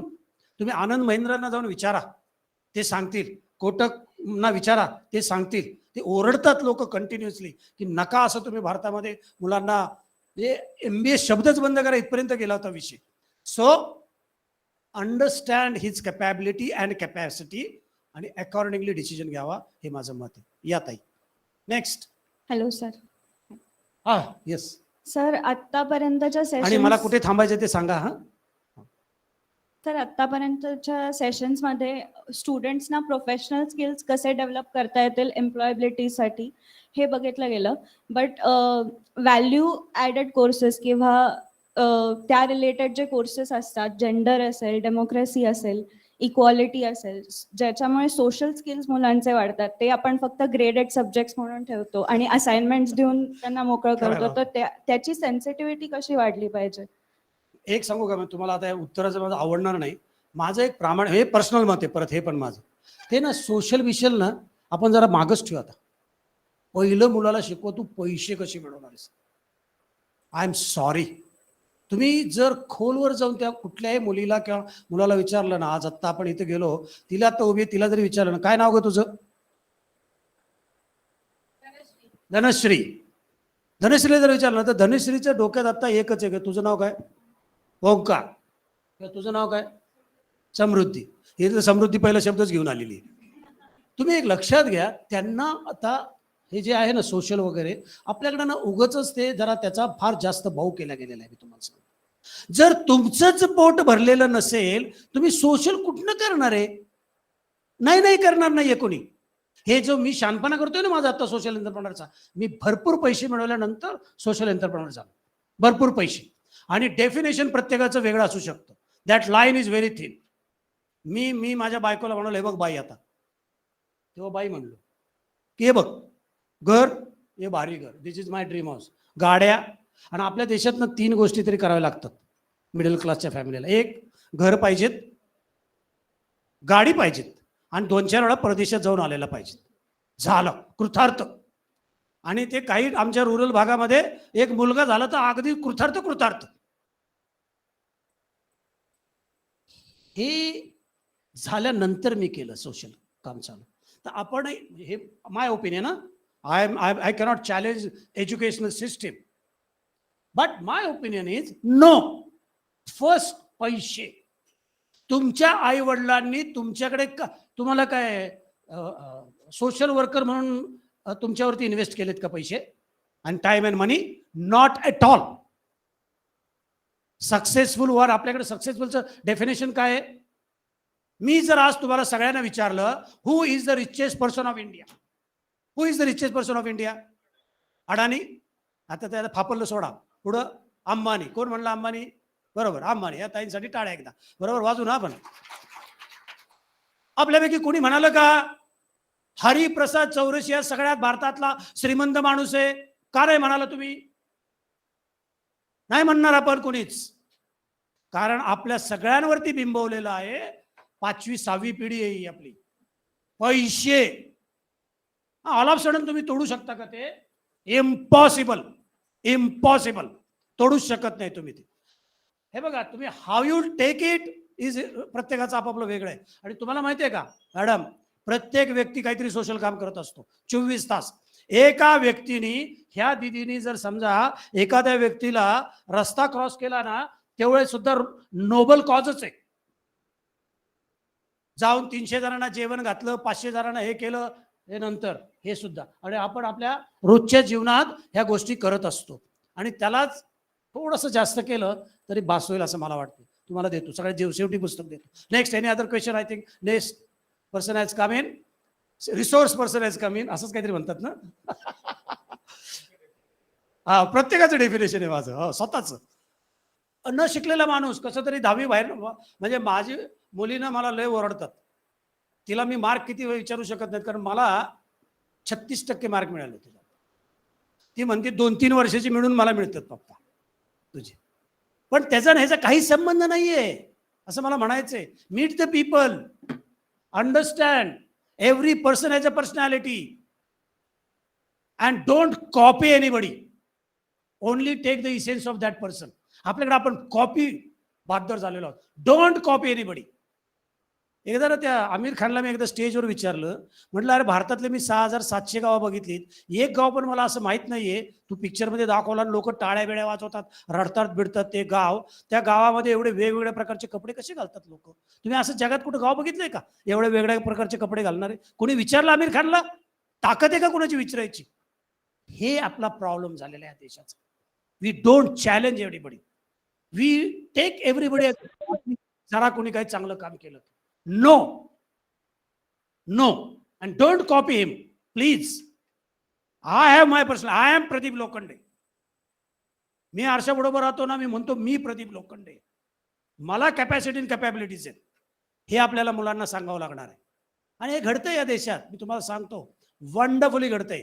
म्हणजे स्टार्टअपला जेव्हा मी भेटायला जातो भारतभरात ना सर, अनबिलिव्हेबल घडतंय या देशामध्ये. तुम्ही इमॅजिन करू शकता. एका दिल्लीच्या मुलांनी एक यंत्र शोधलंय, आणि ते यंत्र असं आहे, ते यंत्र शब्द म्हणलं की लोकांना युनिट म्हणलं तर भारी वाटतं. बघा कसं आहे ते यंत्र, म्हणजे लगेच स्टोनेजवाला जातो, लोखंडी स्टोनेजवाला होतो. तर त्या यंत्र काय केलं त्यांनी सर, की त्याच्या ट्रॉलरवर जर ते यंत्र लावलं तर तुम्हाला कळणार किती रेडियसमध्ये कुठे मासे आहेत. तर त्याला विचारलं मी, ते कुठनं बनवलं? तर म्हटलं मी जपानला गेलो होतो, तिथं बघितलं, आणि तिथे त्यांनी जे बनवलं होतं त्याला मी कॉपी केलं. हे कॉपी झालं पाहिजे. तिथे त्याची कॉस्ट होती 4 करोड रुपीज, याची कॉस्ट आहे 32 लाख रुपये. आणि मल्टीमिलियनर झाला. पण एक आता काय माहिती का, ही एकच सक्सेस स्टोरी सारखी डमरू वाजवायचा का? तर नाही.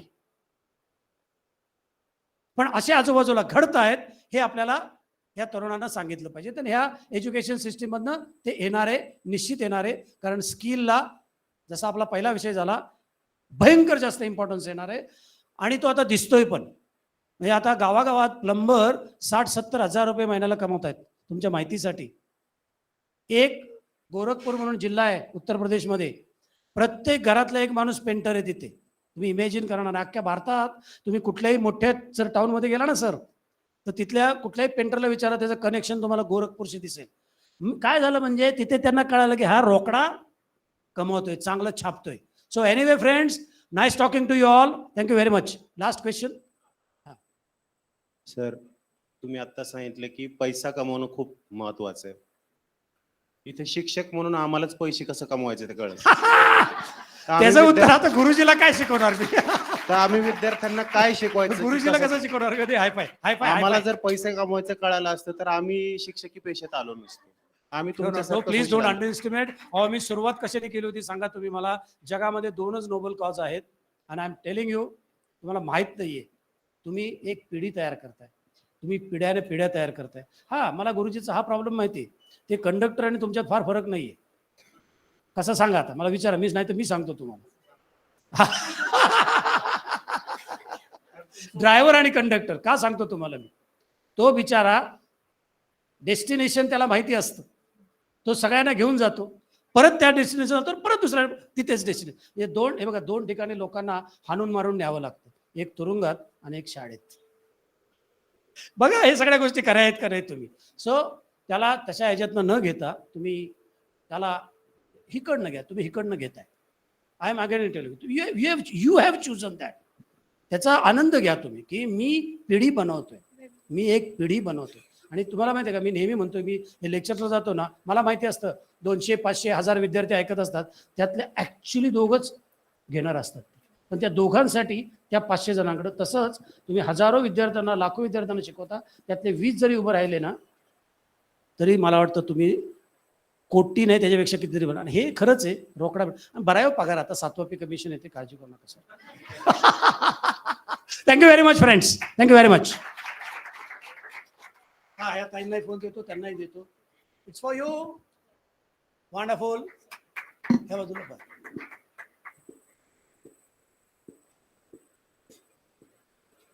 त्या दोघे इकडे पळत, तू इकडे. चला, ह्यांना देतोय सर मी बाकी राहिलेली पुस्तक. पळत ये का लवकर, पळत.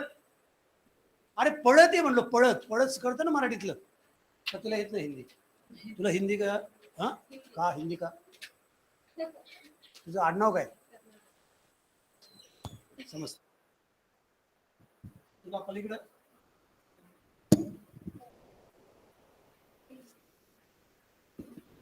Thank you very much. तू का, तुला काय स्पेशल बँड नको? बँड ते ऍक्च्युली ह्या लोकांसाठी आपण एकदा जोरदार टाळ्या वाजवल्या पाहिजे. आणि मी जाता जाता बाहेर पण 2-4 जणांना देणार आहे. मी निघतोय सर आता. आणि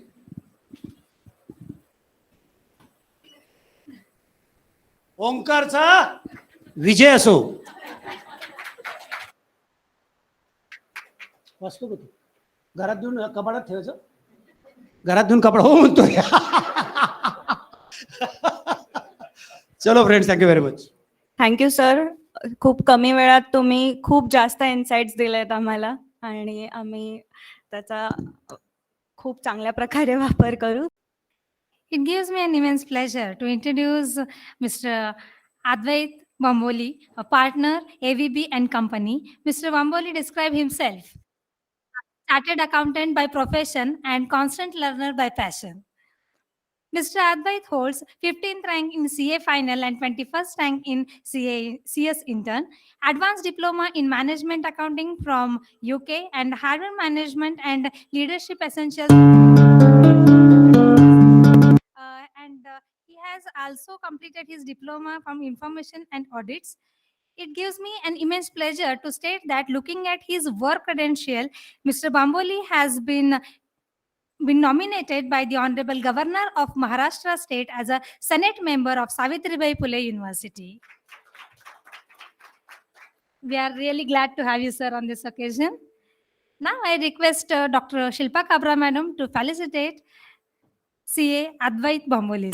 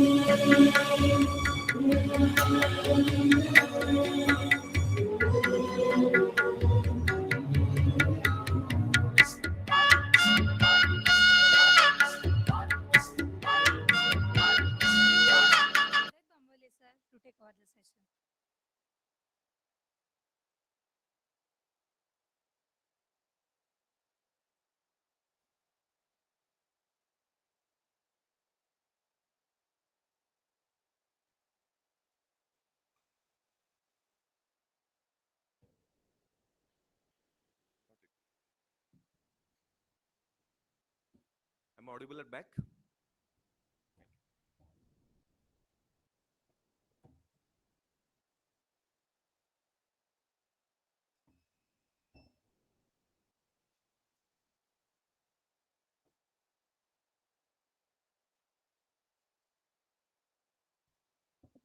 First of all, thank you, ma'am, for such a wonderful introduction.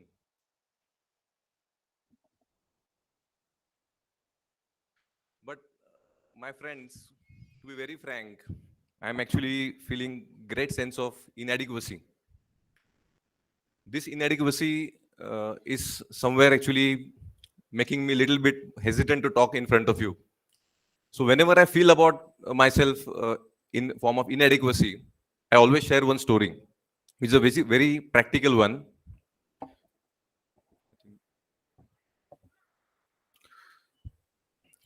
You know, it was the start of summer. I was sitting in one hospital with my dadi, and there was a fish tank, and a small fish was, enjoying herself into water. So I was curious. Maybe 3 or 4 years, I asked my dadi, "Dadi, so koi hai? Manje, matlab, ye kya hai? What is this?"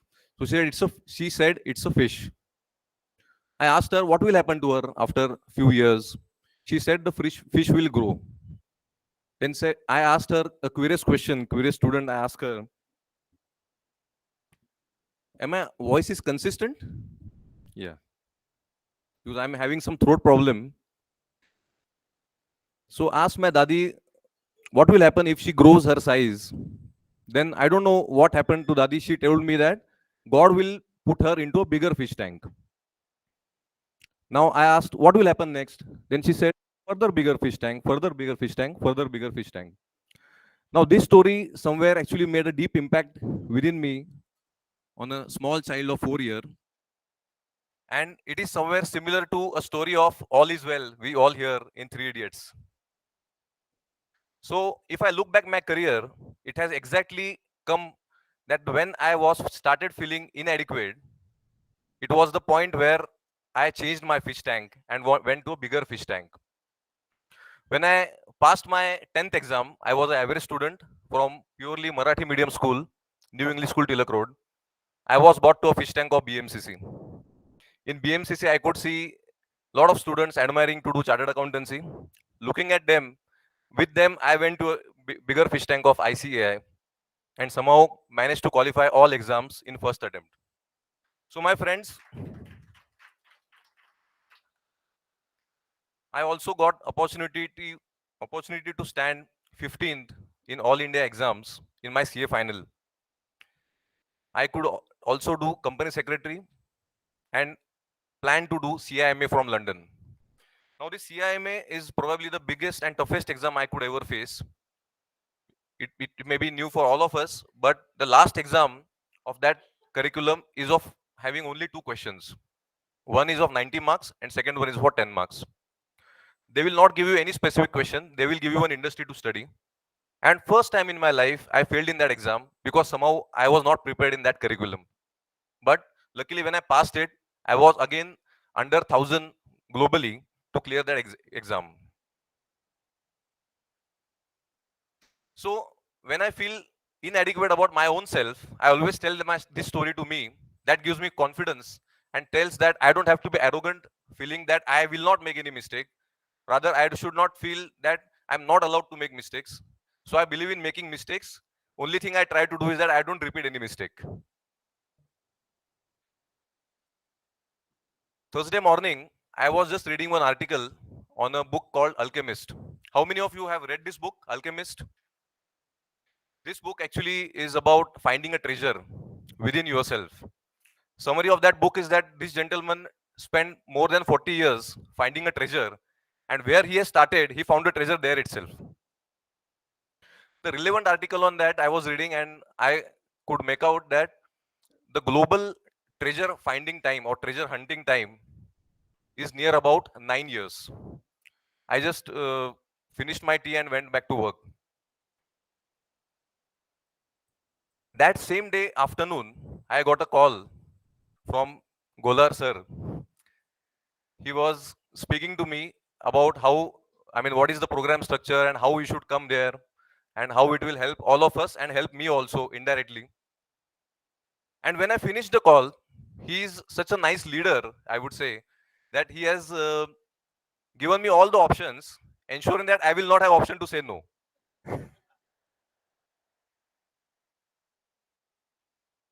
I have no option but to say yes with his blessing, support, and confidence that he's shown on me.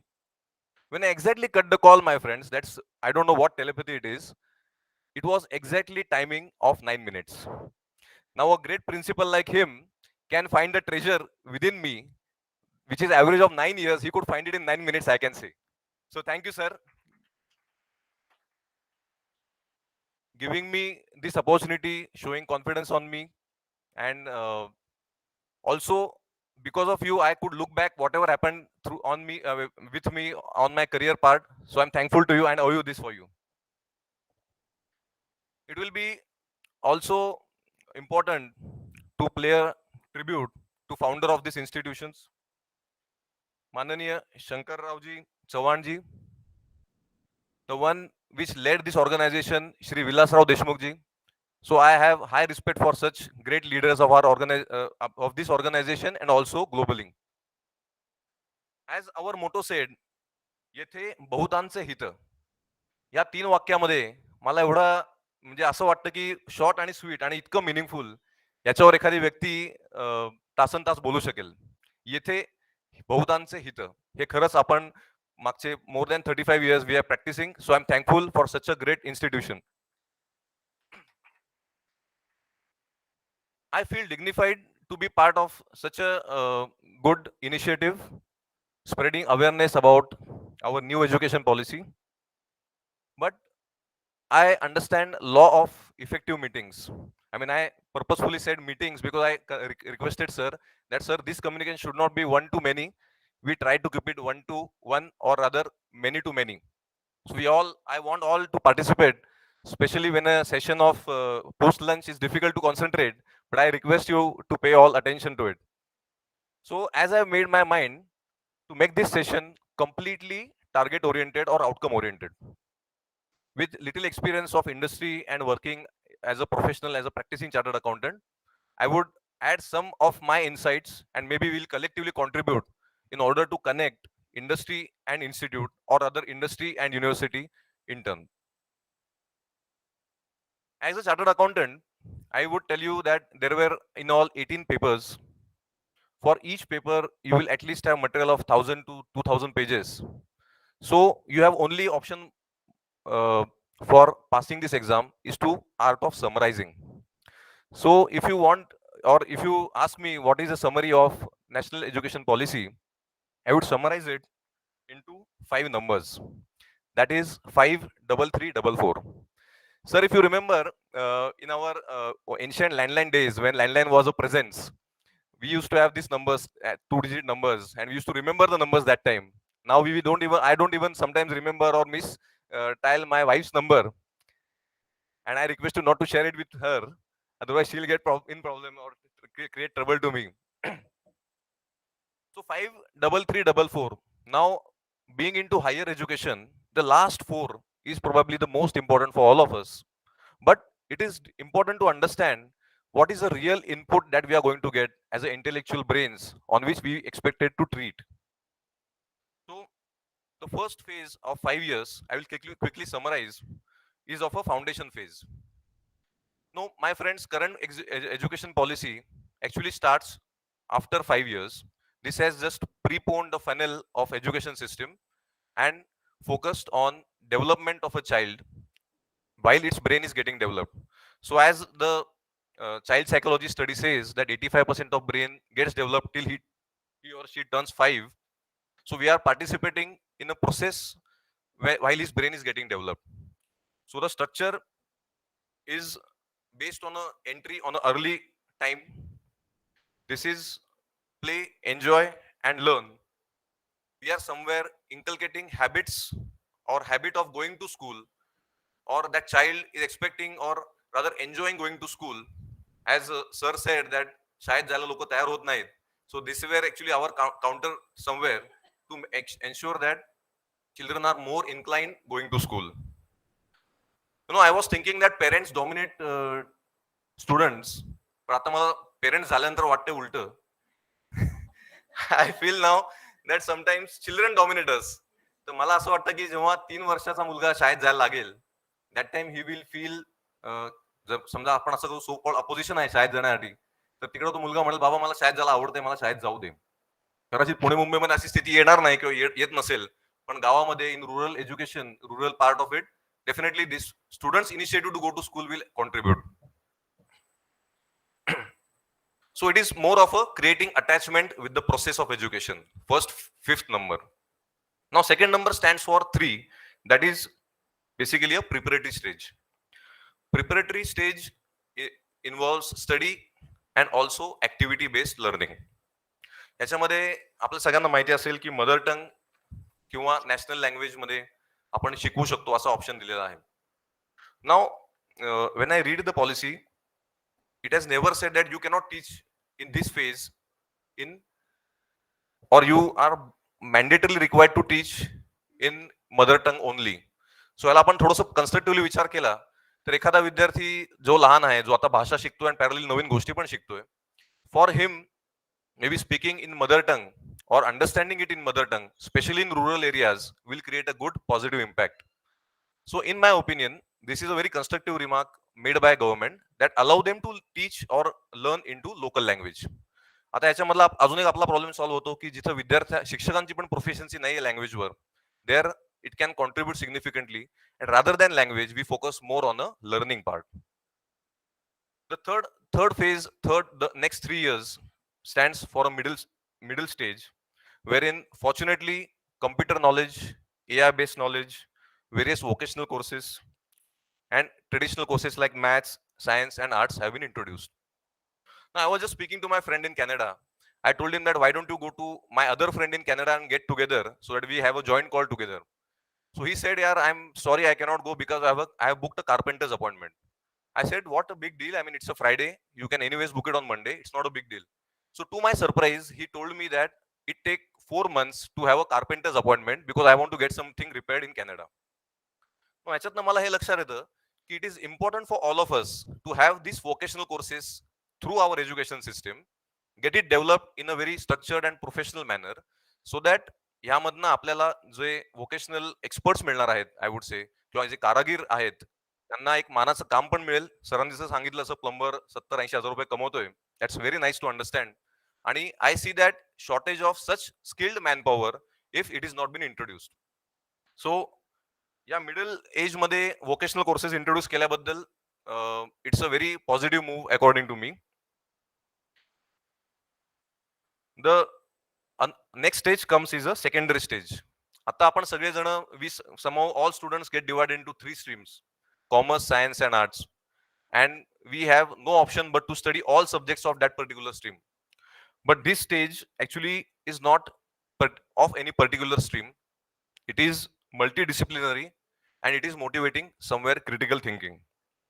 It also encourages you to learn one foreign language and also a grandmother language, that is Sanskrit. सो ह्या सगळ्या stage नंतर आपल्याकडे जे येणारे विद्यार्थी आहेत ते आपले या स्टेज मधनं पास होऊन आलेले विद्यार्थी आणि आता ओल्ड एज्युकेशन पॉलिसी मधनं येणारे विद्यार्थी, मला वाटतं की as a policy level they will be good constructive change among the students. Either they will be good in vocation, they will be good in communication, because I'm going to cover that part later, because reward system is now only not based on exams. So I feel that first positive point we would have as a policy matter is that we'll have good inputs for further grooming them and further nurturing them. The important stage now comes is a graduation stage, where in the structure is divided into 4 years. Now you must be remembering two concepts. This is basically subscription model and pay per use. Now in subscription model, what happens? You subscribe for a particular thing, whether you use it or not, you are not allowed to qualify till the time the subscription ends. However, in pay per use model, what happens? You are paying actually when you are using it. Now if I have to compare both the concepts, in our existing old education policy, what is happening? Till the time you don't clear TY, BCom, I will not be qualified as a graduate. Yes or no? Practically, it may happen that because of my own financial limitations, I cannot complete my entire education. I cannot devote time because of my financial limitations or some other family relations problems. But this is a very good initiative that government is allowing you to re-enter into this course. So I can complete first year. Due to limitations, I take 1 or 2 years gap. I can subsequently rejoin. So pay per use. So you are getting reward per use. So, or reward per year invested rather. If I pass first year, I will be getting a course certificate. If I pass second year, I will be getting diploma. If I complete third year, I'll be called as a degree holder, and I'm eligible for applying to government jobs and also give competitive exams. If I complete fourth year, I'll be called as a degree holder with research. I hope you are all aware of this structure, new structure, right? So this re-entry mechanism, I believe, is a good initiative taken by government, that people can come according to their limitations, take education and continue the degree afterwards. Looking at this new education policy, my own institute, that is ICAI, is also working on similar pattern. Because suppose if somebody cannot clear CA final, unfortunately, he has to shamefully say that I am a CA final student. He cannot say I am a qualified chartered accountant. But now he can say actually I am an intermediate pass, or maybe he can have some other account technician designation. So all hard work of student till CA final will not get wasted. Now, some positives and some scope of improvement, I would not say negative, of this new education policy is that government is committing 6% of its budget, which is a good amount of expenditure. In reality, it is not happening, to be very frank. I have seen that budgets are shown more and sometimes actual money spent is very less compared to what budget is. But that is a good initiative. Rather, government is showing intent that globally, global education system, they are planning to spend more. There is concept going to come which is similar to MRP based concept, that you cannot charge or you cannot take any product more than its MRP. Similarly, they are going to have some controls over pricing of education, which will be of good help to maybe middle class parents in order to spend less on their education of children. Now, very interestingly, I seen a very good reward system which is actually done globally. This is divided into 4 parts. First part is a self assessment. आपण जेव्हा स्वतःचं assessment करतो, आपण हे करतो, परीक्षा करतो, तेव्हा आपलं लक्षात येतं की अरे हे मला येऊन घ्यायचं राहून गेलं. So this is one, I mean, student will have to rate on it his own. Second thing, teachers will rate him, friends will rate him, and last one is the mark sheet. मला याच्यामध्ये positive change असा वाटतो की आता सगळे parents हे म्हणतात अभ्यास कर अभ्यास कर, कदाचित फक्त मार्क्स हे एकमेव क्रायटेरिया असल्यामुळे अभ्यासाकडे लक्ष देतो, पण ओव्हरऑल डेव्हलपमेंटवर लक्ष दिलं जात नाही. आणि that is true in with me also. पण मला असं वाटतं ह्या प्रकारची सिस्टीम केल्यामुळे कदाचित मित्रांशी तुझा व्यवहार चांगला आहे का, तू समाजात चांगला वागतोयस का, अशा पद्धतीचे पण पेरेंट्स त्याला प्रश्न विचारतील, जेणेकरून विद्यार्थी स्वतःचं इव्हॅल्युएशन करून बिहेवियर मध्ये थोडासा चेंज करेल. मला पर्सनली जे वाटतं स्कोप ऑफ इम्प्रुव्हमेंट याच्यामध्ये आहेत की centralise education system going to have some challenges because there is always a big gap between big cities and smaller towns or other tribal areas, no district industry zones. तिकडे आपल्याला थोडेसे challenges होणार आहेत सगळ्यांना एकाच फ्रेम मध्ये ठेवण्यासाठी, पण I am sure government will work on it आणि त्याच्या पद्धतीने थोडंसं टेलर मेड करता येईल. मला एक मोठा प्रॉब्लेम जो असा वाटतो की since will be actually having multi disciplinary education, theoretically a chartered accounts student can also select something from arts or science. Now other side of a coin is that he will have multiple options. आता कसं होतं माहिती का, जेव्हा आपल्याकडे भरपूर option असतात तेव्हा आपण कन्फ्युज होऊन जातो. हे माझा स्वतःचा अनुभव आहे. मग कुठेतरी मला असं वाटतं देर is a need of small introduction of a subject so that student will himself decide whether to accept it or not to accept it.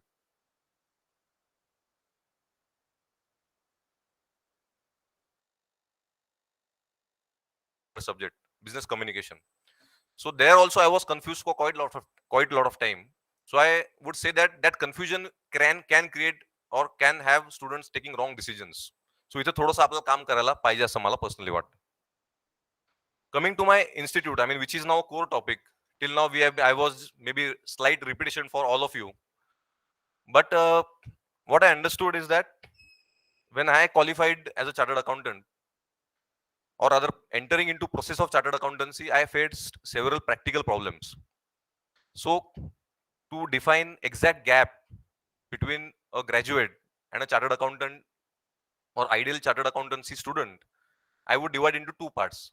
First part says when I was a chartered accountant, जेव्हा मी स्वतः CA करायला enrolment केली तेव्हा मला आलेले problem हे थोडा वेगळ्या टाइपचे होते.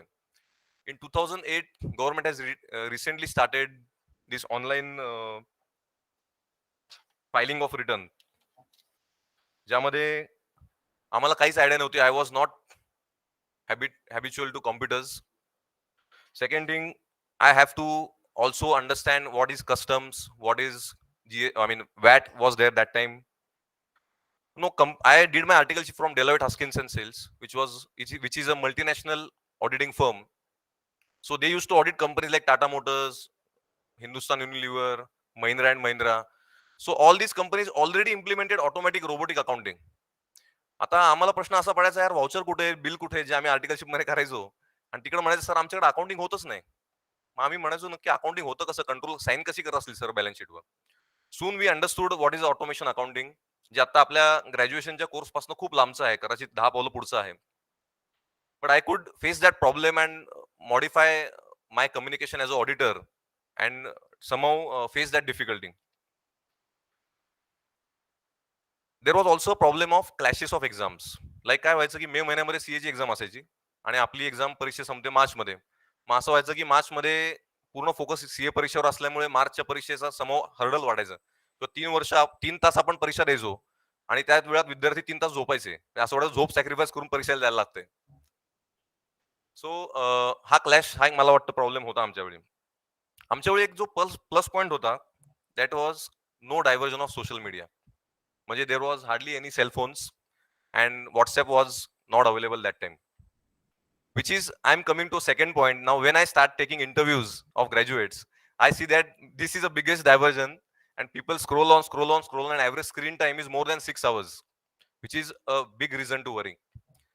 So when I take interviews, I see that students are having lack of communication skills. Now, communication skills does not mean that you have to be good in communication, good in selection of words. That is okay. Language, English is only language for all of us. But आपल्याला काय बोलायचं आहे हे conceptually त्यांनाच माहित नसतं. म्हणजे what is real problem. So assessment of actual problem and then solution to it. People sometimes come or become very aggressive on conclusion, but they don't assess the problem in depth.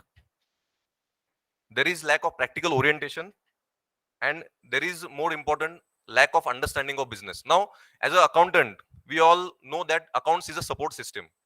Accounts हे काय आहे की financial transaction report करण्याची एक mechanism आहे. सो आपल्याला आपण एखादी गोष्ट खरेदी करतोय किंवा एखादी गोष्ट विकतोय ती का खरेदी करतोय हे बिझनेसच माहित नसतो, तर you cannot actually do good accounting. So every accountant should be a good business or he should have good understanding of business. I'll tell you one small example. As we all know, accounting is only a representation of financial transactions. There are no other transactions getting recorded into books. I just asked one candidate, please tell me, when I issue a PO to somebody, how will you account for it? तो म्हणजे confuse झाला. त्यांनी मला convince करायचा प्रयत्न केला, sir accounting व्हायलाच पाहिजे, याच्याशिवाय कसं काय काम होणार. म्हणलं अरे बाबा, जेव्हा पैसे जातात किंवा येतात तेव्हाच फक्त अकाउंटिंग होतो. ही बेसिक गोष्ट आहे की नाही, ही आपण कुठेतरी मिस करतोय असं मला आत्ताच्या ह्याच्यामध्ये वाटतं. So according to survey 40% of BCom graduates only get employed, and they get employed into some of the other non-core activities majoritarily. So मला एक मोठा प्रॉब्लेम वाटतो की एकीकडे मी जेव्हा इंडस्ट्रीमध्ये जातो, I see that industry is literally striving for well-trained, well-behaviored, well-educated graduates who can actually help them accounting or controlling in financial mode. And on the other side, our students are not getting job. So what is real problem? म्हणजे ह्याच्यात अडचण काय आहे? Somewhere there is an expectation gap. आपल्याला काय होतं की इंडस्ट्रीच्या ज्या अपेक्षा आहेत त्या समूह आपला कोर्स पूर्ण करत नाही, किंवा students are not taking conscious efforts to get employment. So या बाबतीत न्यू एज्युकेशन पॉलिसीचा कसा रोल असेल या बाबतीत आता मी आपला थोडासा विषय मांडतो. मला असं वाटतं ICAI what are the expectations of Institute of Chartered Accountants is an intermediary question, because ultimately institute is going to absorb them and make them chartered accountants and then further supply it to industry. Before that, I would like to brief you on my institute. My Institute of Chartered Accountants of India is a establishment set up under Act of Parliament. We have been regulating accounting profession since 1949. Good part of institute is that it has continuous learning process. I mean, once a chartered accountant passed, he cannot say that I will not learn further. So आमच्याकडे असे seminar होतात, we participate and we have updates of new things. Lot of experienced chartered accountants come, give their presentation, and current affairs मध्ये ICAI ही नेहमी dominant असते आणि they keep their members updated. It has very high professional standards. म्हणजे आमच्या इथे जर का, because our accounting report is to be valued and based on that people take a lot of decisions. So we cannot have any members doing some malpractices to be a part of member. So we have very strict policy. जर का काही चुकीचं असेल तर directly members नाव restricted होऊन जातं. He cannot sign the balance sheets anymore. ICAI is the biggest accounting body of the world, and they are trying to dignify the profession and maintain its decency throughout the industry. Now, how NEP is going to help cover the existing drawbacks or existing lacunas or existing limitations of graduate specifically towards commerce? तर मला असं वाटतं की आता जी UGC कडनं जी committee आलेली आहे, state level committee, being headed by Mr. R.D. Kulkarni ji, that committee has suggested combination of 6 factors to rate the student, to give a passing marks to him. They cover major subject of that particular domain.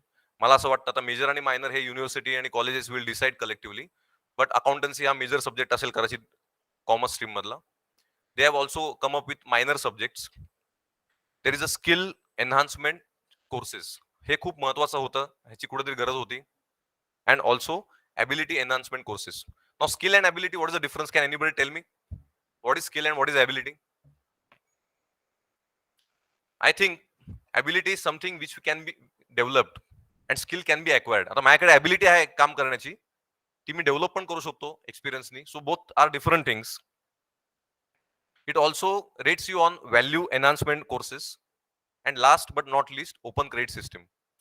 आता जो plan आहे आज आपली steering committee जी मला वाटतं करमरकरजींच्या मार्गदर्शनाखाली महाराष्ट्र स्टेटची काम करते याच्यामध्ये, ते काय करतायत की they are going to allot you 40 credits mandatory for passing 1 year. So in all graduation of BCom stream or any stream rather will have 120 credits. Now what may happen, suppose WIRC, which is the Western Indian Regional Council of ICAI, comes up with a program dedicated on GST. Let's say that program have 6 days of practical, I would say theoretical, technical knowledge, and further 1 week of or 6 days of articleship. Now, if any student pursuing graduate enrolls to that course, he will actually get some credits which can be used for qualifying this graduation from university. So अशा पद्धतीने combine करण्याचं काम चालू आहे multidisciplinary. मला असं वाटतं की institute and committee, steering committee also working upon giving credits to articleship. आता आपण आर्टिकलशिप करतो ऍक्च्युली काय माझ्या म्हणजे I don't hesitate to tell you, I cannot go to college because I was working and I have to. Otherwise, I would have not completed my course.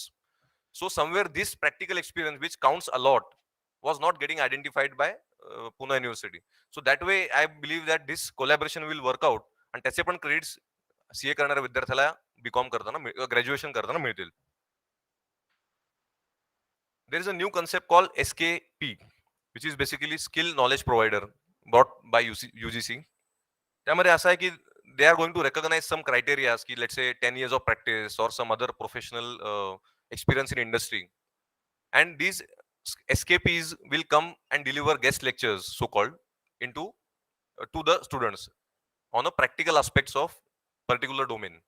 सो या SKP मुळे पण मला वाटतं विद्यार्थ्यांमध्ये एक वेगळी डेव्हलपमेंट होईल.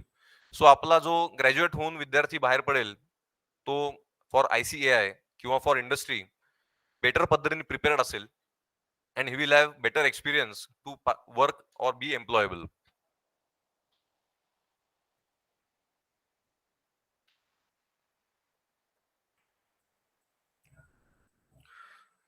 माझ्या करिअर मध्ये मी एक खूप चांगलं ट्रान्झिशन बघितलं. त्या बाबतीत मी थोडंसं आपल्याला सांगू इच्छितो. Probably somewhere it is related. In 2017, government has abolished VAT, and 1st July 2017 they have started with GST.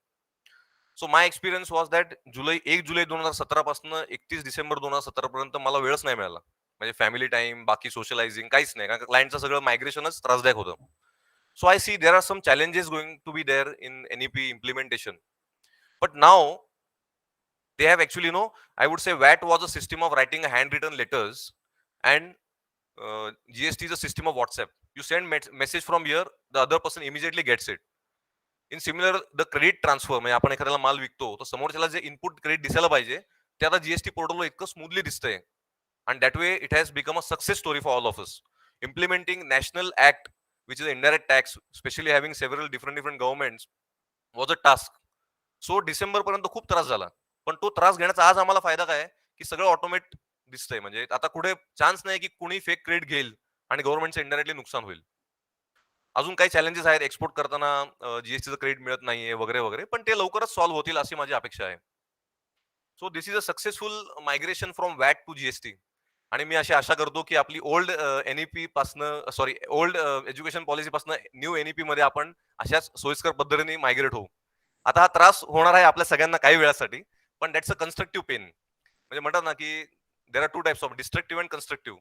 तर हा जो त्रास होणार आहे आपण सगळ्यांनी मिळून, म्हणजे being a Senate member of Pune university आणि आपले अनुभवी सर, प्रोफेसर, प्रिन्सिपल ह्या सगळ्यांनी मिळून जर का ऍब्झॉर्ब केला तर याचा फायदा आपला जे एंड यूज आहे की एक समाजामध्ये चांगला विद्यार्थी किंवा चांगला ग्रॅज्युएट आपल्याला रिलीज करायचा आहे ऍज अवर फिनिश प्रोडक्ट सो कॉल्ड, तर ते आपलं ऑब्जेक्टिव्ह, ध्येय, पर्पज हा सर्व होईल असं मला कुठेतरी वाटतं. Now I open the forum for questions. Thank you very much.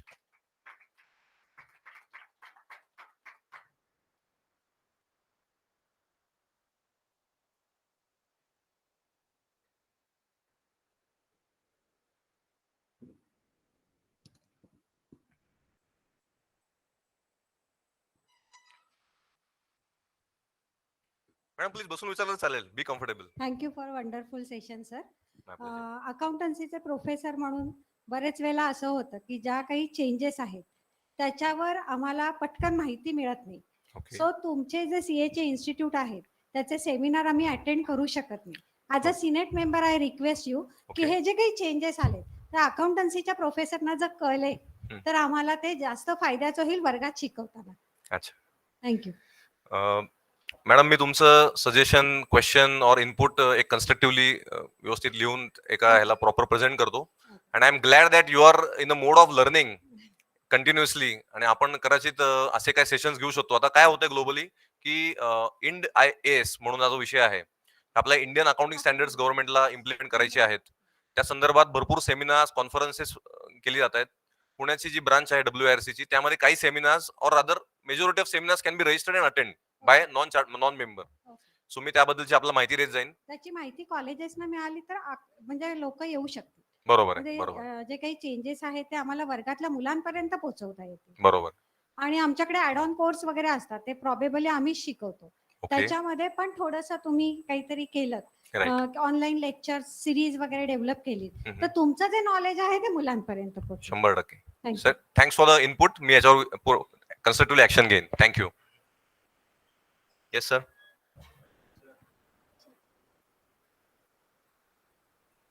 ICAI दर 2-3 वर्षांनी सिलेबस चेंज करत असते आणि युनिव्हर्सिटीजचा सिलेबस जो असतो, प्रत्येक युनिव्हर्सिटीचा सिलेबस, त्याच्यामध्ये let it be Pune university असू देत किंवा आणखी कुठली युनिव्हर्सिटी असू देत, युनिव्हर्सिटीज ही दर 2-3 वर्षांनी 4 वर्षांनी सिलेबस चेंज करत असतात. राईट. पण त्याच्यामध्ये फॉर एक्झाम्पल लाईक जे फंडामेंटल सब्जेक्ट्स आहेत कॉमर्समधले, अकाउंटन्सीचा syllabus it remains same most of the time. काही कॉस्मॅटिक चेंजेस केले जातात आणि परत तोच सिलेबस असतो. तर यामध्ये ICAI ॲज अ इन्स्टिट्यूट सगळ्या युनिव्हर्सिटीज सोबत एक कोलॅबरेशन करून एक युनिफाईड सिलेबस सेट करण्याचं काही प्लॅनिंग आहे का? आणि दुसरी गोष्ट की हे जे काही नवीन कोर्सेस जसं आता मॅडमनी सांगितले, for example university has introduce new course in 2019 choice based credit system. For example, for the first year BCom, they have introduced forensic accounting. Right. Now, forensic accounting, here teachers don't know what exactly forensic accounting is. I mean, they are trying to get the knowledge about forensic accounting here and there, and they're teaching to the students. Right. So what is the use of such kind of introduction into the syllabus? So please guide on this. मला वाटतं आपला जो प्रश्न आहे तो upgradation of सिलेबसचा आहे, to be precise. आमच्या ह्याच्यामध्ये पण कसं होतं सर की रेग्युलेशन्स, आय मीन RBI प्रत्येक वेळी काहीतरी एखादा चेंज करते आणि then it has to flow down through institute to all the members. So we have continuous process of education, CPE credit आम्हाला जे घ्यायला लागतात सगळ्यांना. As far as practicality is concern, मला वाटतं आता जी न्यू एज्युकेशन पॉलिसीमध्ये there is going to be syllabus committee किंवा सिलेबस सेक्शन, त्यामध्ये ते सिलेबसचं अपग्रेडेशन आणि सिलेबसचा रिलेव्हन्स चेक करणार आहेत. तो soon they will take care of all the aspects. पण as you rightly said, ki forensic accounting is a topic, rather chartered accountants also do course even after they qualify. So this is not a course to be taught to maybe first year graduate or second year graduate. But as a topic, एक knowledge काय आहे काय नाही याची माहिती घ्यायला हरकत नाही, पण असंही तो त्याचा एक्सपर्टीज अक्वायर करू शकणार नाहीये. So I think I will put it to our institute in a way that how can we integrate to make accounting as a more relevant topic which will be useful for industry as a whole.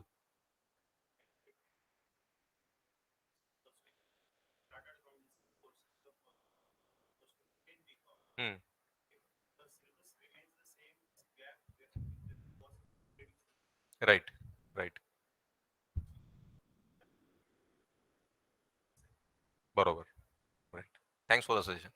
मी म्हणजे सिलेबसचा relevance कसा आपल्याला वाढवता येईल याच्या बाबतीत एक broader सेन्समध्ये forensic audit फक्त नाही, पण बाकी कसे विषयाने आपल्याला थोडंसं त्याला इंटरेस्टिंग, आता फॉरेन्सिक शब्द वापरला की लोकांच्या मनात वेगळेच प्रश्न येतात. सो कदाचित मग आपण थोडंसं रिलेव्हंट त्याला प्रॅक्टिकली पार्टिसिपेटिव्ह पद्धतीने त्याला करू शकतो, याच्यावर आपण विचार करूयात.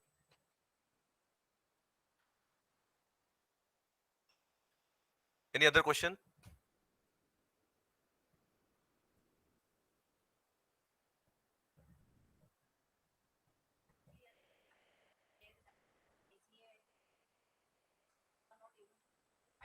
Right.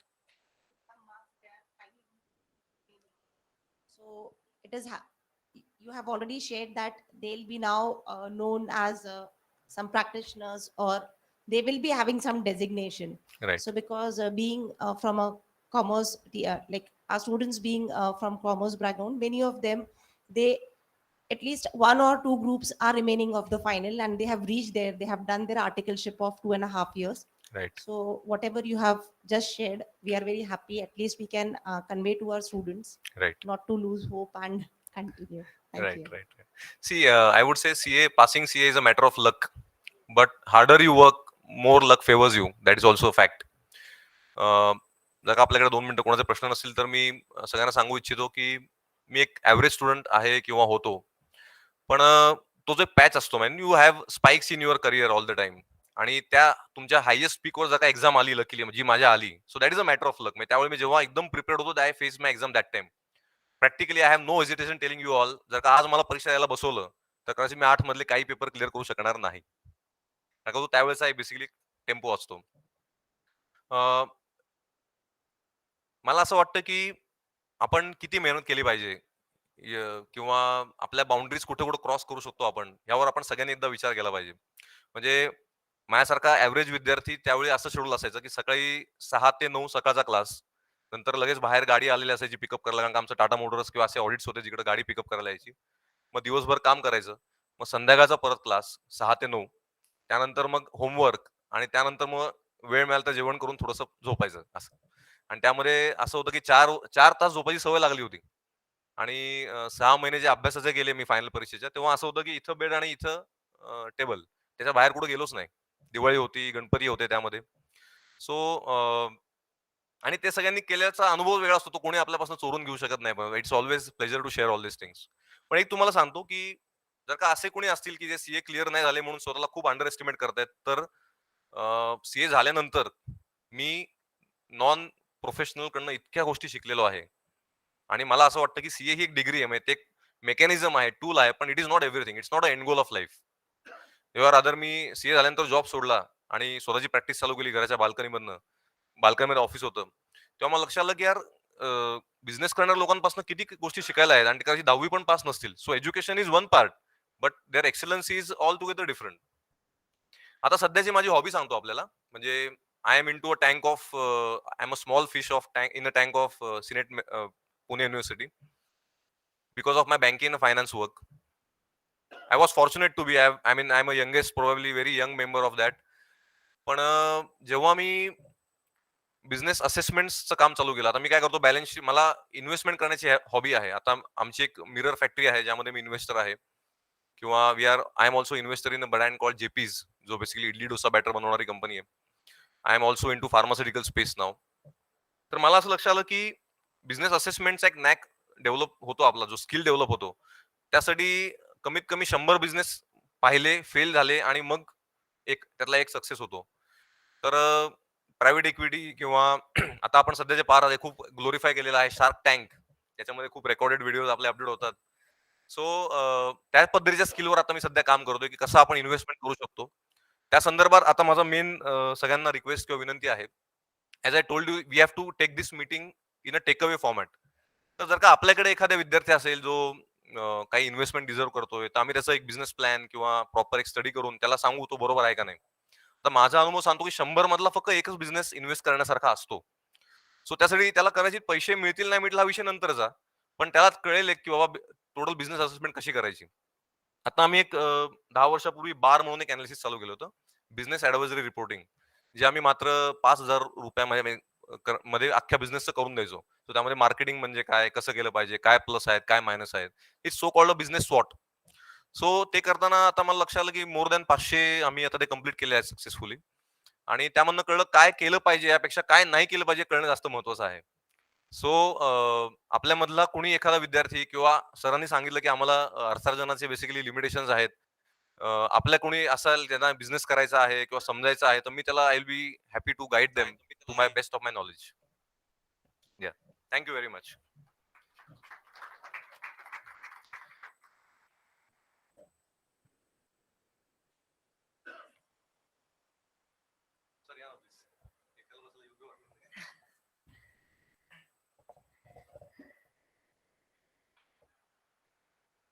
Today, sir has not only contributed his inputs as a Senate member of Savitribai Phule Pune University, but also as a student, parent, and auditor, and a humble employer. And he is expectation from our students. So we are very thankful to you, sir, for spending us time with your valuable time with us. Thank you so much.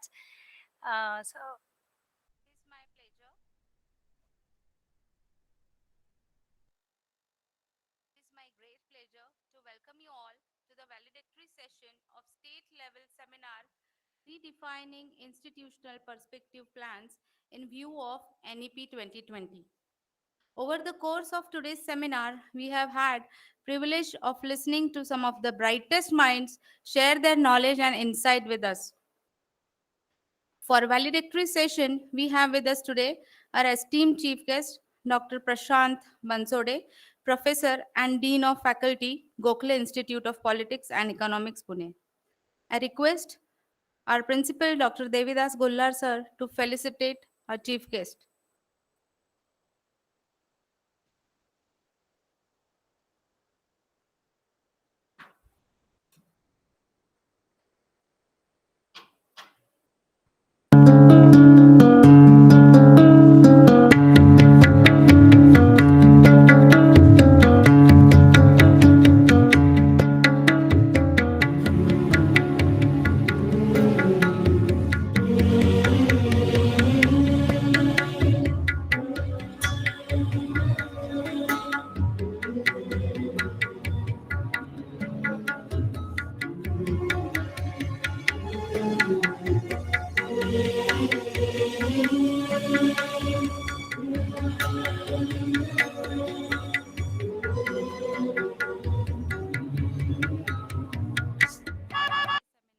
It is time to reflect on all that we have learned and achieved. We hope that these insights gained from this event will help us approach our work with fresh perspective.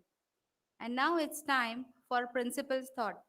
I request Principal Sir, who is also a member of NEP Task Force Maharashtra State, to present his thoughts.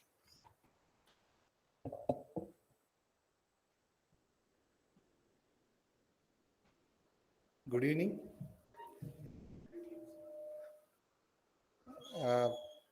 Dr. Prashant Bansode, the chief guest, professor and dean of faculty for Gokhale Institute, and a good friend of mine.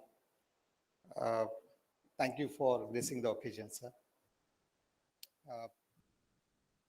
Since morning, we are deliberating on various aspects, and we thought at a institute level, purposely wanted to keep it very diverse. So every other speaker has to be completely different from the earlier one. And so that we get to know that what that particular profession or what that particular person who represent that particular profession thinks about this policy and thinks about the institutions in general, higher education institutions in general. I remember there was a debate once upon a time, Prashant, that in the parliament that UGC should be renamed as University Development. I mean, instead of UGC, the word grant was objectionable because UGC doesn't just disburse the grants, it also regulates the higher education in India. And the grant should be taken off from the UGC terminology.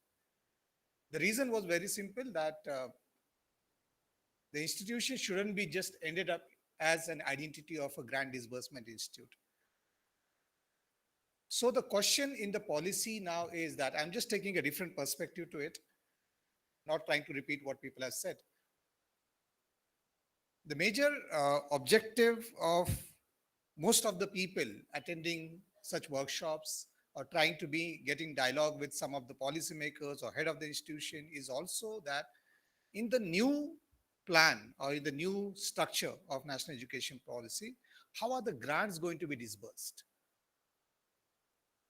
At this point in time, there is a lot of discrimination in terms of certain institute which has got a status, like we call it 12F, 2B and all of those kind of status. Only those institutions are eligible for UGC grants or otherwise many other grants for that matter.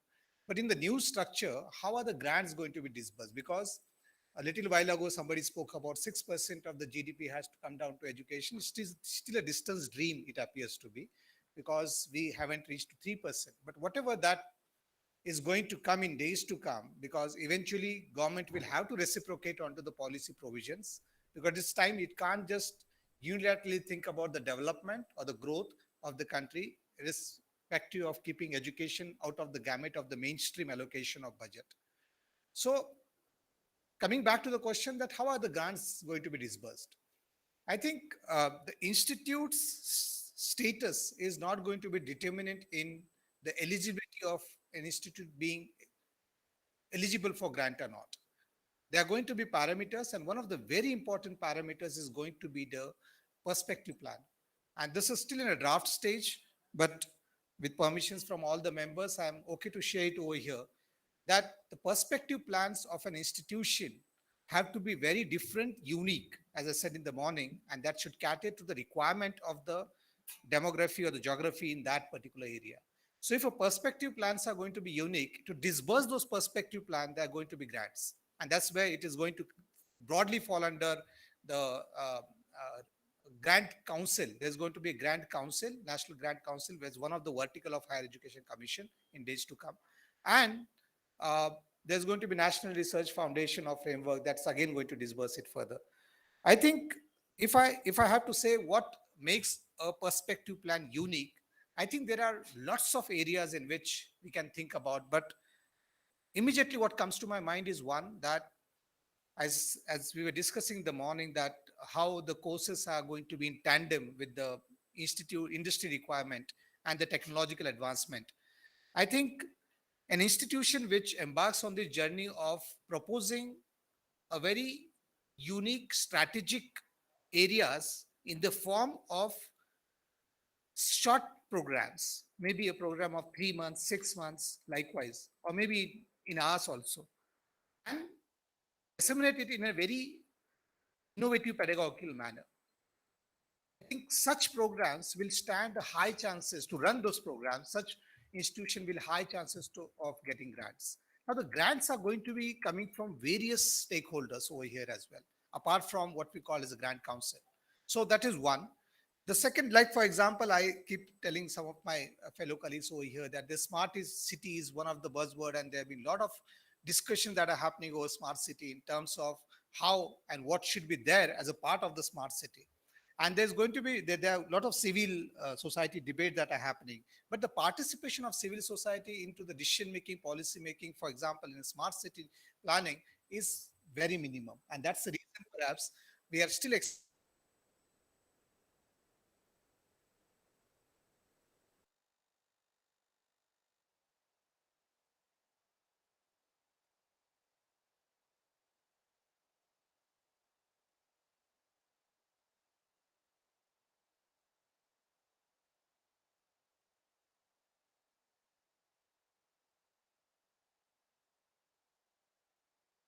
instituted into your perspective plan will make more sense. The second area is going to be about holistic development. I don't want to elaborate on it, but holistic development, believe me, is going to be very, very important from the point of view of attracting grants in days to come. So if an institute has holistic, not holistic development in a very conventional form where we have 1 or 2 lectures happening and that's it. No, it is going to be again experiential learning kind of a thing. Like for example, somebody had put the question that about social entrepreneurship.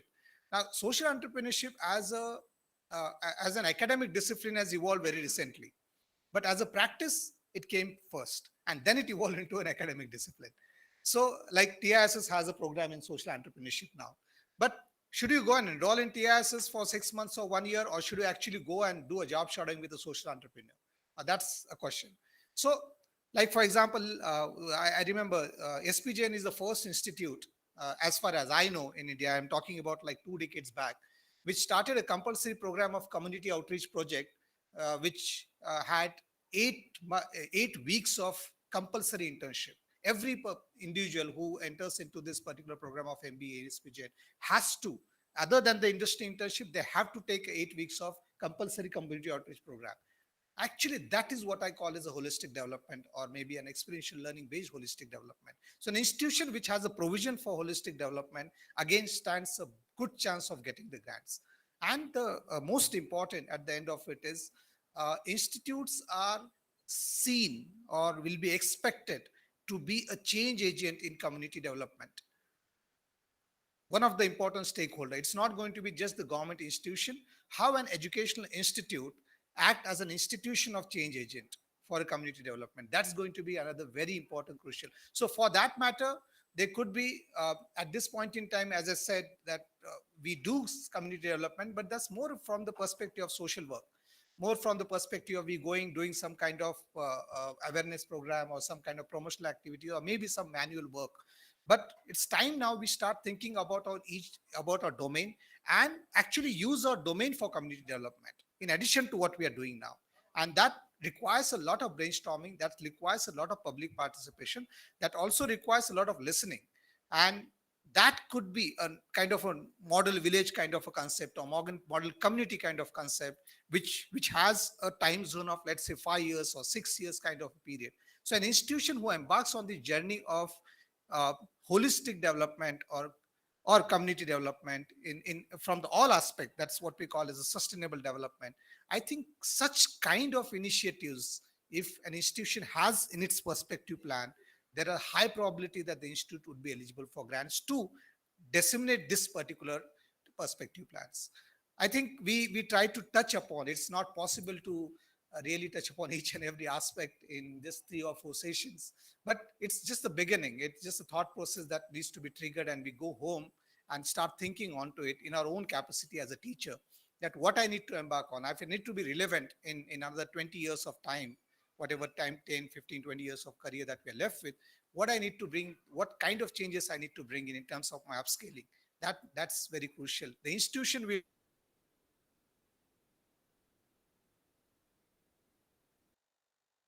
actually embark on the journey of change. I think that was the only small intent we thought of putting it across to you. We still have a valedictory guest to share his thoughts on this particular theme. And the coordinator can't thank herself, but I thank you, you and the entire team of MMCC, that you have put a good show. I mean, a very diverse one in terms of the speakers, resource person, and also the questions that have been put across by the audiences. I really get impressed that that's like a kind of an acknowledgement or kind of a sign that people are involved, people are engaged with this. And when I see 60 people attending the online session, and they are still attending at 4 p.m. or 4:30 p.m., that also gives us some kind of reinforcement that okay, we are trying to do some justice to what the purpose that we instituted this particular program today. So thank you one and all who made this program. It is not a kind of a final acknowledgement speech, but I won't be able to speak again. So that's the reason, from the bottom of my heart, everybody who participated, all the resource persons who came down here, there were 11th hour kind of changes that happened, but people did reciprocate and responded, and they did came. All my faculty colleagues, my volunteers, handful number of them, but they are doing a wonderful job. So thank you to each and every one of you. And let's listen to the chief guest. Thank you.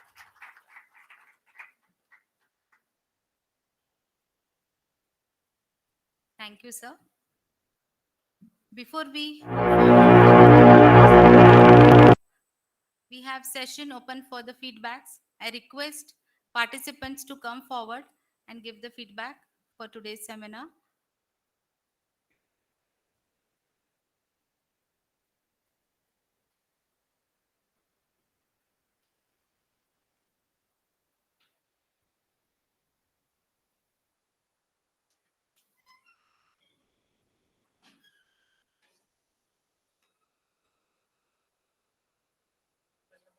Yes, sir, please you can come forward.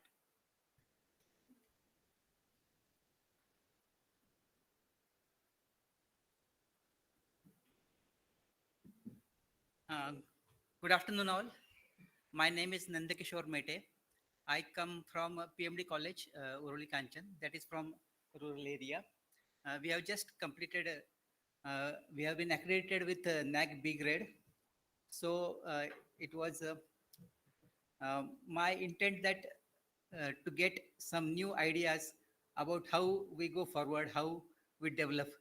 And I am very happy to say that today was a very valuable experience for me because I got so many ideas and it was like brainstorming. And all the sessions were so good that it really gave me some very good ideas so as how to develop and what should be our next steps.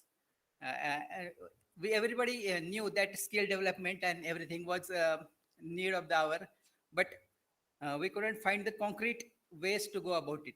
And I'm very happy to say that at least now we are starting to get the idea that how that those concrete steps can be developed and how we can go along that those steps.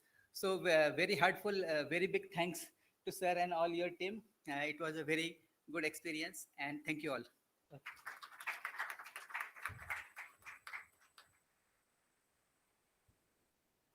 Thank you, Mehte sir.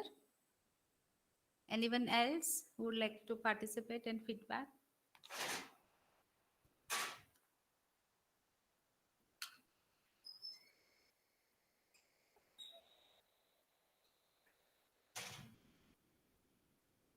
Good evening, everybody. I'm Dr. Disha Rajadhyaksha.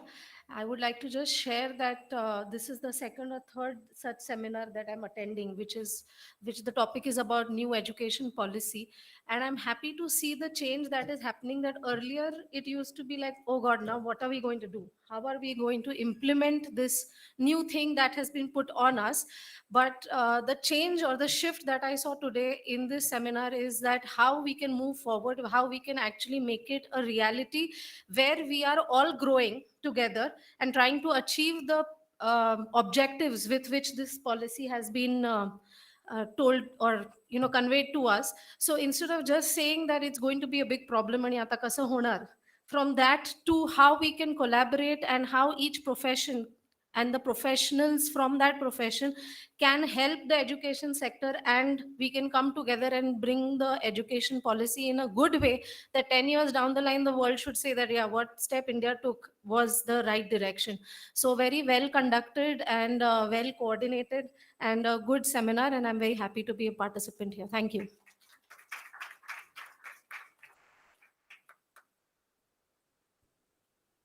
Thank you, Dr. Disha ma'am.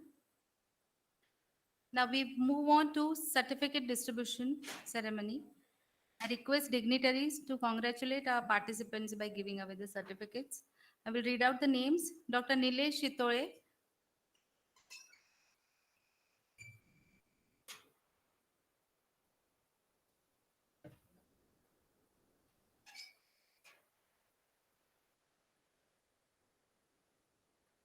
Dr. Nilesh Shitole, Dr. Jyoti Chaudhary,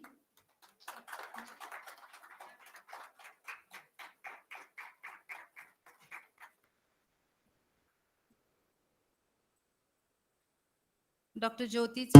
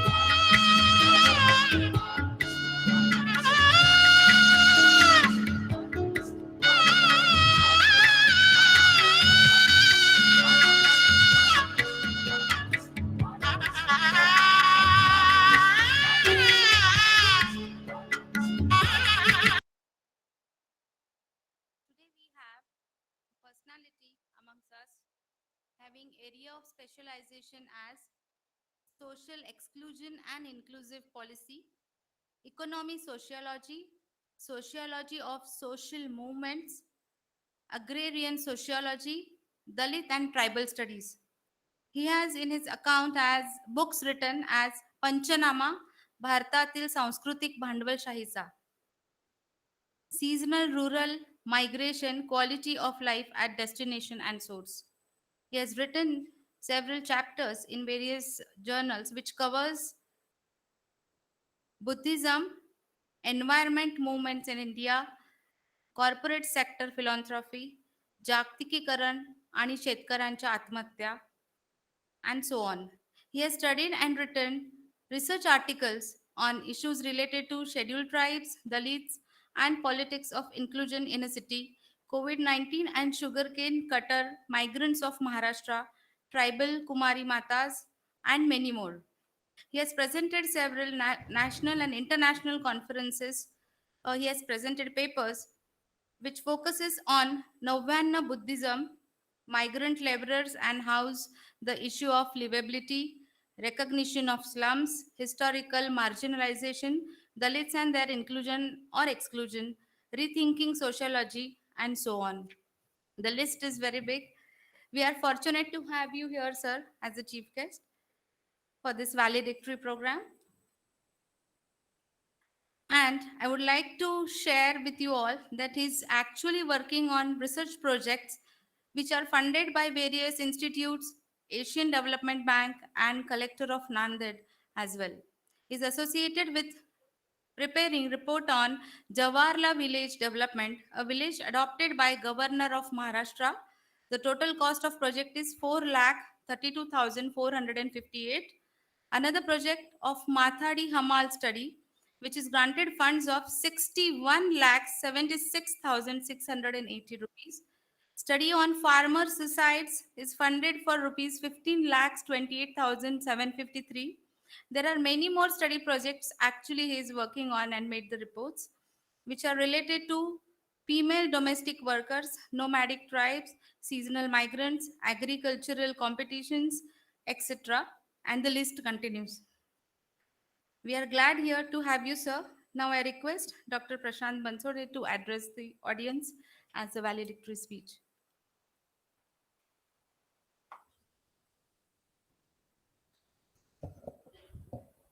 Okay. Good evening, all.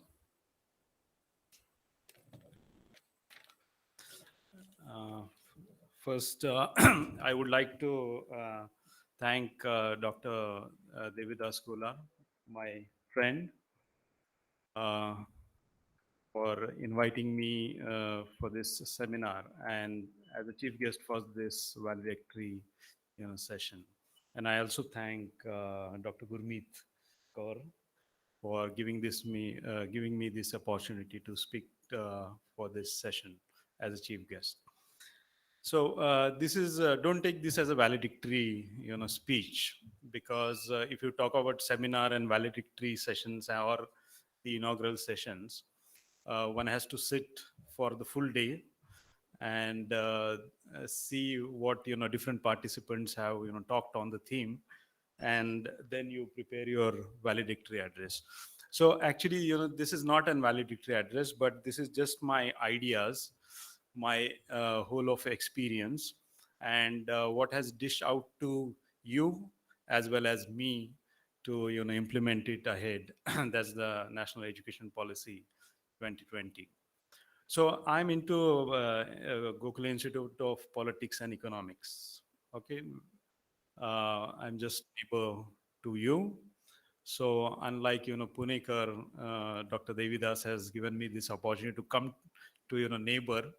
Normally, Punekars would not invite neighbors, but being an old friend, he has kept that friendship. But I invite you there as well.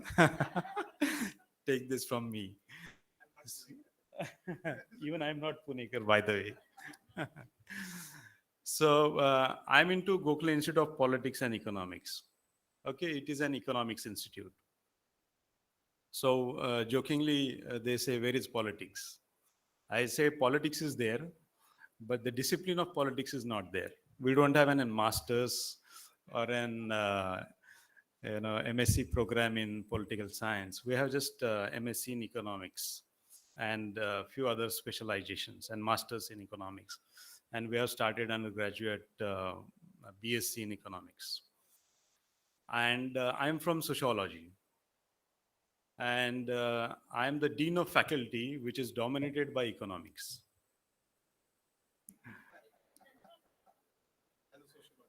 So I think this is the beginning of NEP. No? Yeah. So why I'm saying this, because multidisciplinarity is the focus of NEP, and you have to be equipped with multidisciplinarity.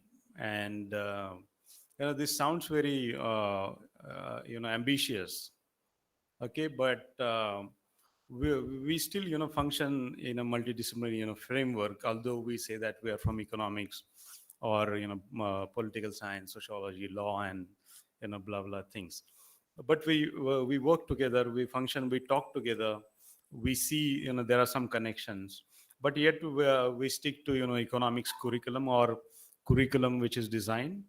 And NAP talks about multidisciplinary in many ways, curriculum, research, and even teaching as such, having students from different diverse backgrounds. So I find each policy document is an ambitious thing. So but it is we should strive for this ambition to make into a reality. And actually it is a perspective change from ourselves and within, and then only we can think of implementing this national education policy. So the national education policy document talks about quality universities and colleges, how we are going to ensure these quality universities and colleges. The main focus of the document is on knowledge economy and society, how universities and colleges are going to contribute to the knowledge economy and the society. Actually, if you say, Gokhale Institute of Politics and Economics institution, but it is in, pre-independence time that the first family planning camp took place in Gokhale Institute of Politics and Economics. And the willingness for family planning surveys were done in Satara district by the Gokhale Institute. Kumudini Dandekar and all others, those who were related to population and the demography department then. So the contribution, knowledge economy and society is the focus, that how we are going to contribute to the knowledge economy and society. So the higher education institutions, the document is saying that must form basis for knowledge creation and innovation, thereby contributing to the growing national economy. And there should be greater opportunities for individual employment. Okay, I've just said, it is a very ambitious kind of an policy, but the policy itself is saying that there are major problems with this, and they have articulated what are the major problems with this. That is fragmented educational ecosystem, and there is less emphasis on development of cognition skills and learning outcomes, and rigid separation of disciplines with only early specialization for students into narrow areas. That is what the present curriculum looks like. And it also documents the other infrastructural issues. And the another important thing which it talks about is the low standards of undergraduate education. So here I would like to say that the document itself has given what are the major challenges in front of us, and we all know what are major challenges regarding the student quality, the disparate backgrounds of students they belong from. So we need to provide a background in which we cater to different kind of students, different kinds of different culturally endowed students. How are we going to deal with these different cultural endowed students? So that is the main challenge. So as far as my experience goes, I have seen, I taught in University of Bombay and even University of Pune, and then in Gokhale Institute. What I find is that the good students do not come to Indian higher education system. They opt for abroad. So if you say the cream of students go abroad for their higher education. This is we know it, and this is what I have been experiencing as a university teacher for last 20 plus years. So what kind of students we get is not the cream. So one major challenge is that how do we hold back these those who go out. And then another is that people come from different backgrounds, like medium of instruction, like quality of primary, secondary, and the higher education, the 12th standard, and even the undergraduate schooling. So how to have parity, how to develop parity, that's the biggest challenge uh, with the national education policy, and which we all would be facing. But we have to address these issues in some or the other way. Otherwise, redesigning. uh, I find that the remedial teaching, okay, or the bridge courses are still not giving the best output as far as picking up these students at a different level. So how to deal with these diversities? Yet the policy document talks about equity and inclusion as one of the key factors or component of the policy, that we should have equity and inclusion is the focus. But these are challenges. Um, I would tell that I was yesterday in Bombay University to interview the PET students, PhD students, and most of these PETs, those who have qualified the PET exam for PhD, they were being asked to prepare a research proposal. Okay, so it is standard practice in universities, at least in universities. Okay, so out of these 15 candidates, only 6 to 7 had prepared a proposal. Only 6 to 7. Those were qualified PET, and they are coming for PhD at University of Bombay. Okay, and out of these 15, there are 10 students who have come from distance learning mode, and 5 were regular without any net set.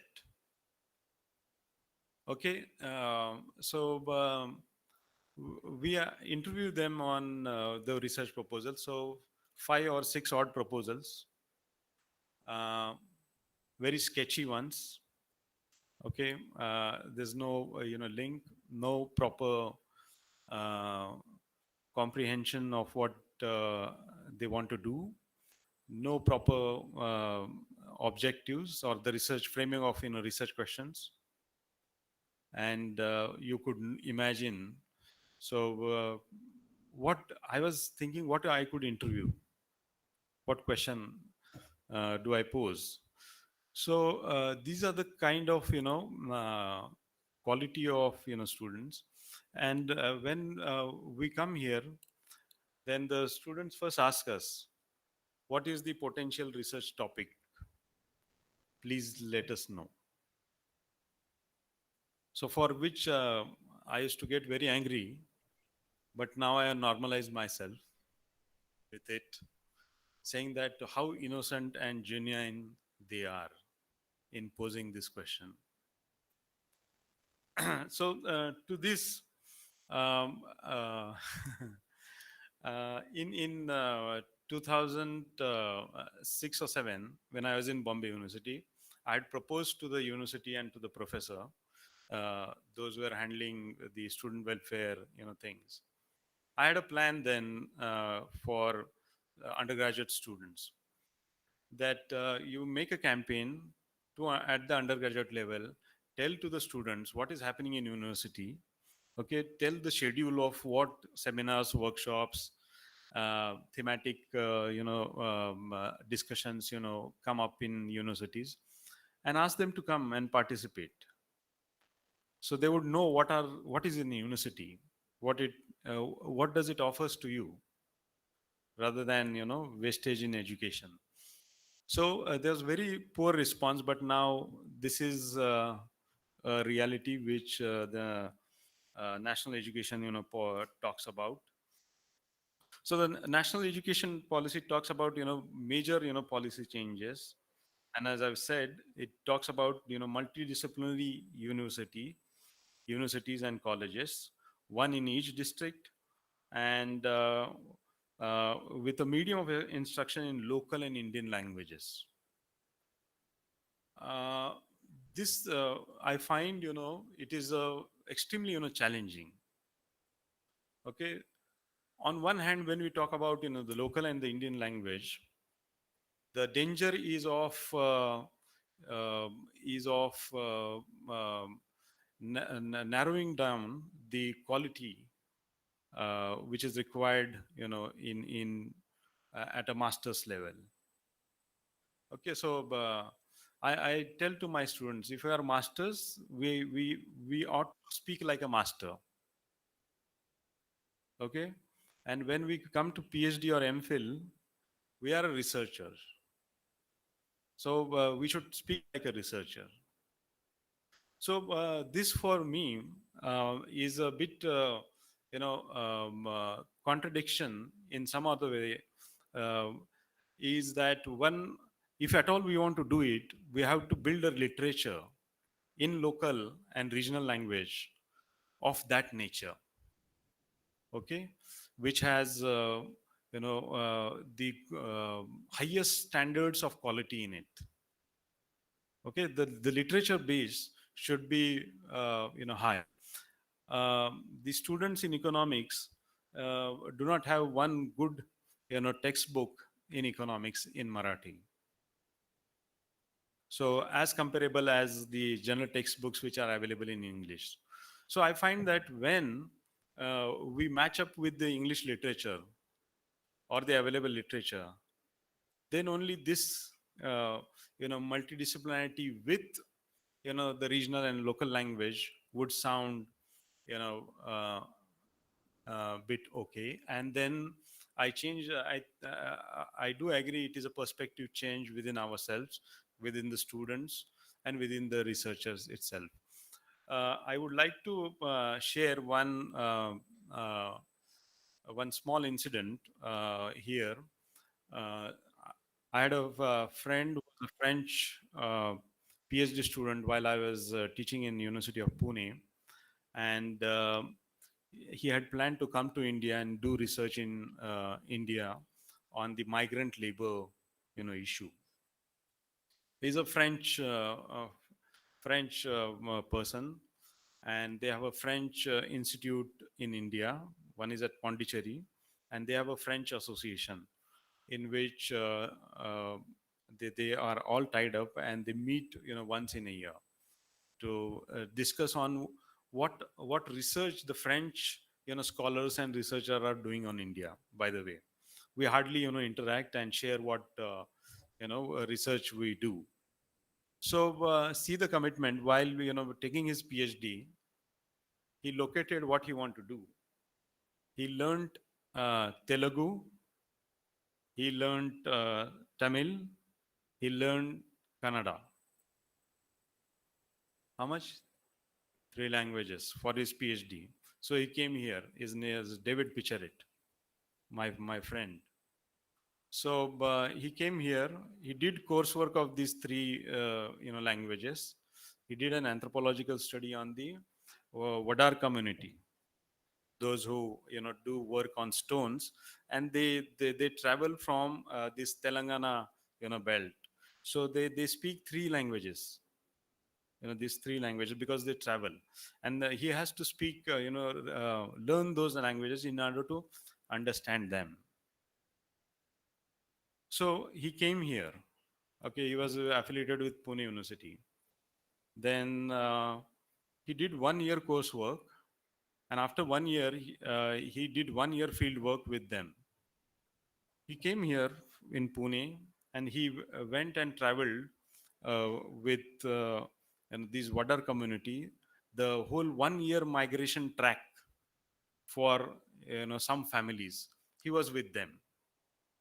He was with their bullock carts. He was with them, taking a bidi and eating bhakri and whatever they used to prepare, sit with them, and he had become like Vadars. So when he came to Bombay, while I was teaching in Bombay, he literally used to smell like Vadars. So David said that, Prashant, I first need a bath. I said, okay, go ahead. Okay, so you see the level of commitment. So I feel this is more challenging to all of us. Okay, the French could support his language courses. They could support his education here, but see also the commitment from the side of student. So you got to learn 3 languages. Okay, came here, and he was like them. He was literally like them. He could eat what they have, drink what they raw liquor, country liquor, what they drink in that small pot which they take. And also so I'm not recommending this to all of you, but I'm just saying he literally became them. Field, how familiar you became with the field. So I find this that once we come up to the level that our language, the literature, whether it is sociological literature, anthropological literature, in political science, literature in economics, comes up with this level, then only we can achieve this kind of policy change with the new national education policy is talking about. So uh, actually, if you talk about sociology, the best language would be German and the French. So these are all English translations of the French and the German. So you have this French words which explains the different terminologies used in sociological literature. They are not comparable in English, and they are not comparable with other languages as such. So if you talk about Karl Marx alienation, okay, alienation we can understand, but it leads to different interpretations. But what Marx used was estrangement, becoming stranger to yourself. Okay, you become stranger to yourself. Now alienation doesn't fit into that category. So I say that when our language, and it is your responsibility, it is my responsibility, that we make up this language demand to this level, then only we can achieve this target of multidisciplinarity. And then Bertrand Russell, the famous philosopher, talked about sociology and economics cannot make good bedfellows. Okay, so they fight with each other and on all lot of range of issues, and therefore the multidisciplinarity, we need to understand each other. Okay, we need to understand that what we speak uh, and what others speak are the one and the same thing, but uh, we take the stand of rigid disciplinary framework, NEP, and even otherwise, there is a fluidity in society. If at all you need to capture that fluidity, you need to have different competencies of economics, of sociology, of political science. And as I've said, I teach economic sociology. I teach social exclusion and inclusive policy. It is all skills of sociology, economics, political science, and law. So it is that if you have these different diverse kind of skills, then only you can have multidisciplinarity, and this will only lead you to develop some market value. So knowledge base, NEP talks about knowledge base. Each university, each college has to contribute to the knowledge base of the society, and you can only create knowledge base if you have these competencies. Otherwise, no. How much time do I have? Otherwise, you stop me. So I was in Board of Studies, Department of Sociology, Mumbai University. We need to have our mind open always, and open in all sense. Okay. The Department of Sociology started in 1918 in Bombay, Department of Sociology. And in 2004, we were discussing about inclusion of two uh, two textbooks. Okay, one is Caste in India, and another is Annihilation of Caste in the Indian Society paper. This is of Dr. B.R. Ambedkar. Okay. So there was a debate in Board of Studies. We were the members. Then to include it or not. It is very recently that you find this text. It is JNU and other Delhi University which had this Annihilation of Caste in 1998 or 1999. So in 2004 or 5, we were discussing that shall we include this in the curriculum. Whereas London School of Economics, displays Ambedkar's, books like a jewel in their, library. There is only one person's, burst in London School of Economics library. It's of Dr. Ambedkar, and his textbooks are like, jewels put in a furniture, dished out to see. An orientation is given to all students of London School of Economics, and they are said that these are the texts, and we are fighting in 2004 and 5 to include these texts in our curriculum. What an irony! And the argument by the chairman of the Board of Studies is that Ambedkar was a lawyer; he was not a sociologist. Okay, and if you see Caste in India, it is Caste in India is a master's thesis of Ambedkar in anthropology. Okay, it is a paper, master's thesis, paper in anthropology, which is guided by Golden Weiser. Okay, and it is in anthropology. So the height of ignorance about so therefore I say openness is extremely important. And you say he's a lawyer, he doesn't have any contribution in sociology, whereas this text is written in 1916 and the Department of Sociology started in 1918. So the point which I'm trying to make is that how do we see each other in terms of disciplines? How do we have a multidisciplinary framework? We need to have an open mindset to have a cross-disciplinary kind of exchange. and that mindset. So this will only give a space to create you as a knowledge resource.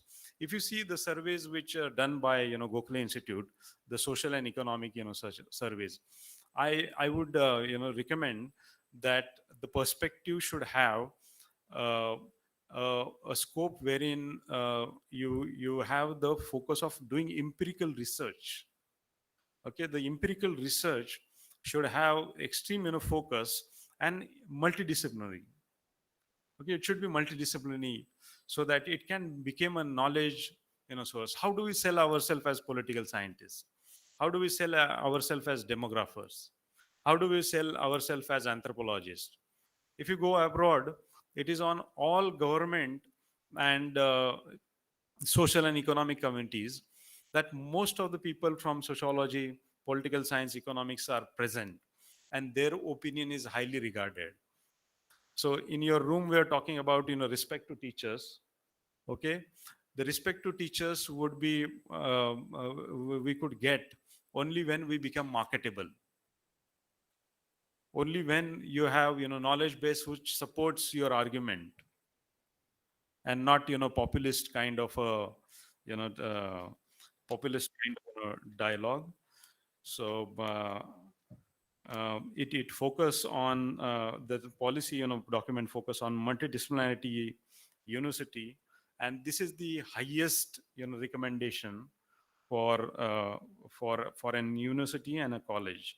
And it talks about the history of Nalanda, Takshashila, and other universities. So this institutional changes are extremely important. And how do we match up with these changes?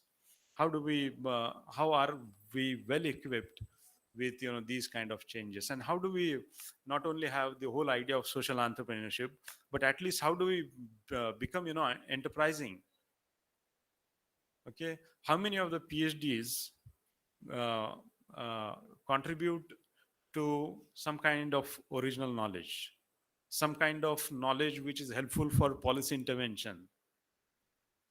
Okay, unless this kind of knowledge base becomes important for policy orientation, okay, policy intervention, then our research is not that fruitful, and the discipline or the multidisciplinary university idea would not function.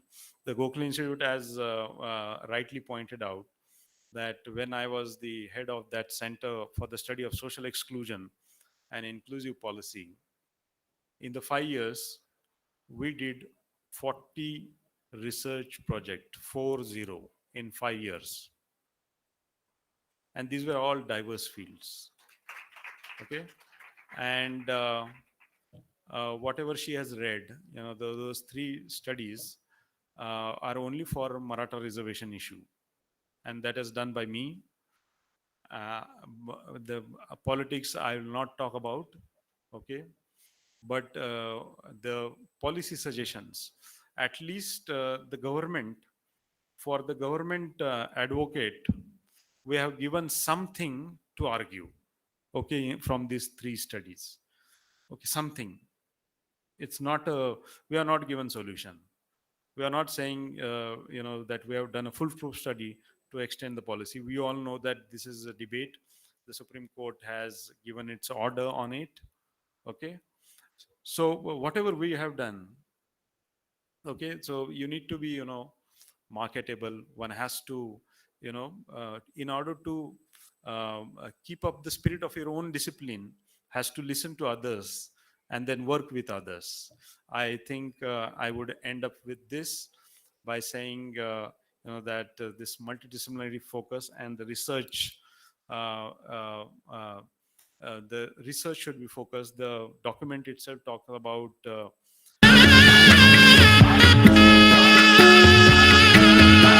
through the institution, regulatory institution, funds, how they are. There's one very important thing which the policy talks about, is that we only spend 0.69% on our research of GDP on research, whereas US spends 2%, Japan spends around 2%, 2.5 something. Korea spends about 4% of their GDP on research. We are just paltry with 0.69%. So that is an important drawback that we need to have funds. So understanding that, but how do we change ourselves? That's the main thing which I would like to say. And I thank for giving me this opportunity. So if there are some queries or questions, I'm happy to address it. Thank you so much.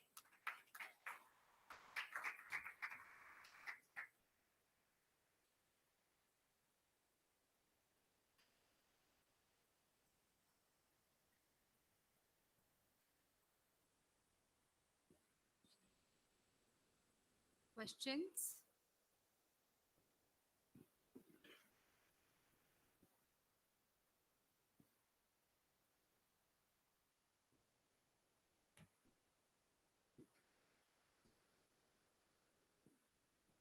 Okay, I think it was a wonderful session. We have one question Sir, here. with your permission.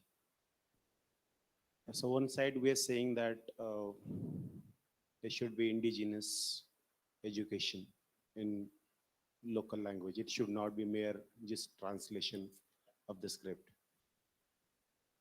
The challenge is that the teachers are going to deliver this particular task, and they have taken the, conventional education.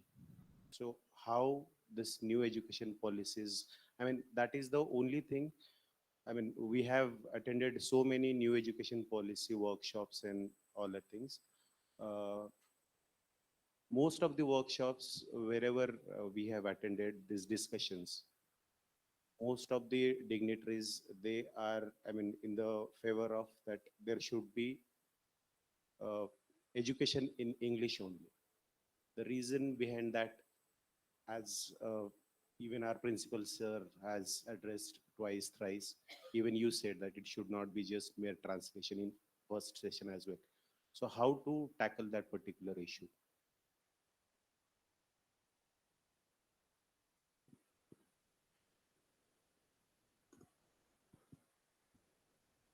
See, the indigenous education is different one. Okay, the language issue is different one. Okay, the indigenous knowledge, okay, would require a kind of legitimacy from your own discipline, that what you can incorporate. So indigenous knowledge, authenticity, legitimacy, becomes very important. So it has to pass through that stage. Okay, so for example, tribal knowledge. Okay, the tribal knowledge about medicines, all other herbs and the medicinal plants, their culture. So this has to be authenticated and legitimized by the science which is available. Okay, so the medical council would have a stamp on it, and okay, this is the recognized knowledge, and then this can become part of curriculum. So that is an indigenous knowledge. Okay, so but language issue is a very different one. Okay, so for indigenous knowledge, you need to have that knowledge about that language or a dialect. Otherwise, you will not understand. Okay, so but what is happening in curriculum in Indian universities?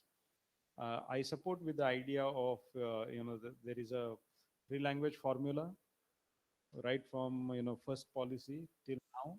We have English, Hindi, and another mother tongue or a regional language.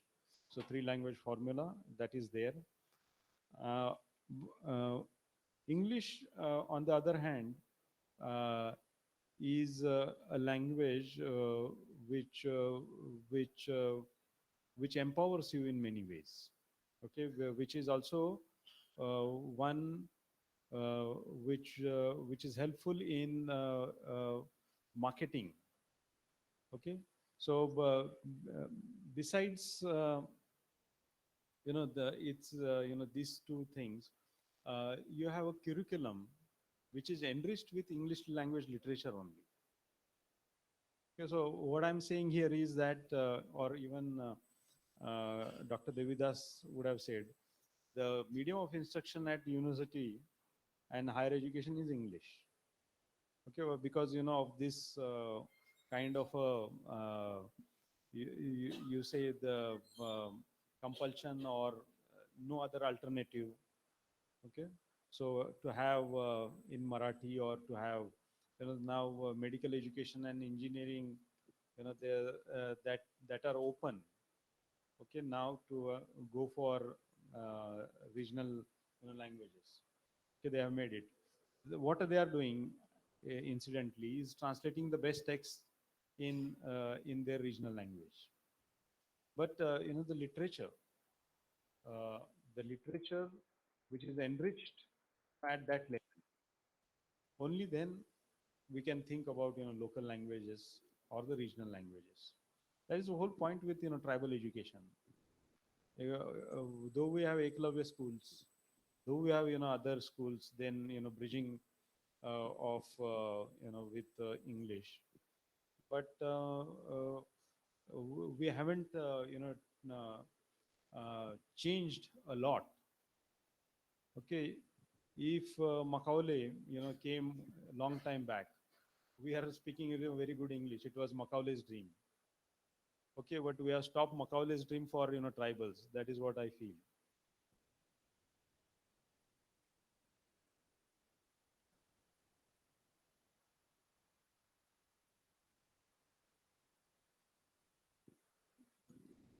People are all towards the fag end of the day, I guess, low with their energy. Even the tea didn't help to add some glucose. Sir question is like अपन बोल तो रहे कि हिंदी में करेंगे या सीखेंगे सिखाएंगे, बट क्या इंडस्ट्रीज तैयार है आज भी इंटरव्यूज हो या फिर बाकी कुछ हो रीजनल लैंग्वेज में लेने के लिए? क्योंकि इंटरव्यूज में एक कॉमन क्वेश्चन तो होता है कि tell me something about yourself, तो जो हिंदी में हम अपने बारे में बता सकते हैं वो शायद ही इंग्लिश में उतने अच्छे से बता सकते हैं. तो क्या इंडस्ट्रीज तैयार है इस चीज के लिए? क्या अभी हो सकता? No. They know. I mean, my students also ask me, when they come, and most of them now PhD is open in their, mother tongue or regional language. I say to students that when in some 1848 or 60, when Savitri Bai said, learn English, it was her first poem, Savitri Bai Phule. She said, learn English. So English is a language of emancipation. English is a language of empowerment. Okay, and fortunately or unfortunately, we are being ruled by British, and then what changes has happened in Indian society due to capitalism, colonialism, is that English language is a reality. I can communicate with David, and I can even communicate with Tamilian and Kannadiga with only by English. My friends from Kerala, only by English. It is an irony. I don't learn Tamil, I don't learn Malayalam, or I don't learn Kannada.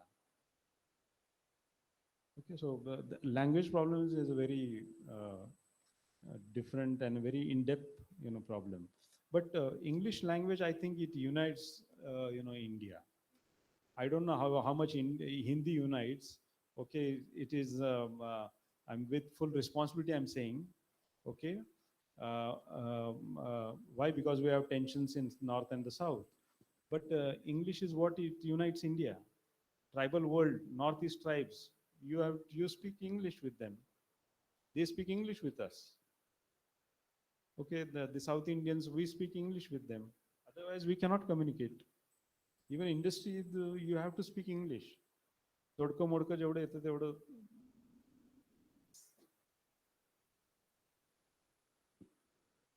Even if you look at some of the European countries, or even the Eastern countries for that matter, we predominantly their regional languages. They learn everything in the regional languages. In the last 10 years or so, they have introduced English into their curriculum. So that is, should we call that as a progressive approach? And now we are going back again to regional language, call that as a progressive. So this is a point of debate. There could be argument on both the sides. But the fact remains today that the industries which are conventional in their approach, still they prefer language, English as a language of communication. Even though if they're hiring a marketing student, and the marketing student is going to speak 99% in the regional language when they go into the market, but still you should be able to answer, tell me something about yourself in English at the interview. That's unfortunate, but believe me, industries are also changing. Because I think if I look at the youth today, not to be judgmental, but this is an observation, that language is a medium of instruction. But what is more required today is the substance, the content. If you have a substance, I think even the interview will allow you to express it in any language that you feel comfortable, provided the interview is convinced with your substance. So I think the focus has to be on substance, followed with the language. This is what is most of the European countries are doing. They're not compromised. They're not replacing the regional language with the English. They're introducing English as a language of expression. So they will learn everything into their regional language, but when it comes to explaining to any other national where their regional language is not a bit there, otherwise they all the time they have to carry the interpreter wherever they go. So fortunately, I mean, there are few things that happen good for the society that because India was not a nation in totality. Britishers didn't rule India. Britishers ruled various princely states. End of it, all collectively came together. Otherwise, we would have also been like a Europe, where with every state is like a different language and different culture. But since we were ruled, we were colony, and they had a common interest, and we all had a common interest to throw them out, and that's the reason we came together, I believe. I mean, just simply put.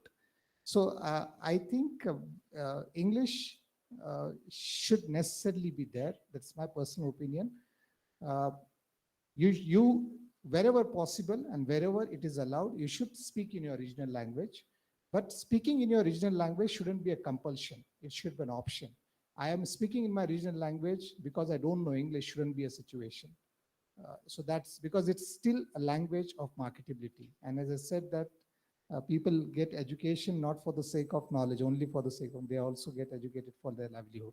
So as long as that remains a priority, like most of the students who are here, they are here not just to seek knowledge. I mean, these days there are various ways in which if you want to seek knowledge, there are platforms available. But you want to have a graduate degree and you want to market yourself, and that's where the English is required.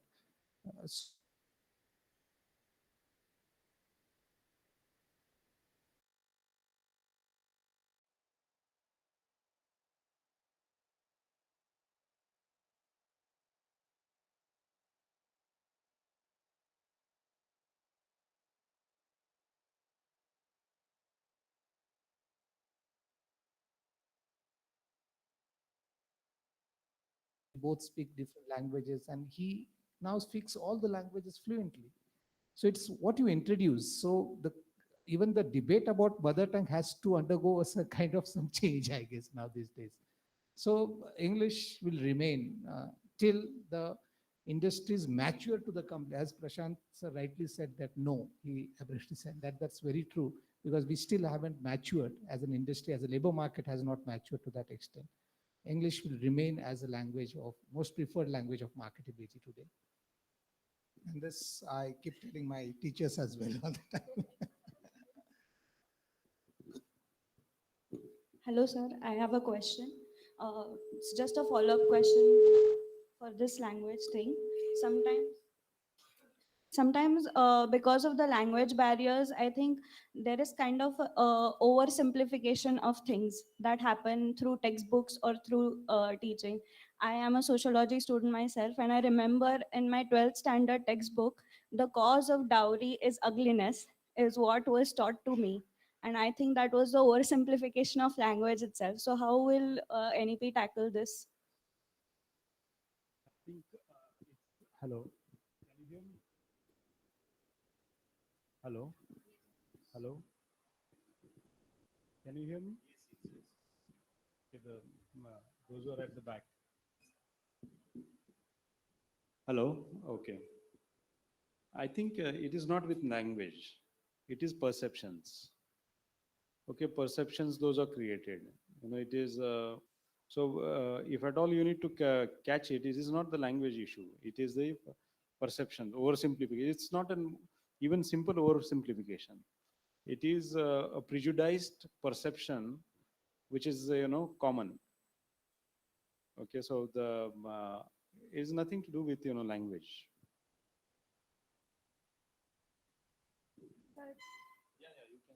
Hello. I think because it was a 12th standard book, it catered to the students who were coming from all the communities. And that is why it was oversimplified that it was, but of course, it's a prejudice also that because of the ugliness, it's a cause of dowry. Yeah, yeah, totally. Actually, sociology curriculum itself is not up to today's expectations. Okay, what is happening in society and all. So when I learned as a student of Indian society, I learned karma, dharma, all those siddhanta. Okay, and there was very less focus on how there are different process of marginalization in Indian society. Okay, so there's no focus on it. Whereas if you see the other text, they could provide it. So sociology, our curriculum, how it is realistic in terms of what is happening in society. It is not up to contemporary times. What is, if you want to understand caste and these things, you cannot understand with the old kind of interpretations. You need to see what are the new research, what are current sociologists working on. Okay, so at 10th and the 12th, or 12th and the undergraduate level, it is bound to be like this. The curriculum does not matches the social realities anymore. So it has to match social realities.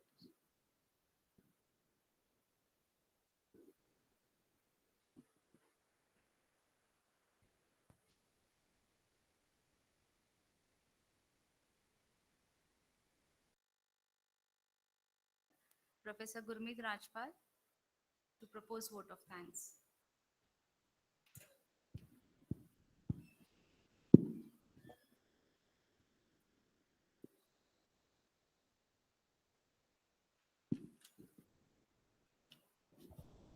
Good evening, ladies and gentlemen. I'm here to propose the vote of thanks for today's valedictory program. Trej Nolsberg said, and I quote, "Every sunset is the beginning of a new sunrise." Today's session is coming to a close, but definitely it promises us a better tomorrow. And for this, I would like to express my gratitude for all those who have been behind it. At the outset, I would like to thank the National Assessment and Accreditation Council for providing us this opportunity and for being our support system in this endeavor. I would also like to thank Marathwada Mitra Mandal, Honorable Principal V.G. Zadhav sir, Tej Newekar sir for their gracious presence, and to the entire Mandal for their unending support towards the performance of such academic initiatives. I would like to thank Principal Dr. Devidas Gulhar for his encouragement and continuous progression for the development of the institution. I would like to thank our guest speakers for today, Dr. Naresh Bodke, the chief guest for the inaugural session, Dr. Sanjay Karath, who guided us on the assessment and accreditation policies of NAAC, Pradeep Lokhande sir on the rural relations, CA Advait Bamboli, and lastly, our valedictory guest, Dr. Prashant Bansode. My special thanks to Dr. Swapna Kulatkar, the IQAC coordinator, who was pivotal in the communication of the college's readiness towards the conduction of this seminar to NAAC. A smooth program always requires a strong organizing committee. I would like to thank all our committee heads and their respective committee members for their full-fledged support in the conduction of today's event, including the stage arrangement, hospitality, technical assistance, anchoring and felicitation, media and press coverage, and the registration committee. I would also like to thank all the volunteers and support staff for their unending support towards the conduction of the event. Last but not the least, I would like to thank all my participants, both online and offline, for your encouraging participation with beautiful questions. Thank you, everyone.